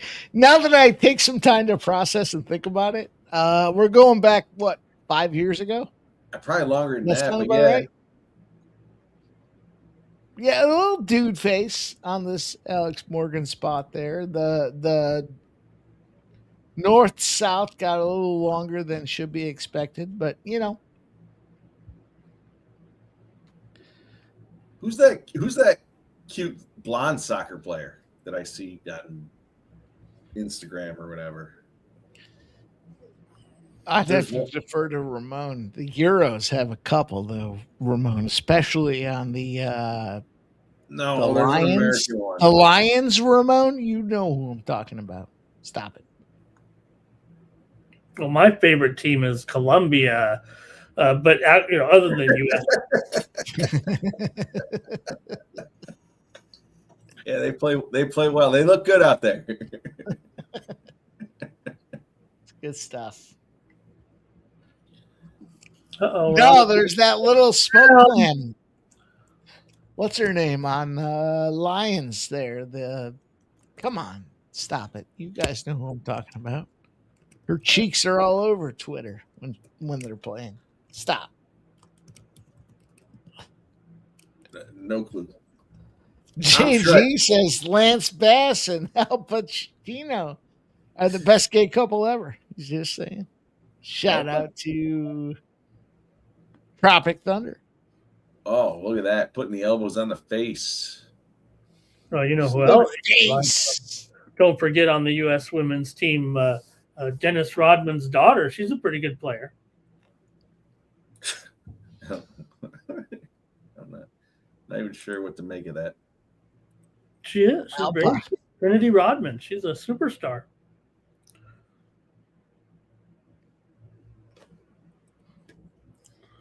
Summer ass JJ. Uh-oh.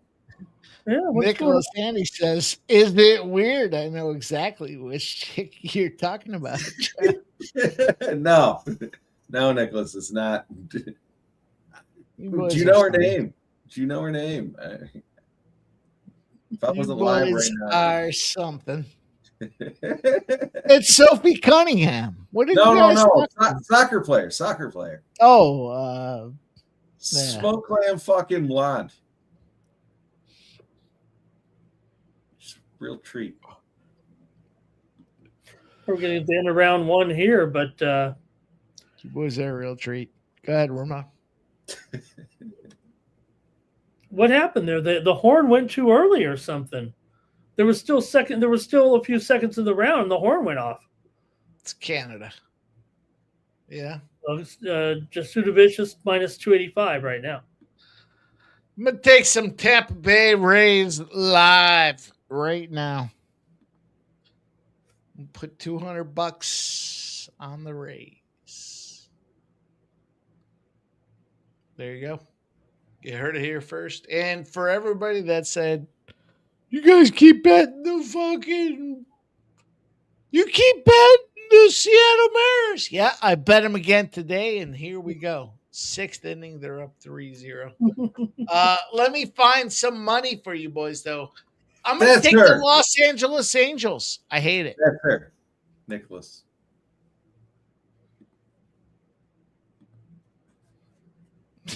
What do you got, Jeff? Can you say it? Alicia Lehman. Take a look. I'll tell you what, that girl's nothing wrong with her. I am going to take a look right now. No chromosomes are added on that DNA. Nicholas, you scumbag. I appreciate you, my friend. In all fairness, that is exactly the girl I was thinking of.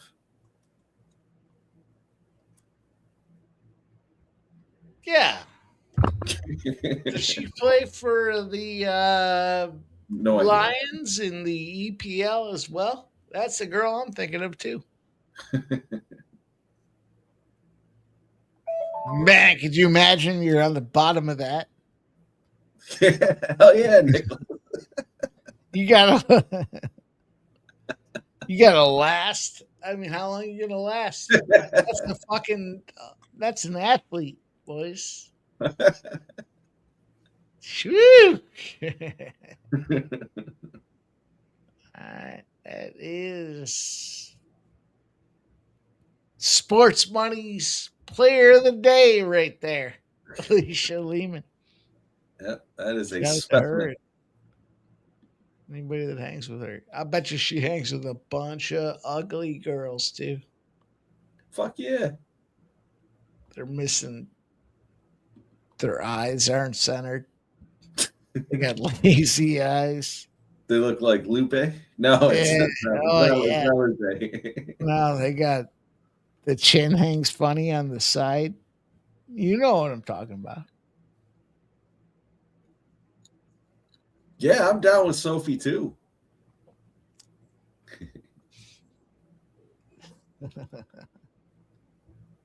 I don't know, boys. I'm not a big IBTC guy, so proportionately, that's a -2. I'm going to go on a scale, boys. I'm going to introduce this scale on the IBTC. You know what? You've heard it here first. Jeff, I'm sorry. Ramon, it is a new thing. We're breaking this in to the social media fabric here. I have to do it. I'm sorry.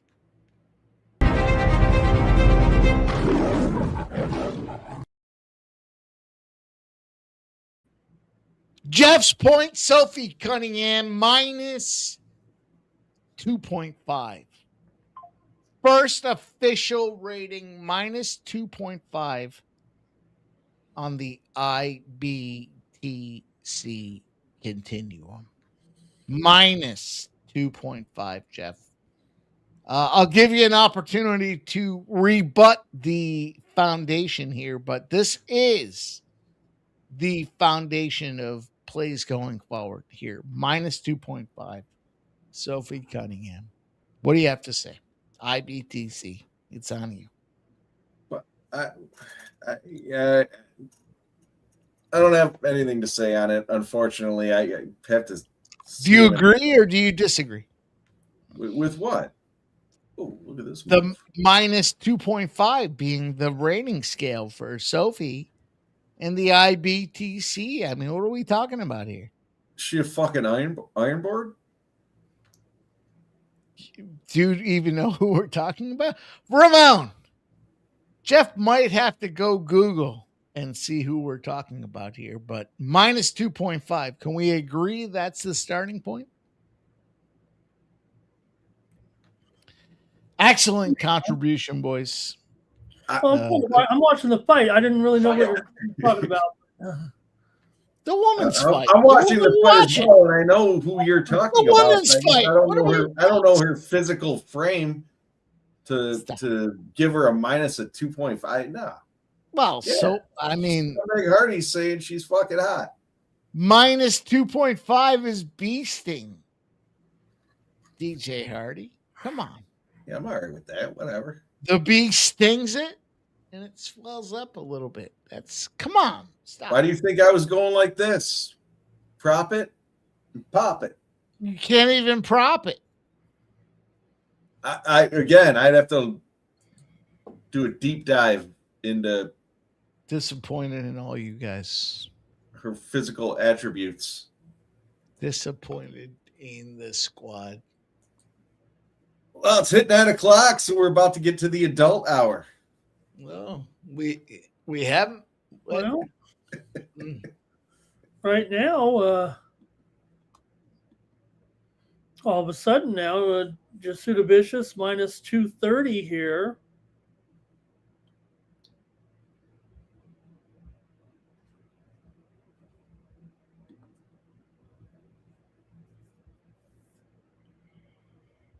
Final.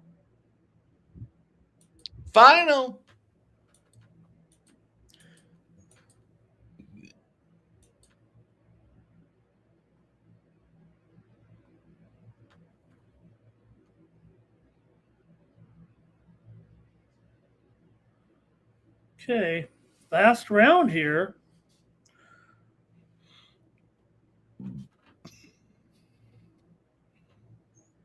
Critical notice. Corey NJ says he cashed it with the Knicks. Great job, Corey. Good job there. Knicks got the cover there over Atlanta in and under. I did hit my Dyson Daniels prop, but I was on. Hey, good job, Corey. I was on Atlanta in the over. Rovana Money says, hey, great watch party. Jeff, Ramon, Scott, Mikey Money. Hit the like.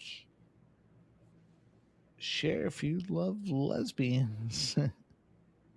Well, I already hit the like button, so I can't do it again. But I like some you know what? Might be time for another hour, boys. Because I have some opinion. I know some actual lesbians. Well, we'll see what happens. JJ tips down Silva. I've been a sports reporter for basically the last 40 years. I know many lesbians. I know many. Just comes with the territory. Ramon, do you think that there's a stink that wafts itself in the play between two lesbians? Is there true or false? There's a chemistry that is odor between two lesbians, and they sync up. They Oh, find it gotcha. matches, Wow. Okay. and they roll forward. I don't know. I'm curious. Like you can't just to me, it seems like you can't just go to a bar and be like, I'm a lesbian, you're a lesbian, and let's go hook up, right? Like that doesn't seem like that plays out. To me, it seems like there's got to be like endorphins, like sensors, right? Like that they have to match. You have to attract the endorphins and sensors from a particular. I don't know, Ramon. Is there any thought you have on this process? No thoughts whatsoever. Just appreciate the great athleticism. Well, I have some thought. Do you mind if I expunge a little bit? Do you mind if I share? No, I can keep quiet here for a while. Yeah, I kind of feel like there's got to be some endorphins. It's got to be like cats. Like cats get together and they start feeling. Listen, I don't know. I don't know for sure. I'm not a woman, not a lesbian. I don't discriminate on the behavior. In fact, I enjoy it. But I feel like there's something that gets shot out. It's like a magnet. There's a magnet of sorts that gets shot out there, Jeff. And magnet? Of like respond. I'm sorry, Jeff. I'm not sorry. That's how I believe. Cheers. I don't know what you're saying, but cheers. It's about the lesbian nature, Jeff. If you were a lesbian, right?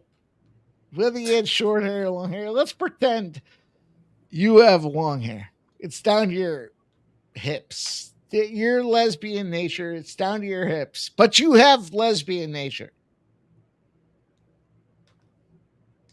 Are you going to a bar to find a lesbian, or is there some centripetal force that brings you to a lesbian? What are you thinking?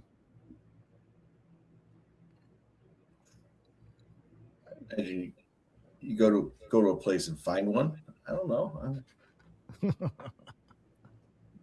I'm not even sure what we're talking about here. I thought this was a sports stream. Study show. Not just a sports stream. Oh, Caps! Go girl! Oh. Shout out to everybody in the chat, though. JJ rolls forward. She's got to roll forward, right? What does hair time look like? That's the big look at the Lakers. Ramon, look at the Lakers. Stop it. Reset it.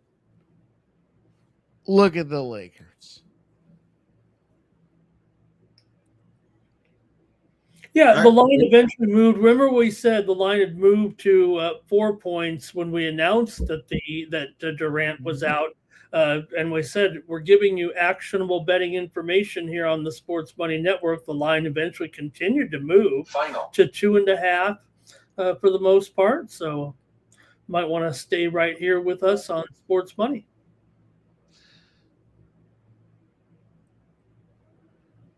Excellent analysis, Ramon. I'm trying to get my own play in there. Let's see what we can do. Yeah, unfortunately, Jasmine did not get the submission, but leg 3 of the parlay should cash. We'll see. She closed at a minus 1850, I think it was. So yeah, it could be what happens. No, I'm kind of worried here. I would hammer Jasmine. I can't right now. I almost feel like they're listening to me. 29, 28, and 29, 28. And I'm going to get tagged with a loss here. Who did you have? To the scorecards, all three judges score this contest 29-28. Your winner by unanimous decision, Canada's own Jasmine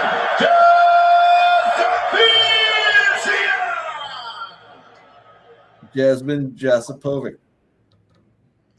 Nope, I lost that one. Yeah, you don't fade Jasmine. That was your first mistake. Well, I took Jasmine, but I laid 3.5 points. Oh, yeah, you did. Yeah, you did say that. Sorry for your loss.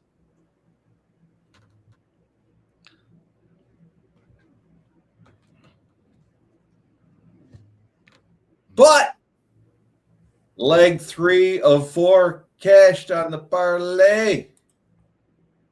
We got one more. We got to wait till the main event.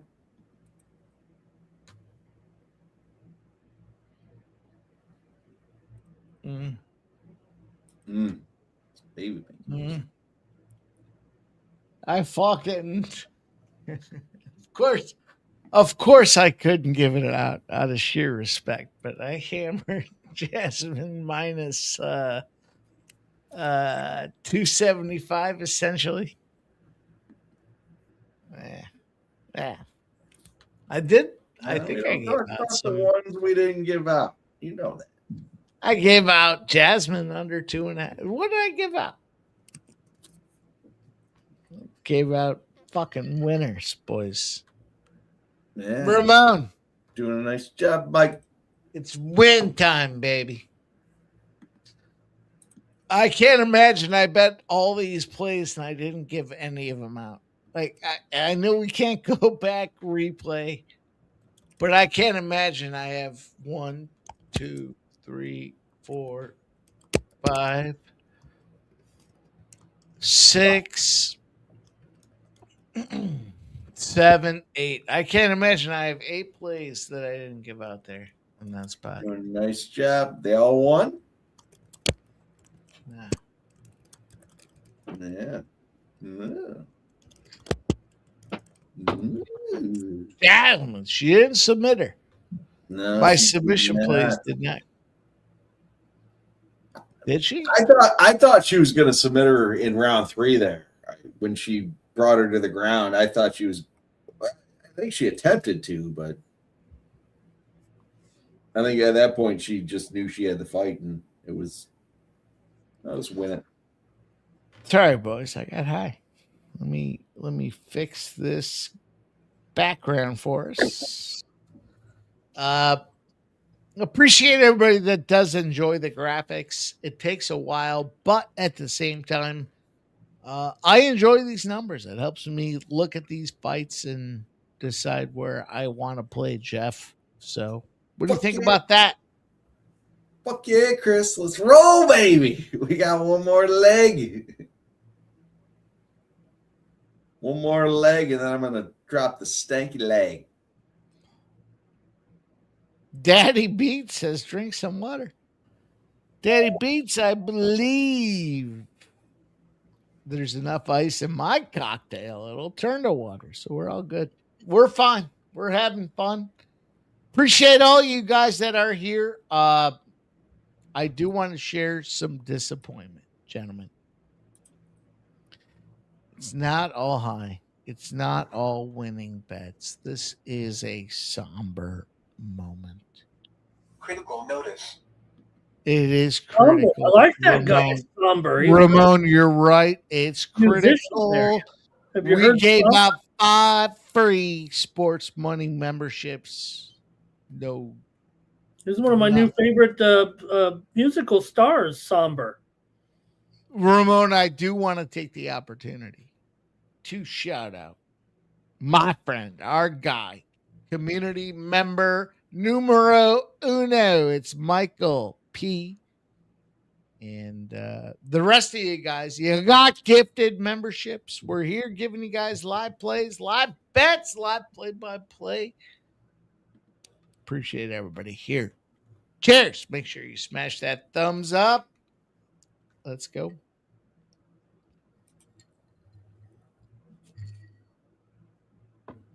Jeff.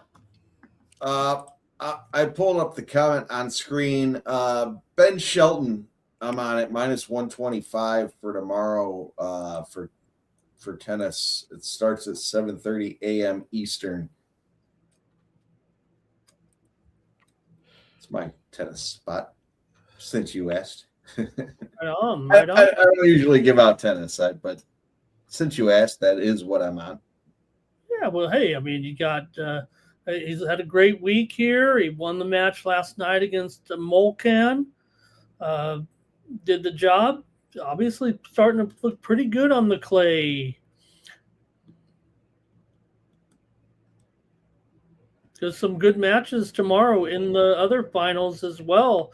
In tennis, you've got Rybakina going up there against Muchova. I will say this, that Kaboli, Shelton's opponent, has won 11 of his last 12 matches in Germany, having covered the spread in all of them, all 11 victories. But Shelton on a good roll here, and he is favored. Also, Rublev takes on Fees tomorrow. Fees are like a 250 favorite there. And then Kostyuk and Padres in round, and Padres got a walkover in her match today over Cristia, so she's actually a little bit more rested than Kostyuk.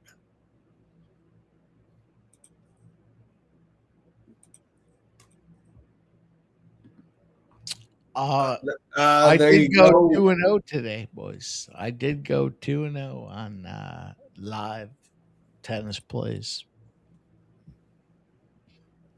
Yes, the D stands for debut. No. Yeah, D stands for Daddy Beats.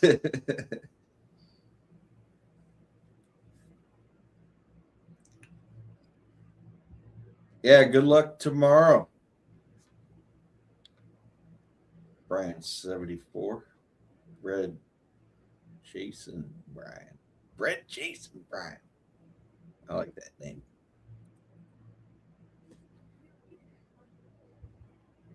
You want to hear about this fight? All right, I got some sharp betting coming in. Sorry, Jeff. No, you're fine.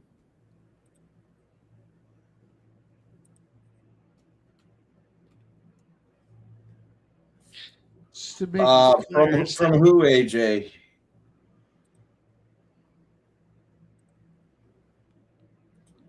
I took Ben Shelton tomorrow, 7:30 a.m. Eastern. I don't know if you were asking me or Ramon. I know Ramon was just talking about it. Probably the only one that's been talked about. Well, Ramon just... What, dude? What? I don't know. I missed it. Yeah, you must have.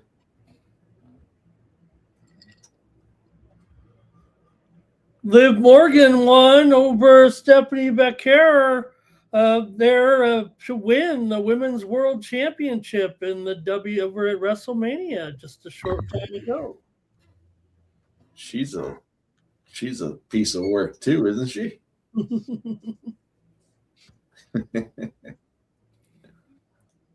You can follow her on X at You Only Live Once.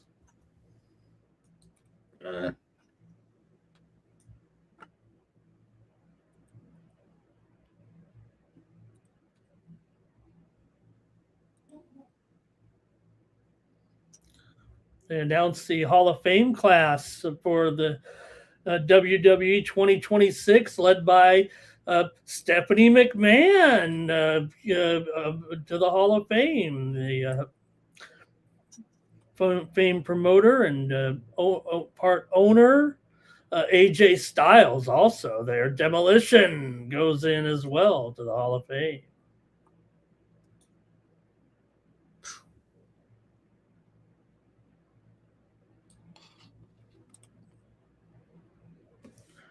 Bianca Belair is not fighting tonight with that hand injury. She came out and told the crowd that she is Prego and Montez Ford for also a WWE superstar is a daddy. All right. Yeah. It's baby making music. Jeff, what do you got? Talk to us. Give us something to talk about here. How about this NHL game? Philadelphia Flyers.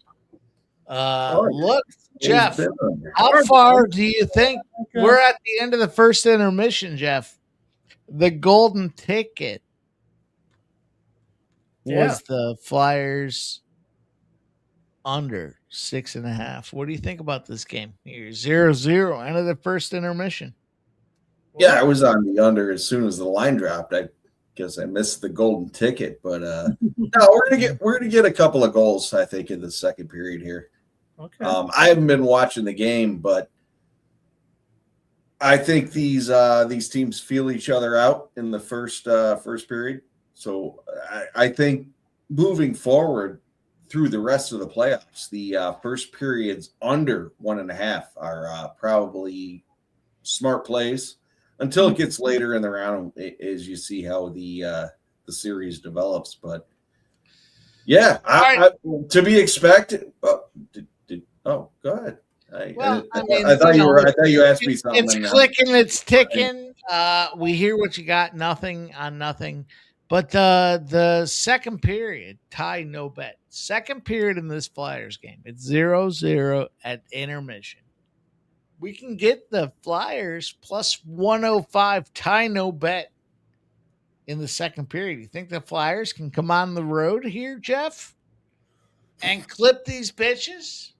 I've already tried to talk. He just told you, and he said we got nothing on nothing.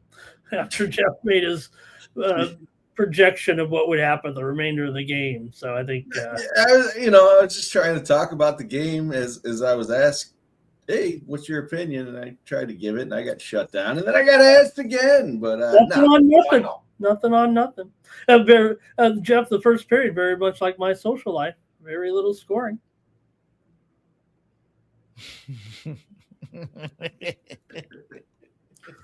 Rovaniemi says, I gotta get a refill. I'll be right back. We are your lesbian sports fan. We are. Take your time, my friend. Take your time. I'll take it. You got it. Nah, gotta mute that motherfucker. He likes to talk, you know. He's a talker, that's for sure. I think this Flyers game, I think it's going under, obviously. I say obviously as we're second period started, but we'll see what happens. I got a high roller premium on the under for sure in this one. Before I got my golden ticket. Then when I got my golden ticket, I was like, I knew I was good to go.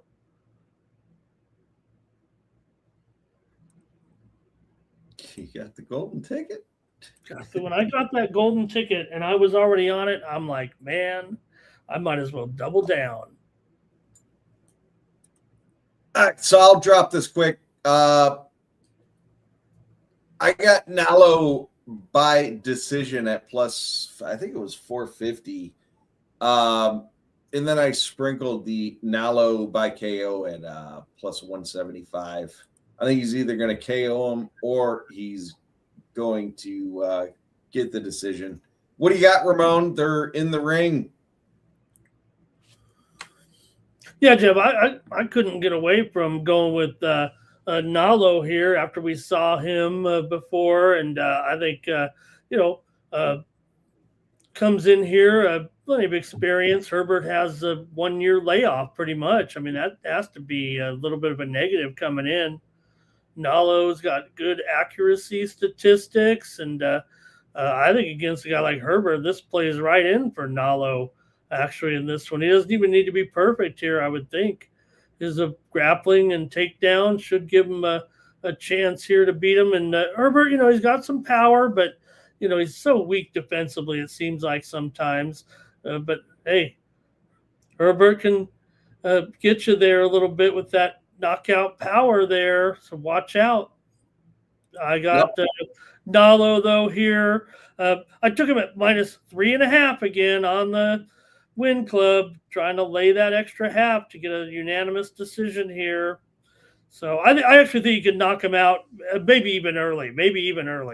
Here, I hope so. I'm going to hope he does knock him out, before we get into the later stages of the fight. I think I like the under. Nalo knockout under ITD somewhere in there. I was thinking that, and that's what led me to the decision was, well, again, I got him on the knockout as well, but yeah, I could see a lot of fucking around in this one. Ultimately, he dropped him. Yeah, I guess I was thinking, oh, shit.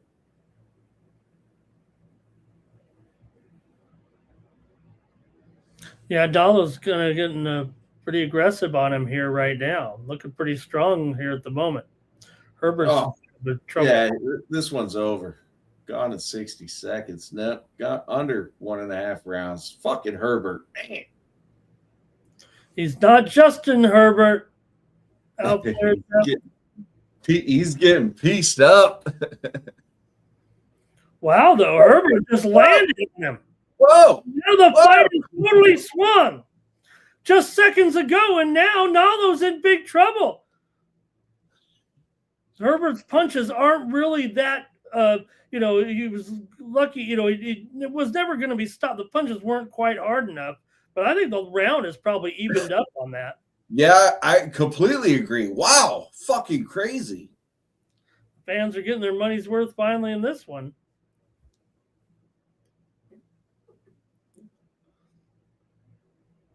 That was showing some guts there, huh? Wow. I can't believe Herbert fucking dropped him like that and didn't finish him. Oh, he's done. Here comes Herbert again. Yeah, they're going to have to wrap it up here. Fuck. Winner. Wow.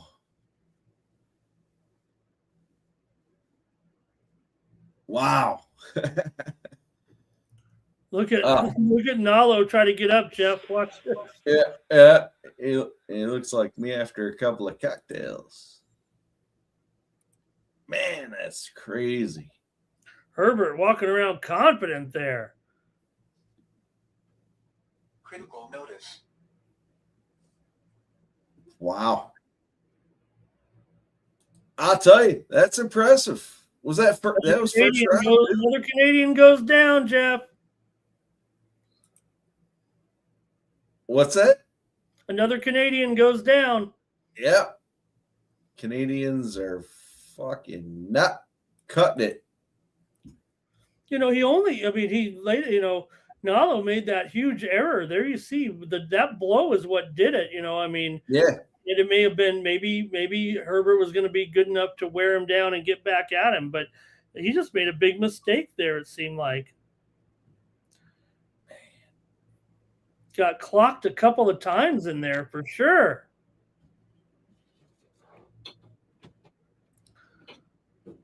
These Canadians. Well, that was fucking definitely something. Corey in there. Corey joining us from New Jersey. He says, terrible. Horrible. Did I miss it? Yep. Yeah. What happened? Dude, fucking Nalo had him fucking on the ropes, and then he got clipped. Final. He got a little cocky in there, and I think it cost him. The experience of Herbert. Who said it in the chat? Nalo hasn't fought anybody. Maybe that was the case in the end. Same in the end. That sucks.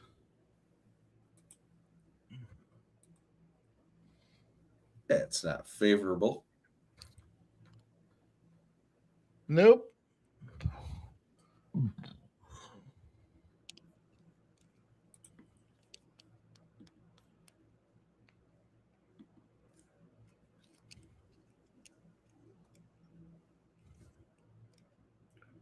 Herbert wins one for the old country here for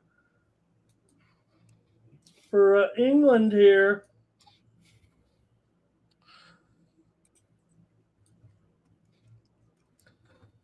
Well, we're down to big boy betting. He wants the $100,000, Jeff. That he does.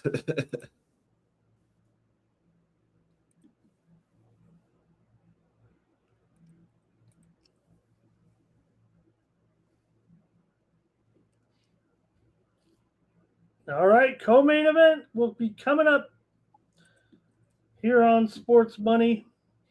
Dog in the co-main.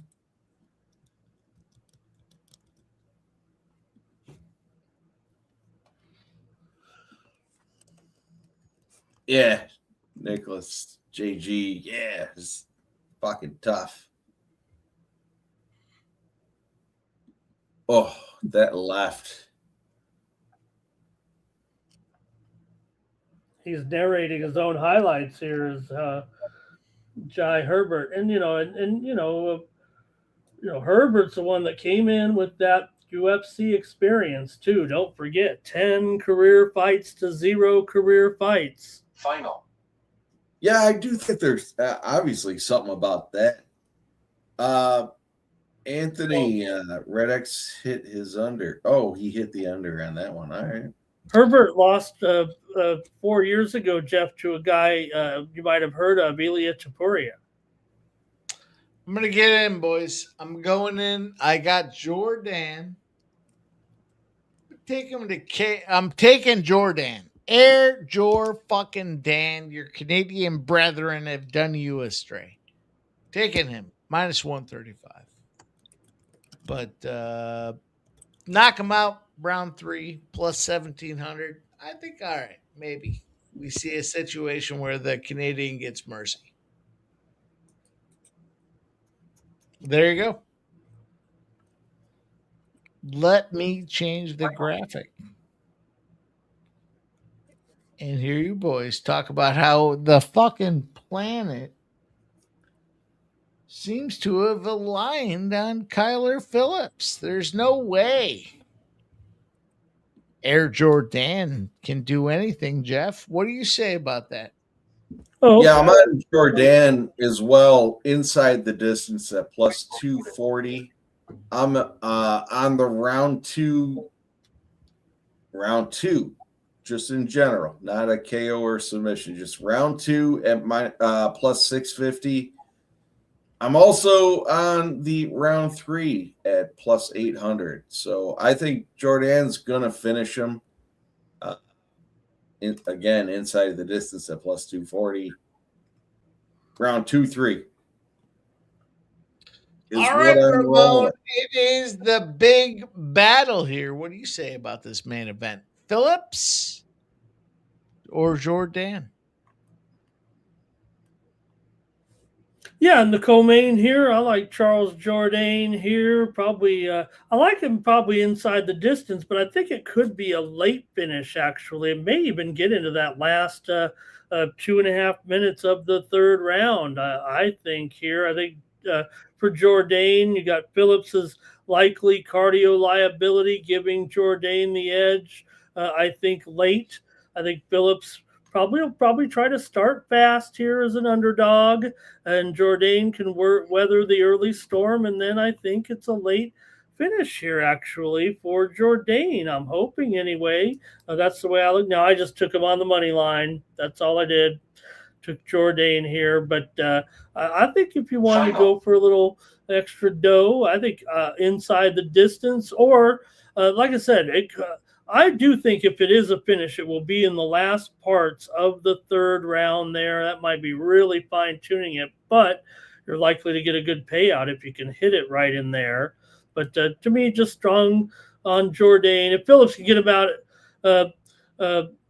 early, this fight could flip hard late. But I think for Jourdain, a clean technical striker that he is, he has the finishing instinct, strong cardio and durability. So I think he's a type that can adapt well if things aren't going his way and capitalize late. Obviously, with Phillips, he's going to be out there firing early with a lot of volume, and he'll also try to grapple in there, I'm sure. But Phillips gets confused sometimes. He stores his energy when he's not supposed to, and uses too much energy when he doesn't have to. It seems like so. Never been one with a great fight IQ, in my opinion, and I think that is in contrast actually to Jourdain. So I think at 135 pounds now, and Jourdain's won by finish in both of his last two fights. Phillips lost to Font and Oliveira there, so I'm going to take Jourdain here. Yep, Jourdain somewhere in there, maybe late third round with a finish.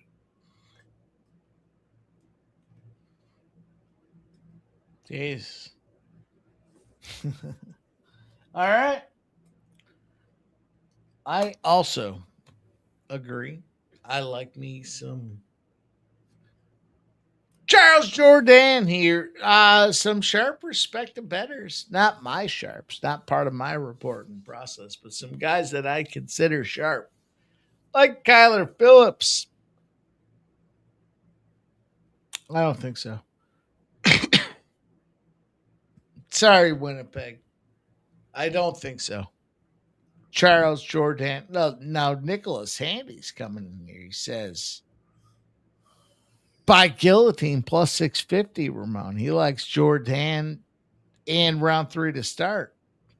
Plus 150 as well. Okay.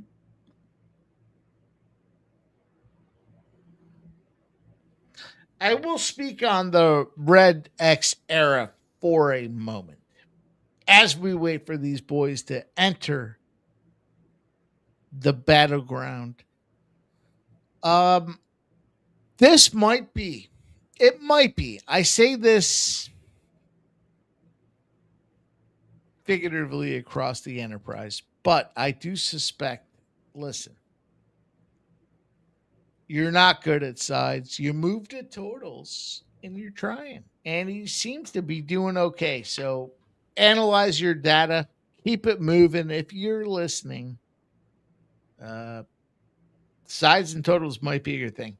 Flyers have scored the first goal on the Philadelphia radar. Okay. Let's see what we have. Flyers are up. It's 1-0. B. Martone.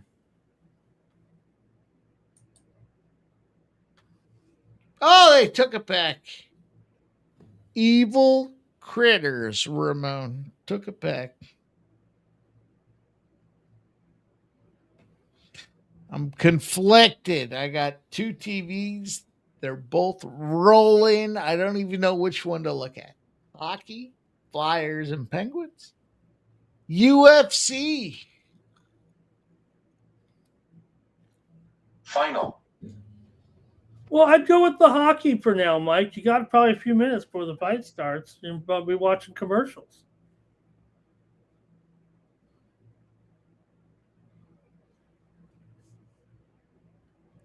I love hockey, and I love that my team is in the playoffs, and I'm gonna purposely not give out any plays on the Flyers because you guys already know I'm taking the Flyers every single fucking game. Stop it. You're not gonna see a single Penguins till out of me ever. Period. Well, at least this series. Fuck the Penguins. Okay. That's how we do, Ramon. I said it. The Flyers are too stupid. And they're too stupid, and this is where they end up. But they're going to win the series and probably lose the next one. But I still took some 60 and 70-1 props. They win the whole thing. The Pope blessing the action.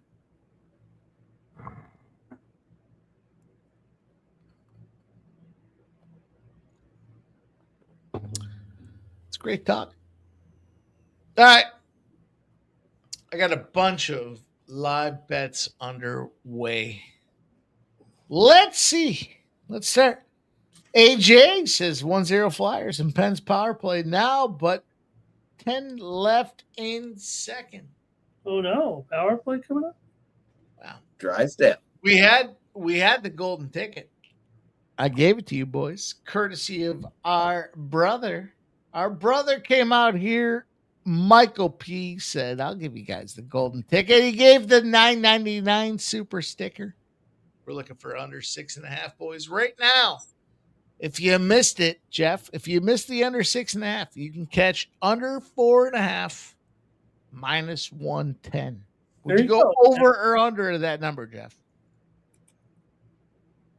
I'd say under. I was on the under 6.5 prior to the golden ticket, but yeah, I would say under 4.5 as well. Ramon, what do you think about 4.5 right now? It is juice to the over. Over 4.5 minus 120. Does that sway you? Oh, well, I also was on the under before the golden ticket. So, I mean, why wouldn't it continue to be a low-scoring game? Once the golden ticket came out, that was just like icing on the cake. Became free money. Guys haven't been able to catch the free ticket. It is on winnable.com/Mikey Money. The golden ticket, you'll see it. I'll post it on Twitter for everybody as well. Here we go, boys. What, you don't think the Flyers can beat the Penguins? Stop it. Stop it. I think that series is going to 7. You don't think the Flyers can beat the Penguins, huh? Pussy. No, I don't. No, I don't. I don't. But sun shines on a dog's ass. That dog's ass be shining.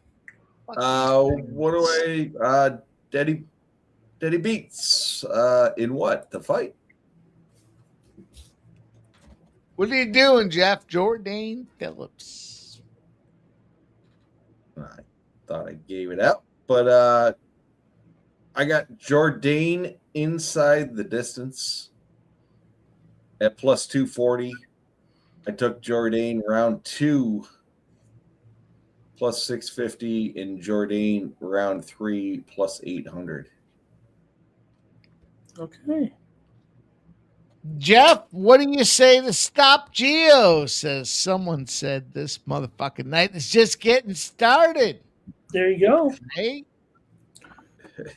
I would think it's almost ending. We got 2 fights left. I don't know about it getting started. Bonnie. I love you guys, man. Let's go, love you Daddy. guys. Let's go. Let's make some big money. I'll tell you what, if we make the big money I expect here on these finals, we'll see where we're at. How about that? Cheers. Cheers to everybody. Fuck you guys. If you're against me, fuck you. If you're with me, let's go, baby. Cheers. Let's go.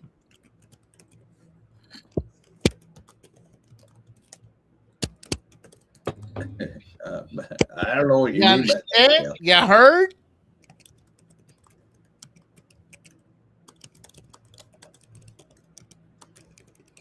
Final. Let's watch the fucking Flyers dominate these shitbags fucking Penguins. Penguins should have been done right off the gate this season. I would be blown away if they beat the Flyers this series. Not just as a Flyers fan, but they had no business. Flyers live, draw no bet, tie no bet, plus 105. They're up 1-0. Fade the Flyers. It's going to 7. Stop it. Scumbag. They're too stupid. This is the prototype of too stupid. They fought all the way through wild card. There we go. and they get a first round opponent, I think they knock these dickheads off. But after that, it's like, all right, we're too stupid. And we just fucked up. There's like 5 guys in the draft this year, maybe 6 that can make a difference. You're fucking too stupid to know they're too stupid. How about that? You're too stupid. How about that? You're stupid. You're stupid. You're stupid. Nuh-uh. Dale Fix says 3.8%. Nuh-uh. I like that, Dale. I like that. Flyers. We'll see. We'll see who's too stupid. Dale, show your fucking ticket of you picking the Flyers to win the cup, scumbag. In all fairness, Dale says, Dale, listen, you have been an OG for a long time, and your feedback absolutely makes sense here. He says, Mikey wants the Flyers to fail for like 5 years, it seems. And so that is where you're too stupid to know how bad you are comes into the equation. Because after 5 years, shouldn't we have a number 1 pick? We got a number 2 pick at one point, and we took Nolan Patrick, who just came off hernia surgery. I think he's sharpening the lawnmower blades at an Ace Hardware. I'm not sure what he's doing right now, but he's not on the Flyers. So, in all fairness, I think I know what I'm talking about. Ramon, what do you got?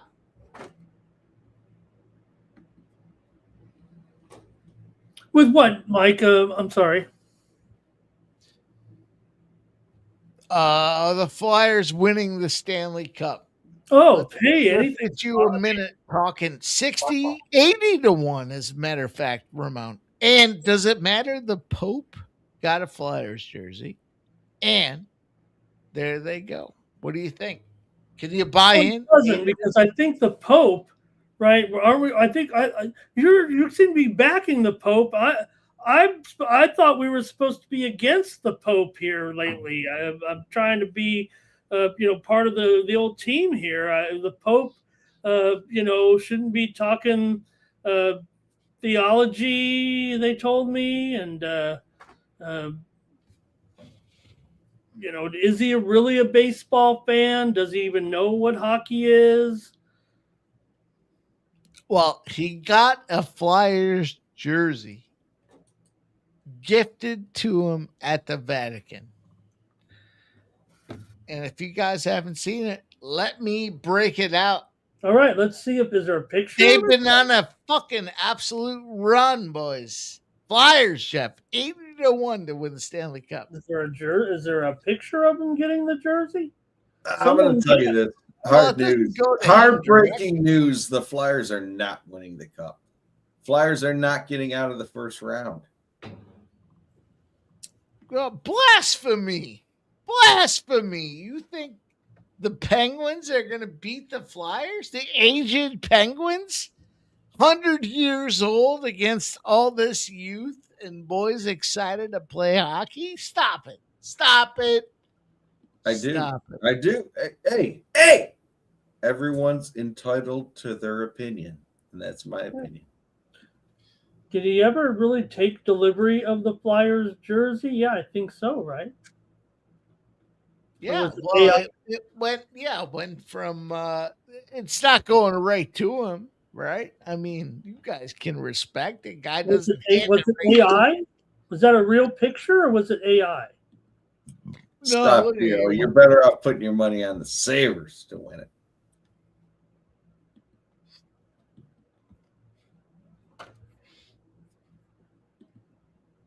All right. Flyers are going to win the Stanley Cup. You boys just talked about it. Wow. Dale Fix says this is worth clarification, right? Because we see this. They're terrific, right? We see Pope Leo Dale Fick says he thought he was from Chicago. Yes, but he went to Villanova, man. You're in the city of brotherly love, but you're in the city of fucking sports, man. We love them. We crush with them. That is how you do it. So, the Pope from Chicago, yes. He went to Villanova. True. Villanova, 30 minutes north of Philadelphia city proper. True.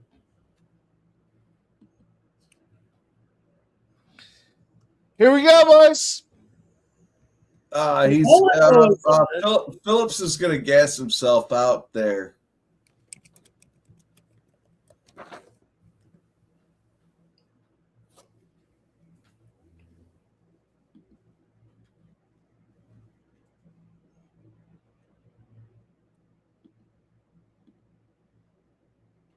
I thought Trump said, not a big fan of the Pope.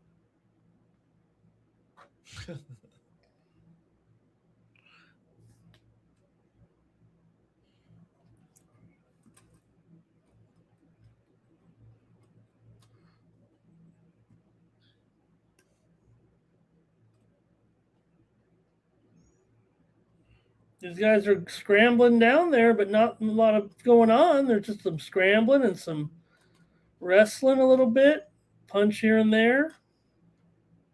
Scrambling, gambling. Now Phillips stands up. He's grabbing his ankle. Then he went for the old twisty there. Did Jourdain. That was an official terminology. Uh-oh. Did it well.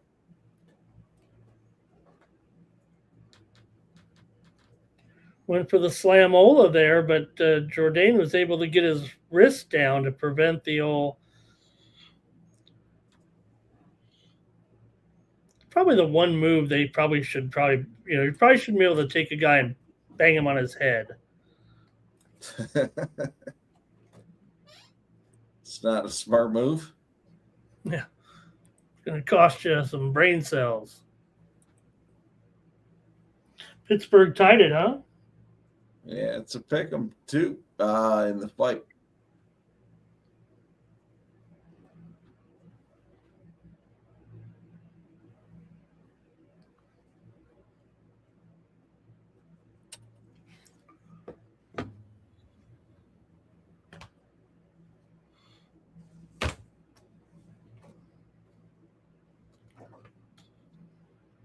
Oh, nice knee.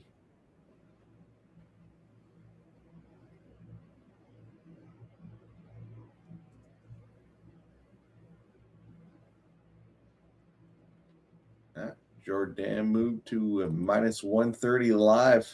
Oh, okay. And that fucking right knee up the middle was nice.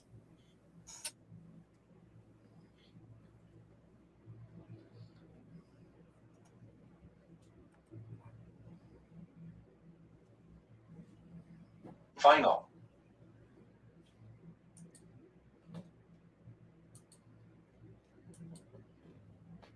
Okay, Nick Handy says 10-9 Phillips there on that one. I would agree. Nicholas, I agree. Okay. Control time. Mike, where's the control time at? Oh, that is the most important trend here tonight. Well, outside of the Flyers stomping the shit out of these guys, Jeff. I didn't realize 1-1 was stopping the shit out of them, but all right. All right, Jeff. We got you. What do you want to know?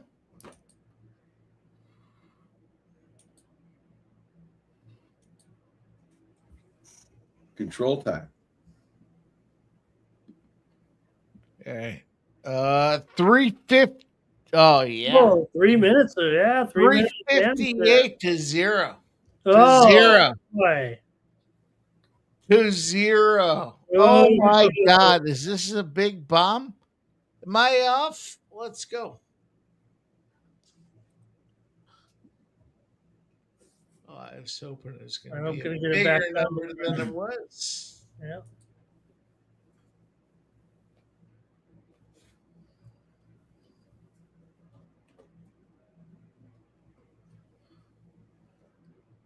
Our Lopez, Jeff. You know, just chilling. He says Jordan minus 174. Nicholas Handy putting the alien. Whoa! Michael B says Jordan still paid. I was gonna lot bet him at plus money. I tell you what, motherfuckers, let's go. Yes. Let's get Jordan. If Jordan wins, and you put a 1 in the comment, I'm going to send you the first ever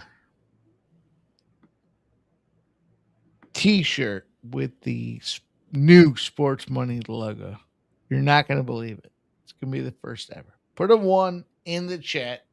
Not these old Sports Money logos. If you think Jordan's going to win this thing, put it in there.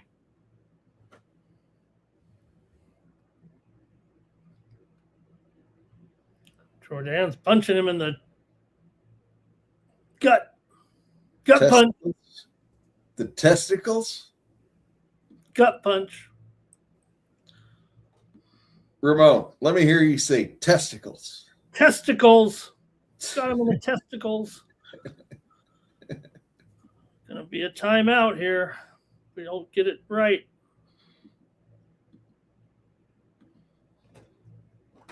Grab his dick and twist it! You twist that dick!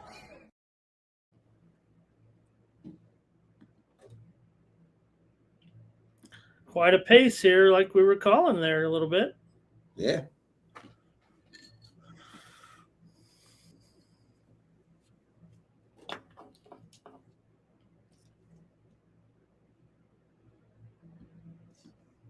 I see you, Dale Fick. I got you written down.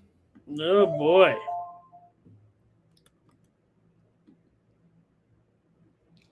Might be one of them high silent eggs.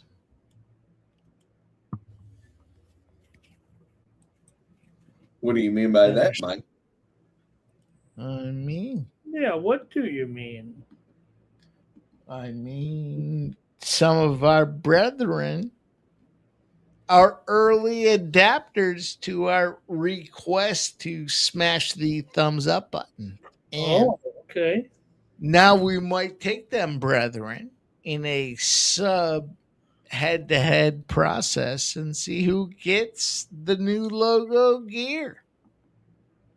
That's what I mean about that process. Okay. Well, there you have it. Explained clear and concise. You know what you got to do. Explained it. There is a culture of excellence, and on top of that, a lot of fun. Those guys that buy into our membership, our community, let's go. Let's have some fun. Let's put some head-to-head battles. Let's find some spots where everyone can enjoy themselves. And Dale Vic says, 1. Jab. Jab. Jab, jab, jab. What? Jab. Jab. Jab. I go by Jeb. Yeah, what? There's a lot of give and take here, Jeb. So wheel kick. What you got, Mike? Mike.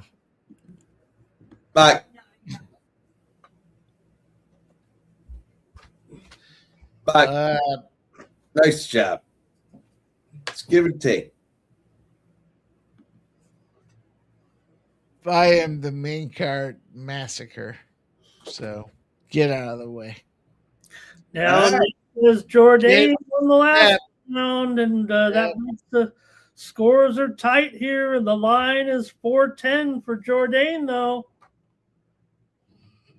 Yeah. He's got the metrics. He's probably going to put him out of here. Bap.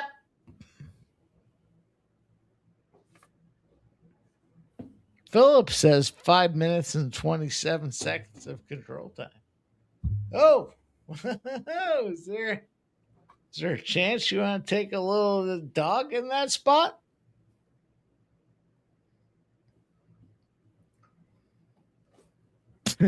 Leaves nothing but control time. 5 takedowns. Jeez, Jeff. Yeah. Takedowns like that. Yeah, I wouldn't take that. Fucking kidding me? Get takedowns like that. You know what they say. Fuck. Yeah. Help me get one more. Help me get one more. It should play that video. Good. Play it again. Good. No, we're gonna get on the. I have one spot tonight. Give me one more spot. Please give me one more spot. Help me get one more. Help me get one more. You're a scumbag, dude. Yeah, let's run it one more time. We're about to run the shit out of this. That's a scumbag fucking move.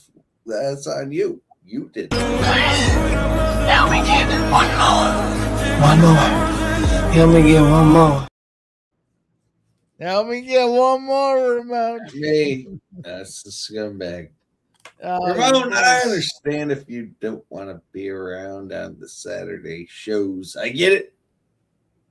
Oh, but you know goddamn right. If I was putting this one out Well, there, it's we're hard, playing man. it. Help me get one more. Help me get one more. Help me get one more. I'd go do my own channel, but I can't get into my own StreamYard, so I might just have to go off the air, off the grid. I don't blame me. Please let me get one more, Ramon. Why can't I get on stream? They got this authentication. I can't even get in it. Because you're not crushing it, Ramon. You're not crushing it. You got to crush it before you get rid of this guy. Yeah, No StreamYard. There's a takedown for Phillips. Please let me get one more.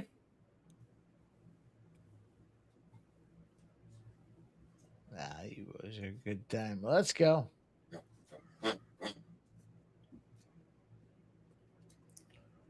Yep. Stretch that arm out. You got it. Snap it. Oh, he's got to Snap get it. it. Just a little more.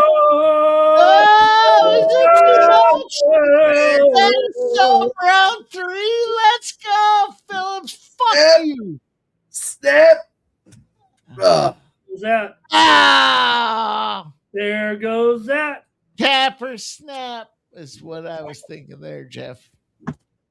Atlanta beat the Phillies 3-1. No. Boy, man. Blech.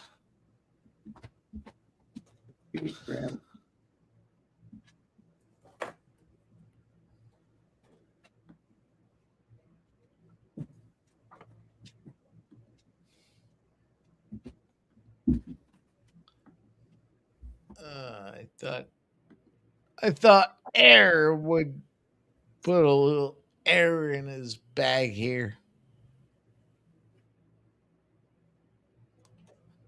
Nah, he's a bitch. Uh-oh. I mean, he's gonna win. I would think he's gonna win, but That's how I felt about that. What's her name? for the price, get him Phyllis at. has blood like Alice Cooper.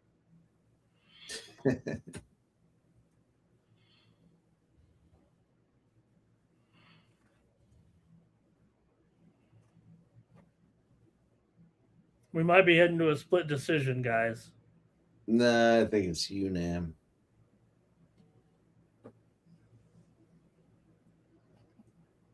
What did it close? I mean, it closed close.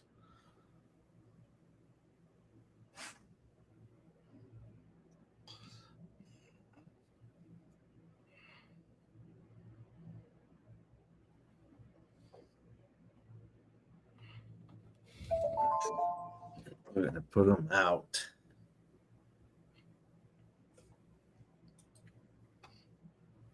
Yeah, I agree, Ramon. It's close. I don't know if it's split, but Good fight there. that was a good fight. I agree, Nicholas. Nicholas, you take fucking sucker. First goal. Final. Don't be a scumbag.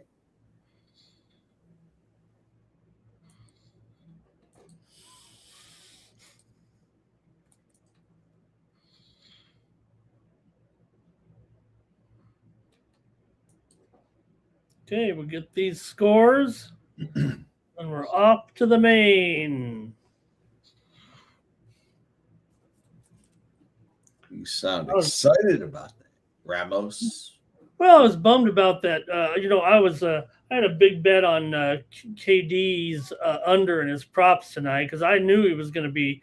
I didn't know he was going to be out. I thought he was going to be playing hurt. I thought, if he tried to play the game, I knew he was hurt, and so I took a big bet on him on the prop. But kind of bummed he didn't play. Pussy. KD. Thanks, Mike. Yeah. Okay, we're going to get this call here on this one. We're going to see what happens. Man, seemed like it was really close. Let's see what we got here, guys. Ladies and gentlemen, we're going ladies and gentlemen, this fight comes down to 3 rounds here. All 3 judges see this contest 29-28. Okay. Your winner by unanimous decision, Charles. All right. Okay.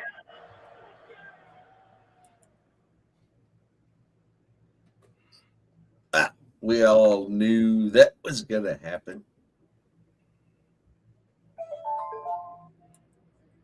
Or did we? Ladies and gentlemen, your boy Mikey Money continues his run of dominance. Let's see what we have, boys. UFC, we're down to it. I mean,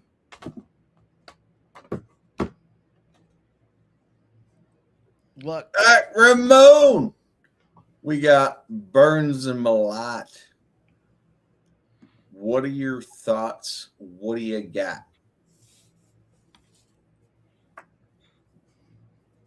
Yeah, guys, in the main event here with Burns and Malott going at it right now in our main event here tonight in Canada. I did have a win club pick, I believe, here in this one as I went with Malott in round 1 or 2 to beat Burns at plus 125. No, I like it. I like it. I'm on Malott as the last leg of the parlay. I'm just trying to figure out if Malott's going to do it by submission or KO. I'm gonna roll. I'm gonna take Malott round before you lock in. I'm gonna take Malott KO round 3, and it has come down. Final. Go ahead. Final. I'm gonna take Malott round 1. You guys could talk over me. It's fine. I'm gonna make my place. It is what it is. Go ahead, fellas. Go ahead. Tell us what you got. No, it's all good.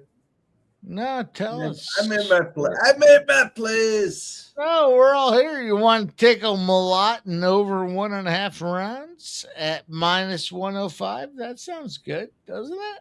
What do you think? Defer to you. I'm good. I'm good. I had a good time with you boys tonight. Tonight was fun. You're not going to give us your bet on the big card. Come on now. No, I'm not. I don't enjoy being talked over. It's fucking disrespectful. I'm here to talk about the fights, and when I'm trying to say something, I get talked over. Doesn't matter. All right. I thought he was saying maybe Jeff. He was kind of saying that before you make your pick, here's what I'm doing, so don't pick wrong. That's the impression I got from what Mike did there. Nah, Mike knows what he did. Mike knows what he did. No. I'll tell you what. I'll put my pick out on winnable. Oh! Get us all. It wasn't already? Jeff, did you even have the winnable going? I mean, did you have any winnables in the UFC? Yeah, they've been fucking crushing. What do you mean, Ramos? I don't know why. I mean, I don't have them marked. I mean, I don't know why I didn't get them here. Did I not pay my fee? Well, you got it for free. Oh, well.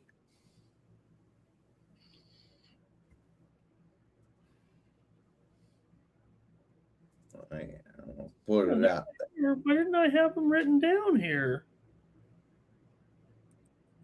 Shit.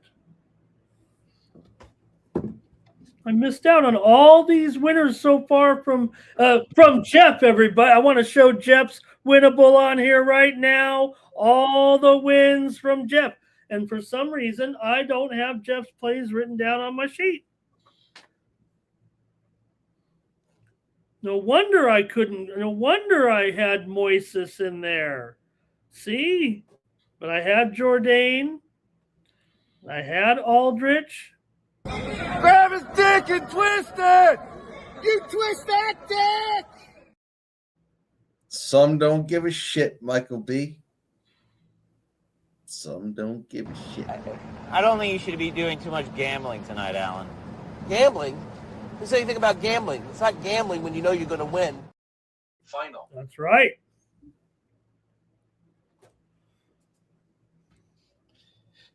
All right, boys, it's big boy time. It is. Go fucking time. Somehow. Apparently it was go last time, Jeff. KO round 3, Jeff. Take it. Thank me later. I'll sprinkle a little KO round 4. What do you think, Jeff? Jeff! I got no opinion.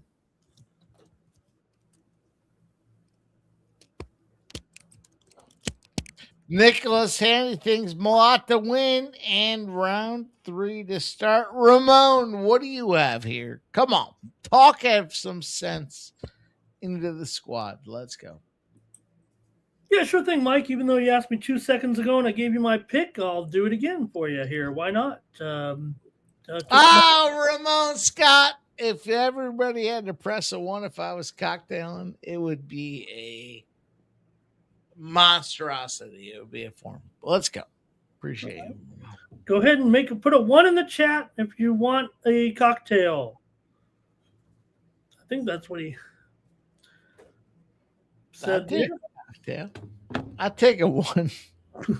I think that's not sure. I think that's what he said. It's almost out now. All right, Ramon, go get him. Let's talk about some winning bets. I haven't changed. I'm still going with Malott. Still going with Malott here. Maybe a little inside the distance. I did get a pretty interesting hedge down here that I did put down. This is one to follow. The line, there was a little bit of a goofy line, Jeff. So I have $525 on Malott minus 5.5, and I have $250 on Burns plus 9.5. And those are not. Burns was actually on that bet plus $1.35. So one book was way off, and I do have a hedge here. It would need to go the distance, and Malott would have to win by 6, 7, or 8 or 9 points. But I guess it could happen. Wow. You like that? Yeah. I'll tell you what books. I'll even tell you what books I did those 2 bets at. They're not there. I don't think they're available. I'll tell you if they are. I'm going to go back and see here. That was my max bet on that. I can't get any more at that one book than 525. Otherwise, I might have went a little bigger. I thought that was a pretty good little. Now I'm at risk there of dropping a little bit there. I think if Malott does cover it, so like it sees all the way up to minus 175 now at minus 9.5. Or I'm sorry, no, here it is. Okay, Burns is plus 9.5 at Bovada at plus 135. Let me see if this is still available. I don't know if I can get another bet, but I can tell you guys about it if you're interested. Because, like I said, you do got to play it tricky. Otherwise, it's not like a point. It is a point spread, but it's not like a game, right? Where it might have some teetering back there, back and forth, and you can kind of get off of it at the end. But you can't here. I mean, you're basically just stuck with it. Let me see if I can. UFC Winnipeg. Okay.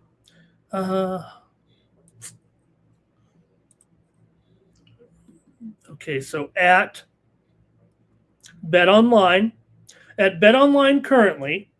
Now, okay, so Malott is up to minus. So the price is virtually the same. Not the same as I got. I got a much better price. But Malott at BetOnline is minus 5.5 points now at minus 175.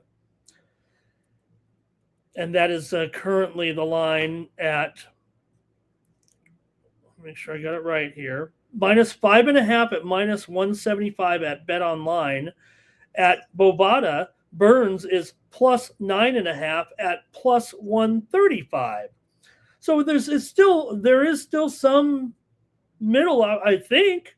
I'm not the best at math, and I understand now you got to lay the one, like I said, the 175 now with Malott.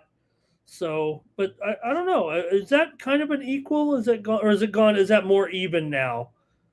Final. I don't know. I think that's still I think that's a technical and middle still. I'm going to run it through Chat GPT to see what the advantage is on that.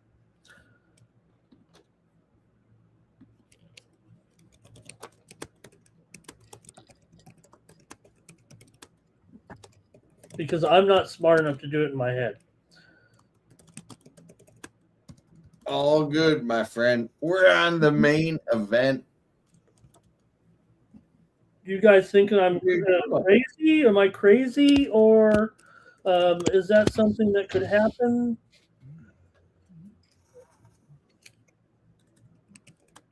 I think of any of the Canadians, this guy's got it. I mean, let's go. They've had such a poor performance here. Real Salt Lake -1. They're up 3-1. There you go.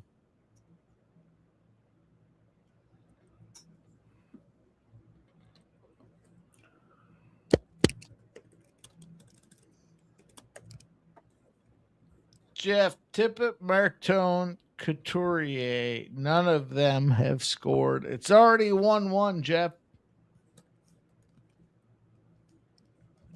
Games and under. It was fucking stupid to play 3 Flyers to get. The fucking Pens are probably going to win this game.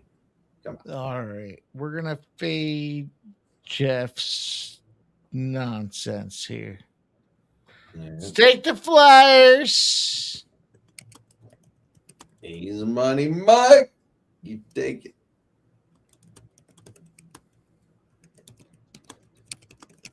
Yeah, the Gallo. You know what's up. A lot of faves.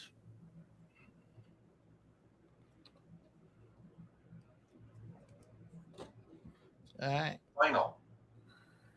Extra 0. Might have made its way to the game. I already got the under 6.5. Let's go. Overtime, Jeff? Woo! Yeah, I could see that as overtime, yeah. What's the price on that? And I'm clipping the boys again. Dumb.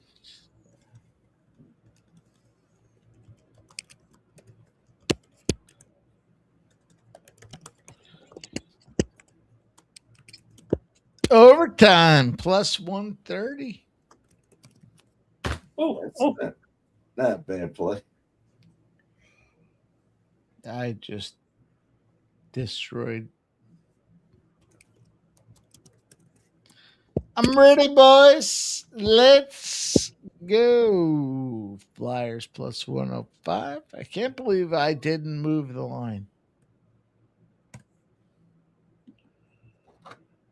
Okay, let's see here. Chat GPT, I don't think likes. Oh, no. Oh, I entered the wrong guys. Okay, let me see here.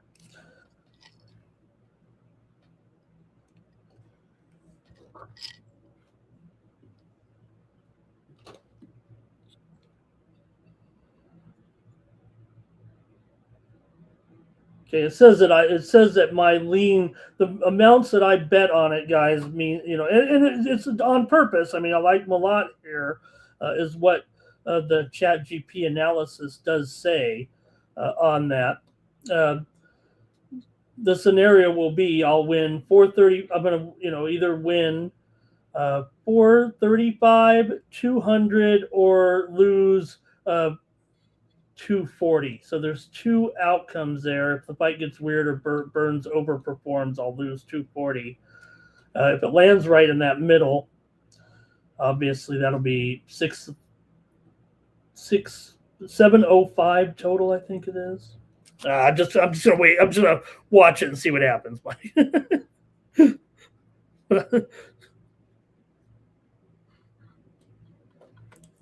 Oops. Okay, let's get off let's show our great graphics here for this one. Oh, let me call up the right fight here.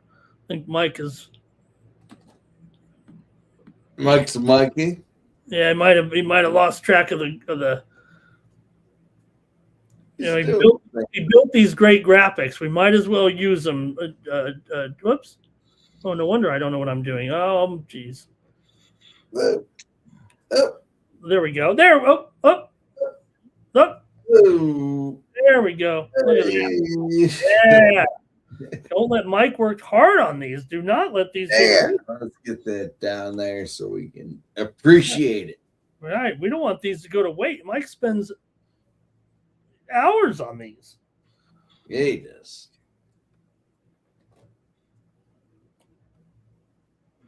Well, in all fairness, Remote, we appreciate Mike for spending the hours he does on these graphics. They look great. And I spent 5 seconds when I built our Seattle background. I'll tell you what. What was it? The Seattle background? That was fucking. Well, they've got that thing now. Create background in there. I wonder if we can get one for the Canada. Bunch of mountains. Take the Flyers live. Okay, go Flyers here. We're in the third period already, man. That thing's cooking. Woo! Golden ticket, Ramon. You know what it was. Stop it. Stop it. You stop the show under 6.5. The golden ticket.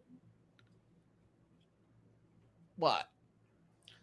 Let's go, Jeff. Burns and Malott. I looked for Jeff's picks and damn it. What? You got my picks? I don't know why I missed. I don't know what I was doing. Now, I got the NASCAR, but I didn't know if it was tonight's race or tomorrow. No. Makes sense. All right, boys. Last fight of the evening, Ramon. We are down to it. We are at Burns Malott. We are in the trenches, boys. We've made money. We've cashed. We've been fading. We've been following. We've been tailing. We've been failing, Ramon. What are you going to do here, Burns and Malott? Yeah, Mike, for the third time, I'm going to give you the pick again here. You keep asking me, so you're obviously not paying attention to my pick, but I've got I'm just trying to fill the goddamn hour and a half space, Ramon. Light it up. Give it to us. You always do a great job of that. You hardly need me here to cover any dead air with this show. So I'm going to take Malott here to win this one. Here, I think he's the rightful side. Burns is tough enough to hang around, but I think a clear Malott here.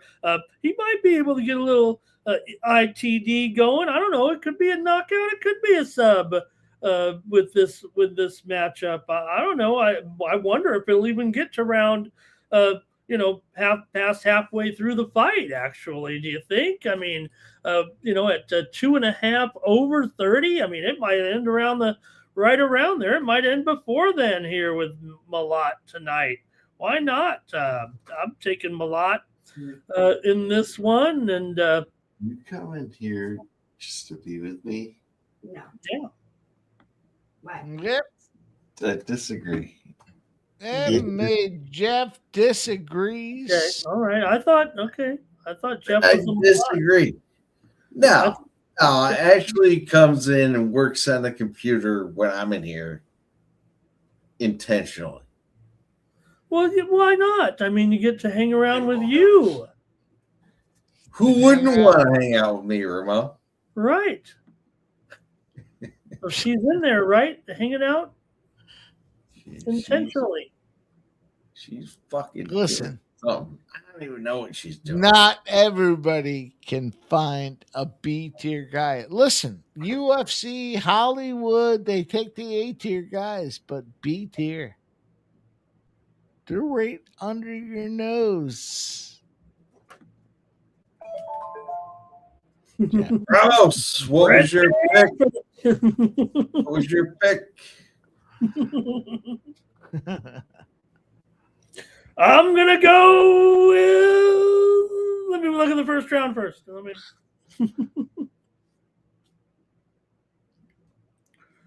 Yeah, Burns. Oh, timeout already. We got a timeout, but he's okay. You can't kick him in the dick. Just a little tap. Just a little tap of the eggs there, Jeff. Tap of the eggs. I like it.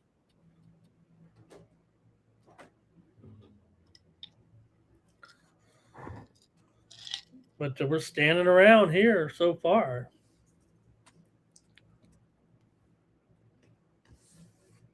Malott had a little combo there. Yeah, Ramon, this is the last leg of the parlay that was given out. All right, let's do it here.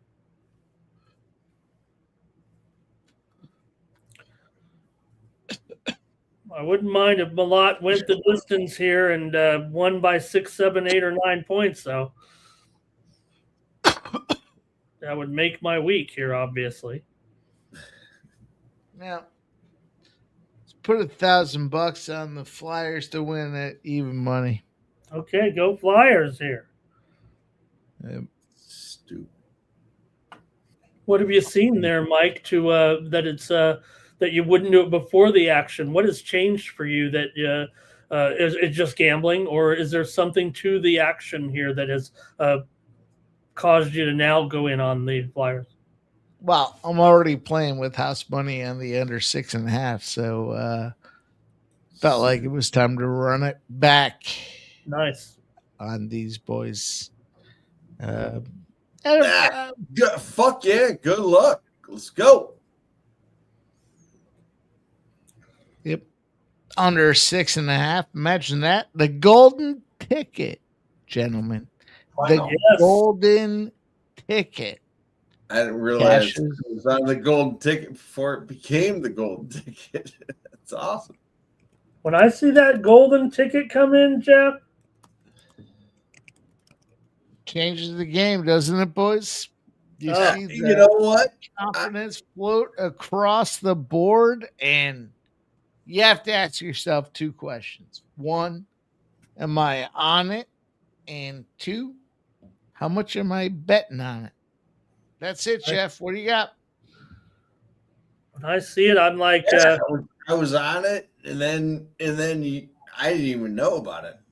I don't pay golden ticket, but I heard you say it numerous times tonight, and yeah, I was on it. Happy to be on it. You know, Mike, he's got the Boleto de Oro, Jeff.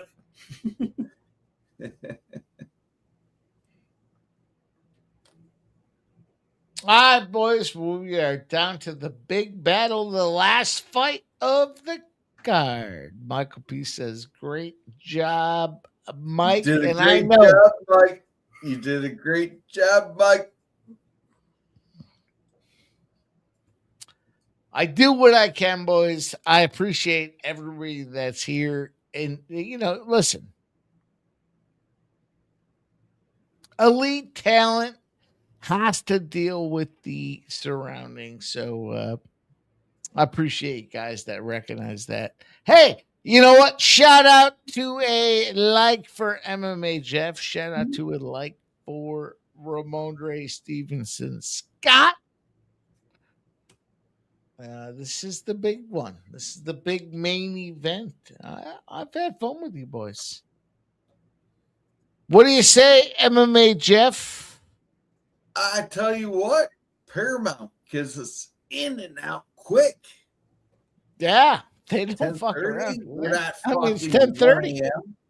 It's 10:30. I like it. Thank you, Paramount. We're waiting for the main event. No, it's fucking good. No, it's good. I like it. Paramount.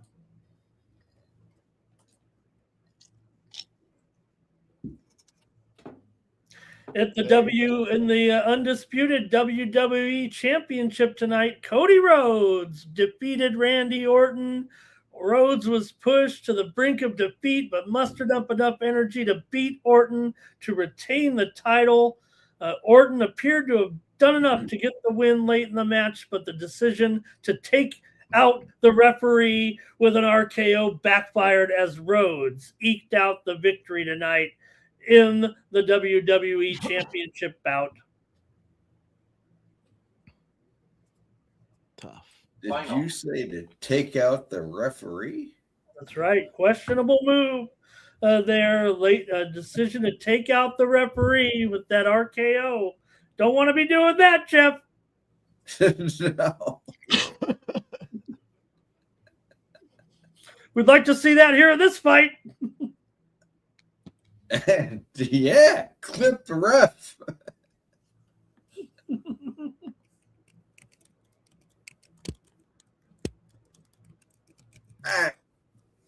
Just what you'd want to see there, the old Randy Orton move, the move that he made famous, right? You grab the opponent's head and neck, and then you drop him to the mat. You do that to the referee, and that's going to cost you. Flyers score a goal, boys. Let's go. Let's go. We got him at plus 110 money line. Not pre-flop, but live scored? Man, wow, they're minus beautiful. It was an 445. incredible. Oh man, was it a thing of beauty? Wow. Woo! You said, oh man, what a We're gonna goal win these there. playoffs at 80-1. And we're gonna say fuck you guys. What's up? Let's go, Jeff. What was Drysdale and Zegras and Barkey? Sanheim with the Sanheim. Fucking scumbag. He's good. There was some nice I would interference. say he's great. Some positive. We like Sanheim. Sanheim is one of those guys. He came in. We said, you're good. You're a good guy. We like good guys, but you're not great. We'll make you great.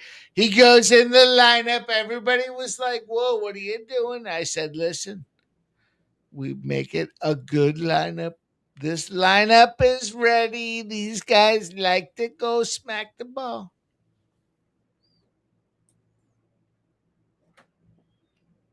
Look at this. Your boy says Burns busted snorkel. 2-0. Philadelphia. 2-1. We're gonna get The Malott. Penguins. Let's go, The Malott. Penguins. Jeff's guy rest. Does Jeff's guy rest get the goal? Nope. It's Evgeny. Ev scumbag. Rackle. I would have taken Rackle to score. I'd have respected you more if you said Rackle to score a goal. Burns is scared, Ramos. Yeah, Malott's landing some punches there. Yeah, Burns is scared. Let's go. We got 5 rounds. We're in 2. We're gonna put him out. Yeah. Malott's up to a $6 favorite here. Yeah. That makes sense.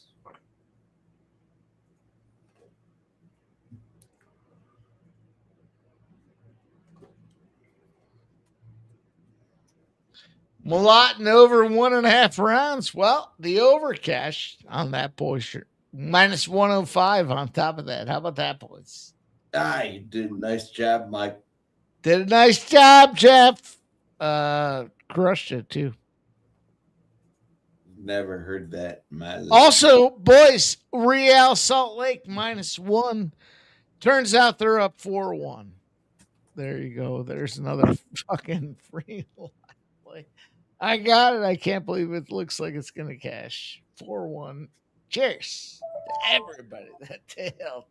Real Salt Lake against San Diego. Whoa! Ramon Scott against San Diego. Yeah, what has happened to San Diego here? They're just not playing well over the last few games. I bet them to win the whole thing, and ever since then, they've been going downhill.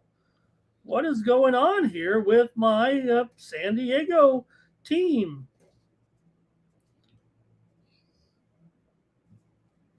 I didn't get your play on that, but maybe I missed it. I missed Jeff's plays, so maybe I get to set my notifications. Galaxy and Dallas are tied at 2 in extra time here. Seattle leads, but San Diego to give up 4 goals, as good as this team has been right now. What is going on with San Diego? They were the best team in the league for the first few games.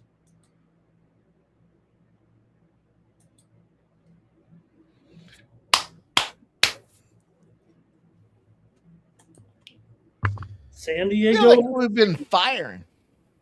Well, speaking of we got some San Diego news actually here. It's been sad, Mike, with all the bowl, the bowl games that have been. They start this year, like, oh, this bowl game they're not playing, this bowl game. The Poinsettia Bowl is coming back. San Diego is going to host 2 bowls starting next year. That was a former game, the Poinsettia Bowl, and after about 6 or 7 or 8 years, it's back. 2 bowl games in San Diego now, starting next year. Jesus, I wouldn't even know if that first one was gone. I'll tell you what, though, Ramon. Well, you've heard of Real Salt Lake -1. Looks like we're going to cash, my friend. I missed it. Sorry, brother.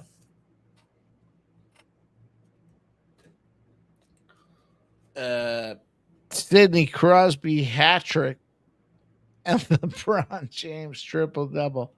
Doesn't look like that's going to cash. LeBron's playing well, though. He's carrying this Laker team right now as they still continue to lead by 9 here. And LeBron has 10 points, 5 rebounds, and 10 assists. I think it's a chance he could get 5 more rebounds to get that in. But what's up with Sid? That's the problem. I think LeBron just got a rebound there. Just his second of the it's triple-double game there. Yeah, he's 4 rebounds away from a triple-double right now with the end of the third quarter coming up. Is he really? Yeah. We need Sid the Kid, Jeff, your boy. Sydney. It's not missing a kidney. If he gets a hat trick, he's going to be a story of the night. If he gets a hat trick. We're going to be talking about Sidney Crosby and all the shows for the next 24 hours. Hat trick in the third period. Hat trick with 10 minutes to go in the third period to lead to victory. Diamondbacks over Toronto 6-2 tonight. Scherzer. Not the same Scherzer, boys. Round 3, 4 minutes. Scherzer? What is going on, Mad Max? Winner in the win club for me, Cardinals and Astros over. And got the Padre game on here now, too, and we'll see. I think Mike was saying take the Angels, but that's okay. I just have the over tonight, but there's no score so far. With Armand Marquez against Kikuchi. In the Kikuchi. Kikuchi. All right, boys, we're round 3, 3:21 I have left on the clock right now. Let's see what happens. How about the one more, but Mike, top of the 9th, Colorado 4, Dodgers 3. Uh-oh, Dodgers. Uh-oh. Oh, clip him. Clip him. Round 3, clip this fucking guy. Come on. Canada clipped him. Oh, he clipped him. Canada, our home and native land. True patriot love in all thy sons command. With glowing hearts we see thee rise, the true north strong and free.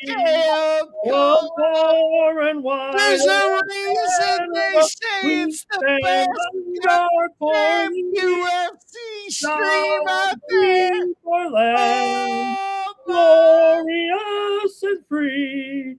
Oh, Canada, we stand on guard for thee. Oh, Canada, we stand on guard for thee. Mike Malott, knockout winner here in Winnipeg. Oh, we all do it. We all knew it. I knew it. Oh, my God, gentlemen, I said it.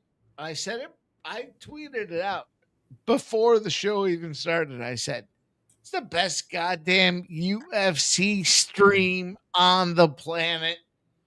And Ramon Scott, MMA Jeff, you boys came up. We delivered on the big battle.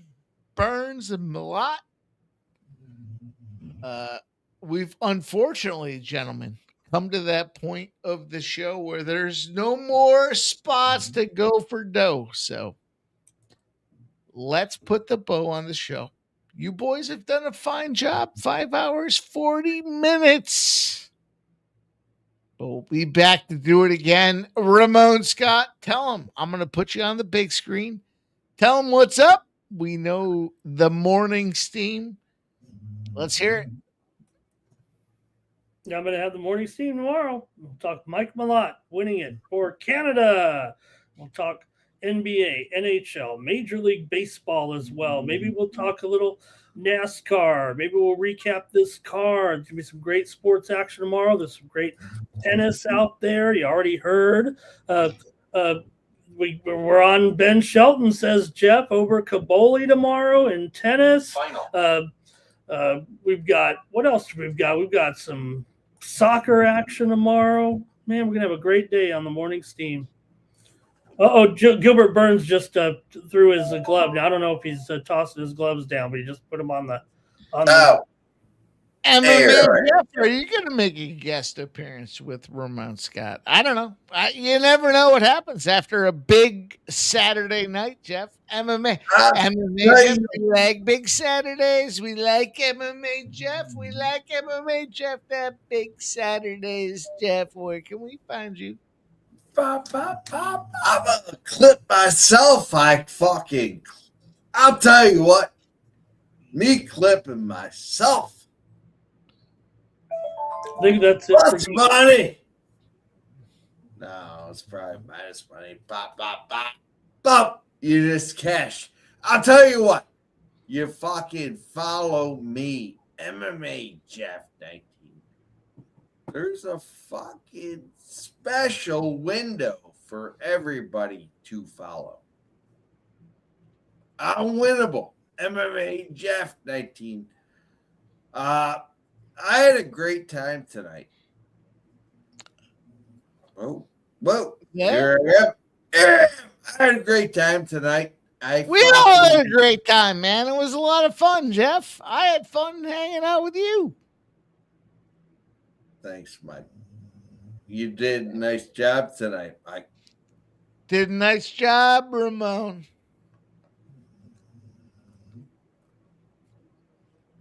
It was a fun night, boys.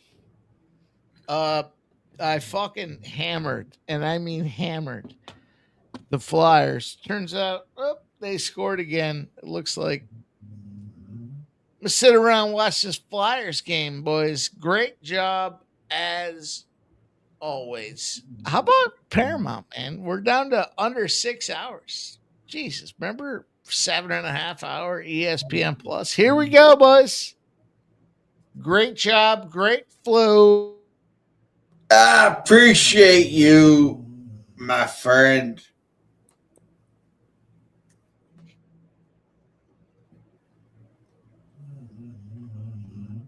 Yep. Sometimes you gotta shut the mouth down, you know? Oh, the mouth is open.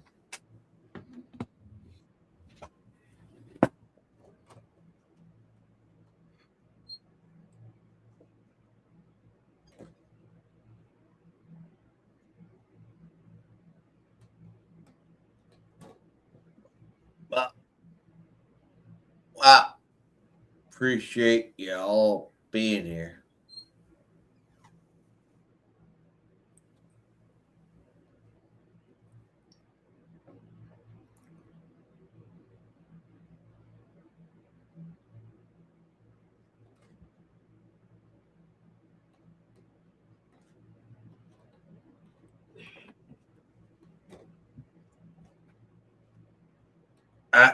What?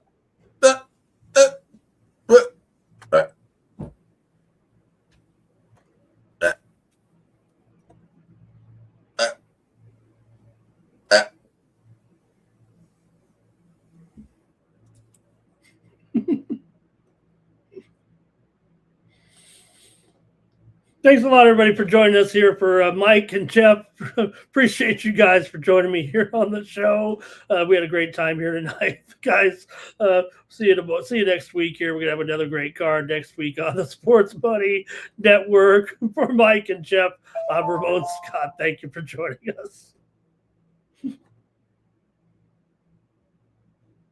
Final.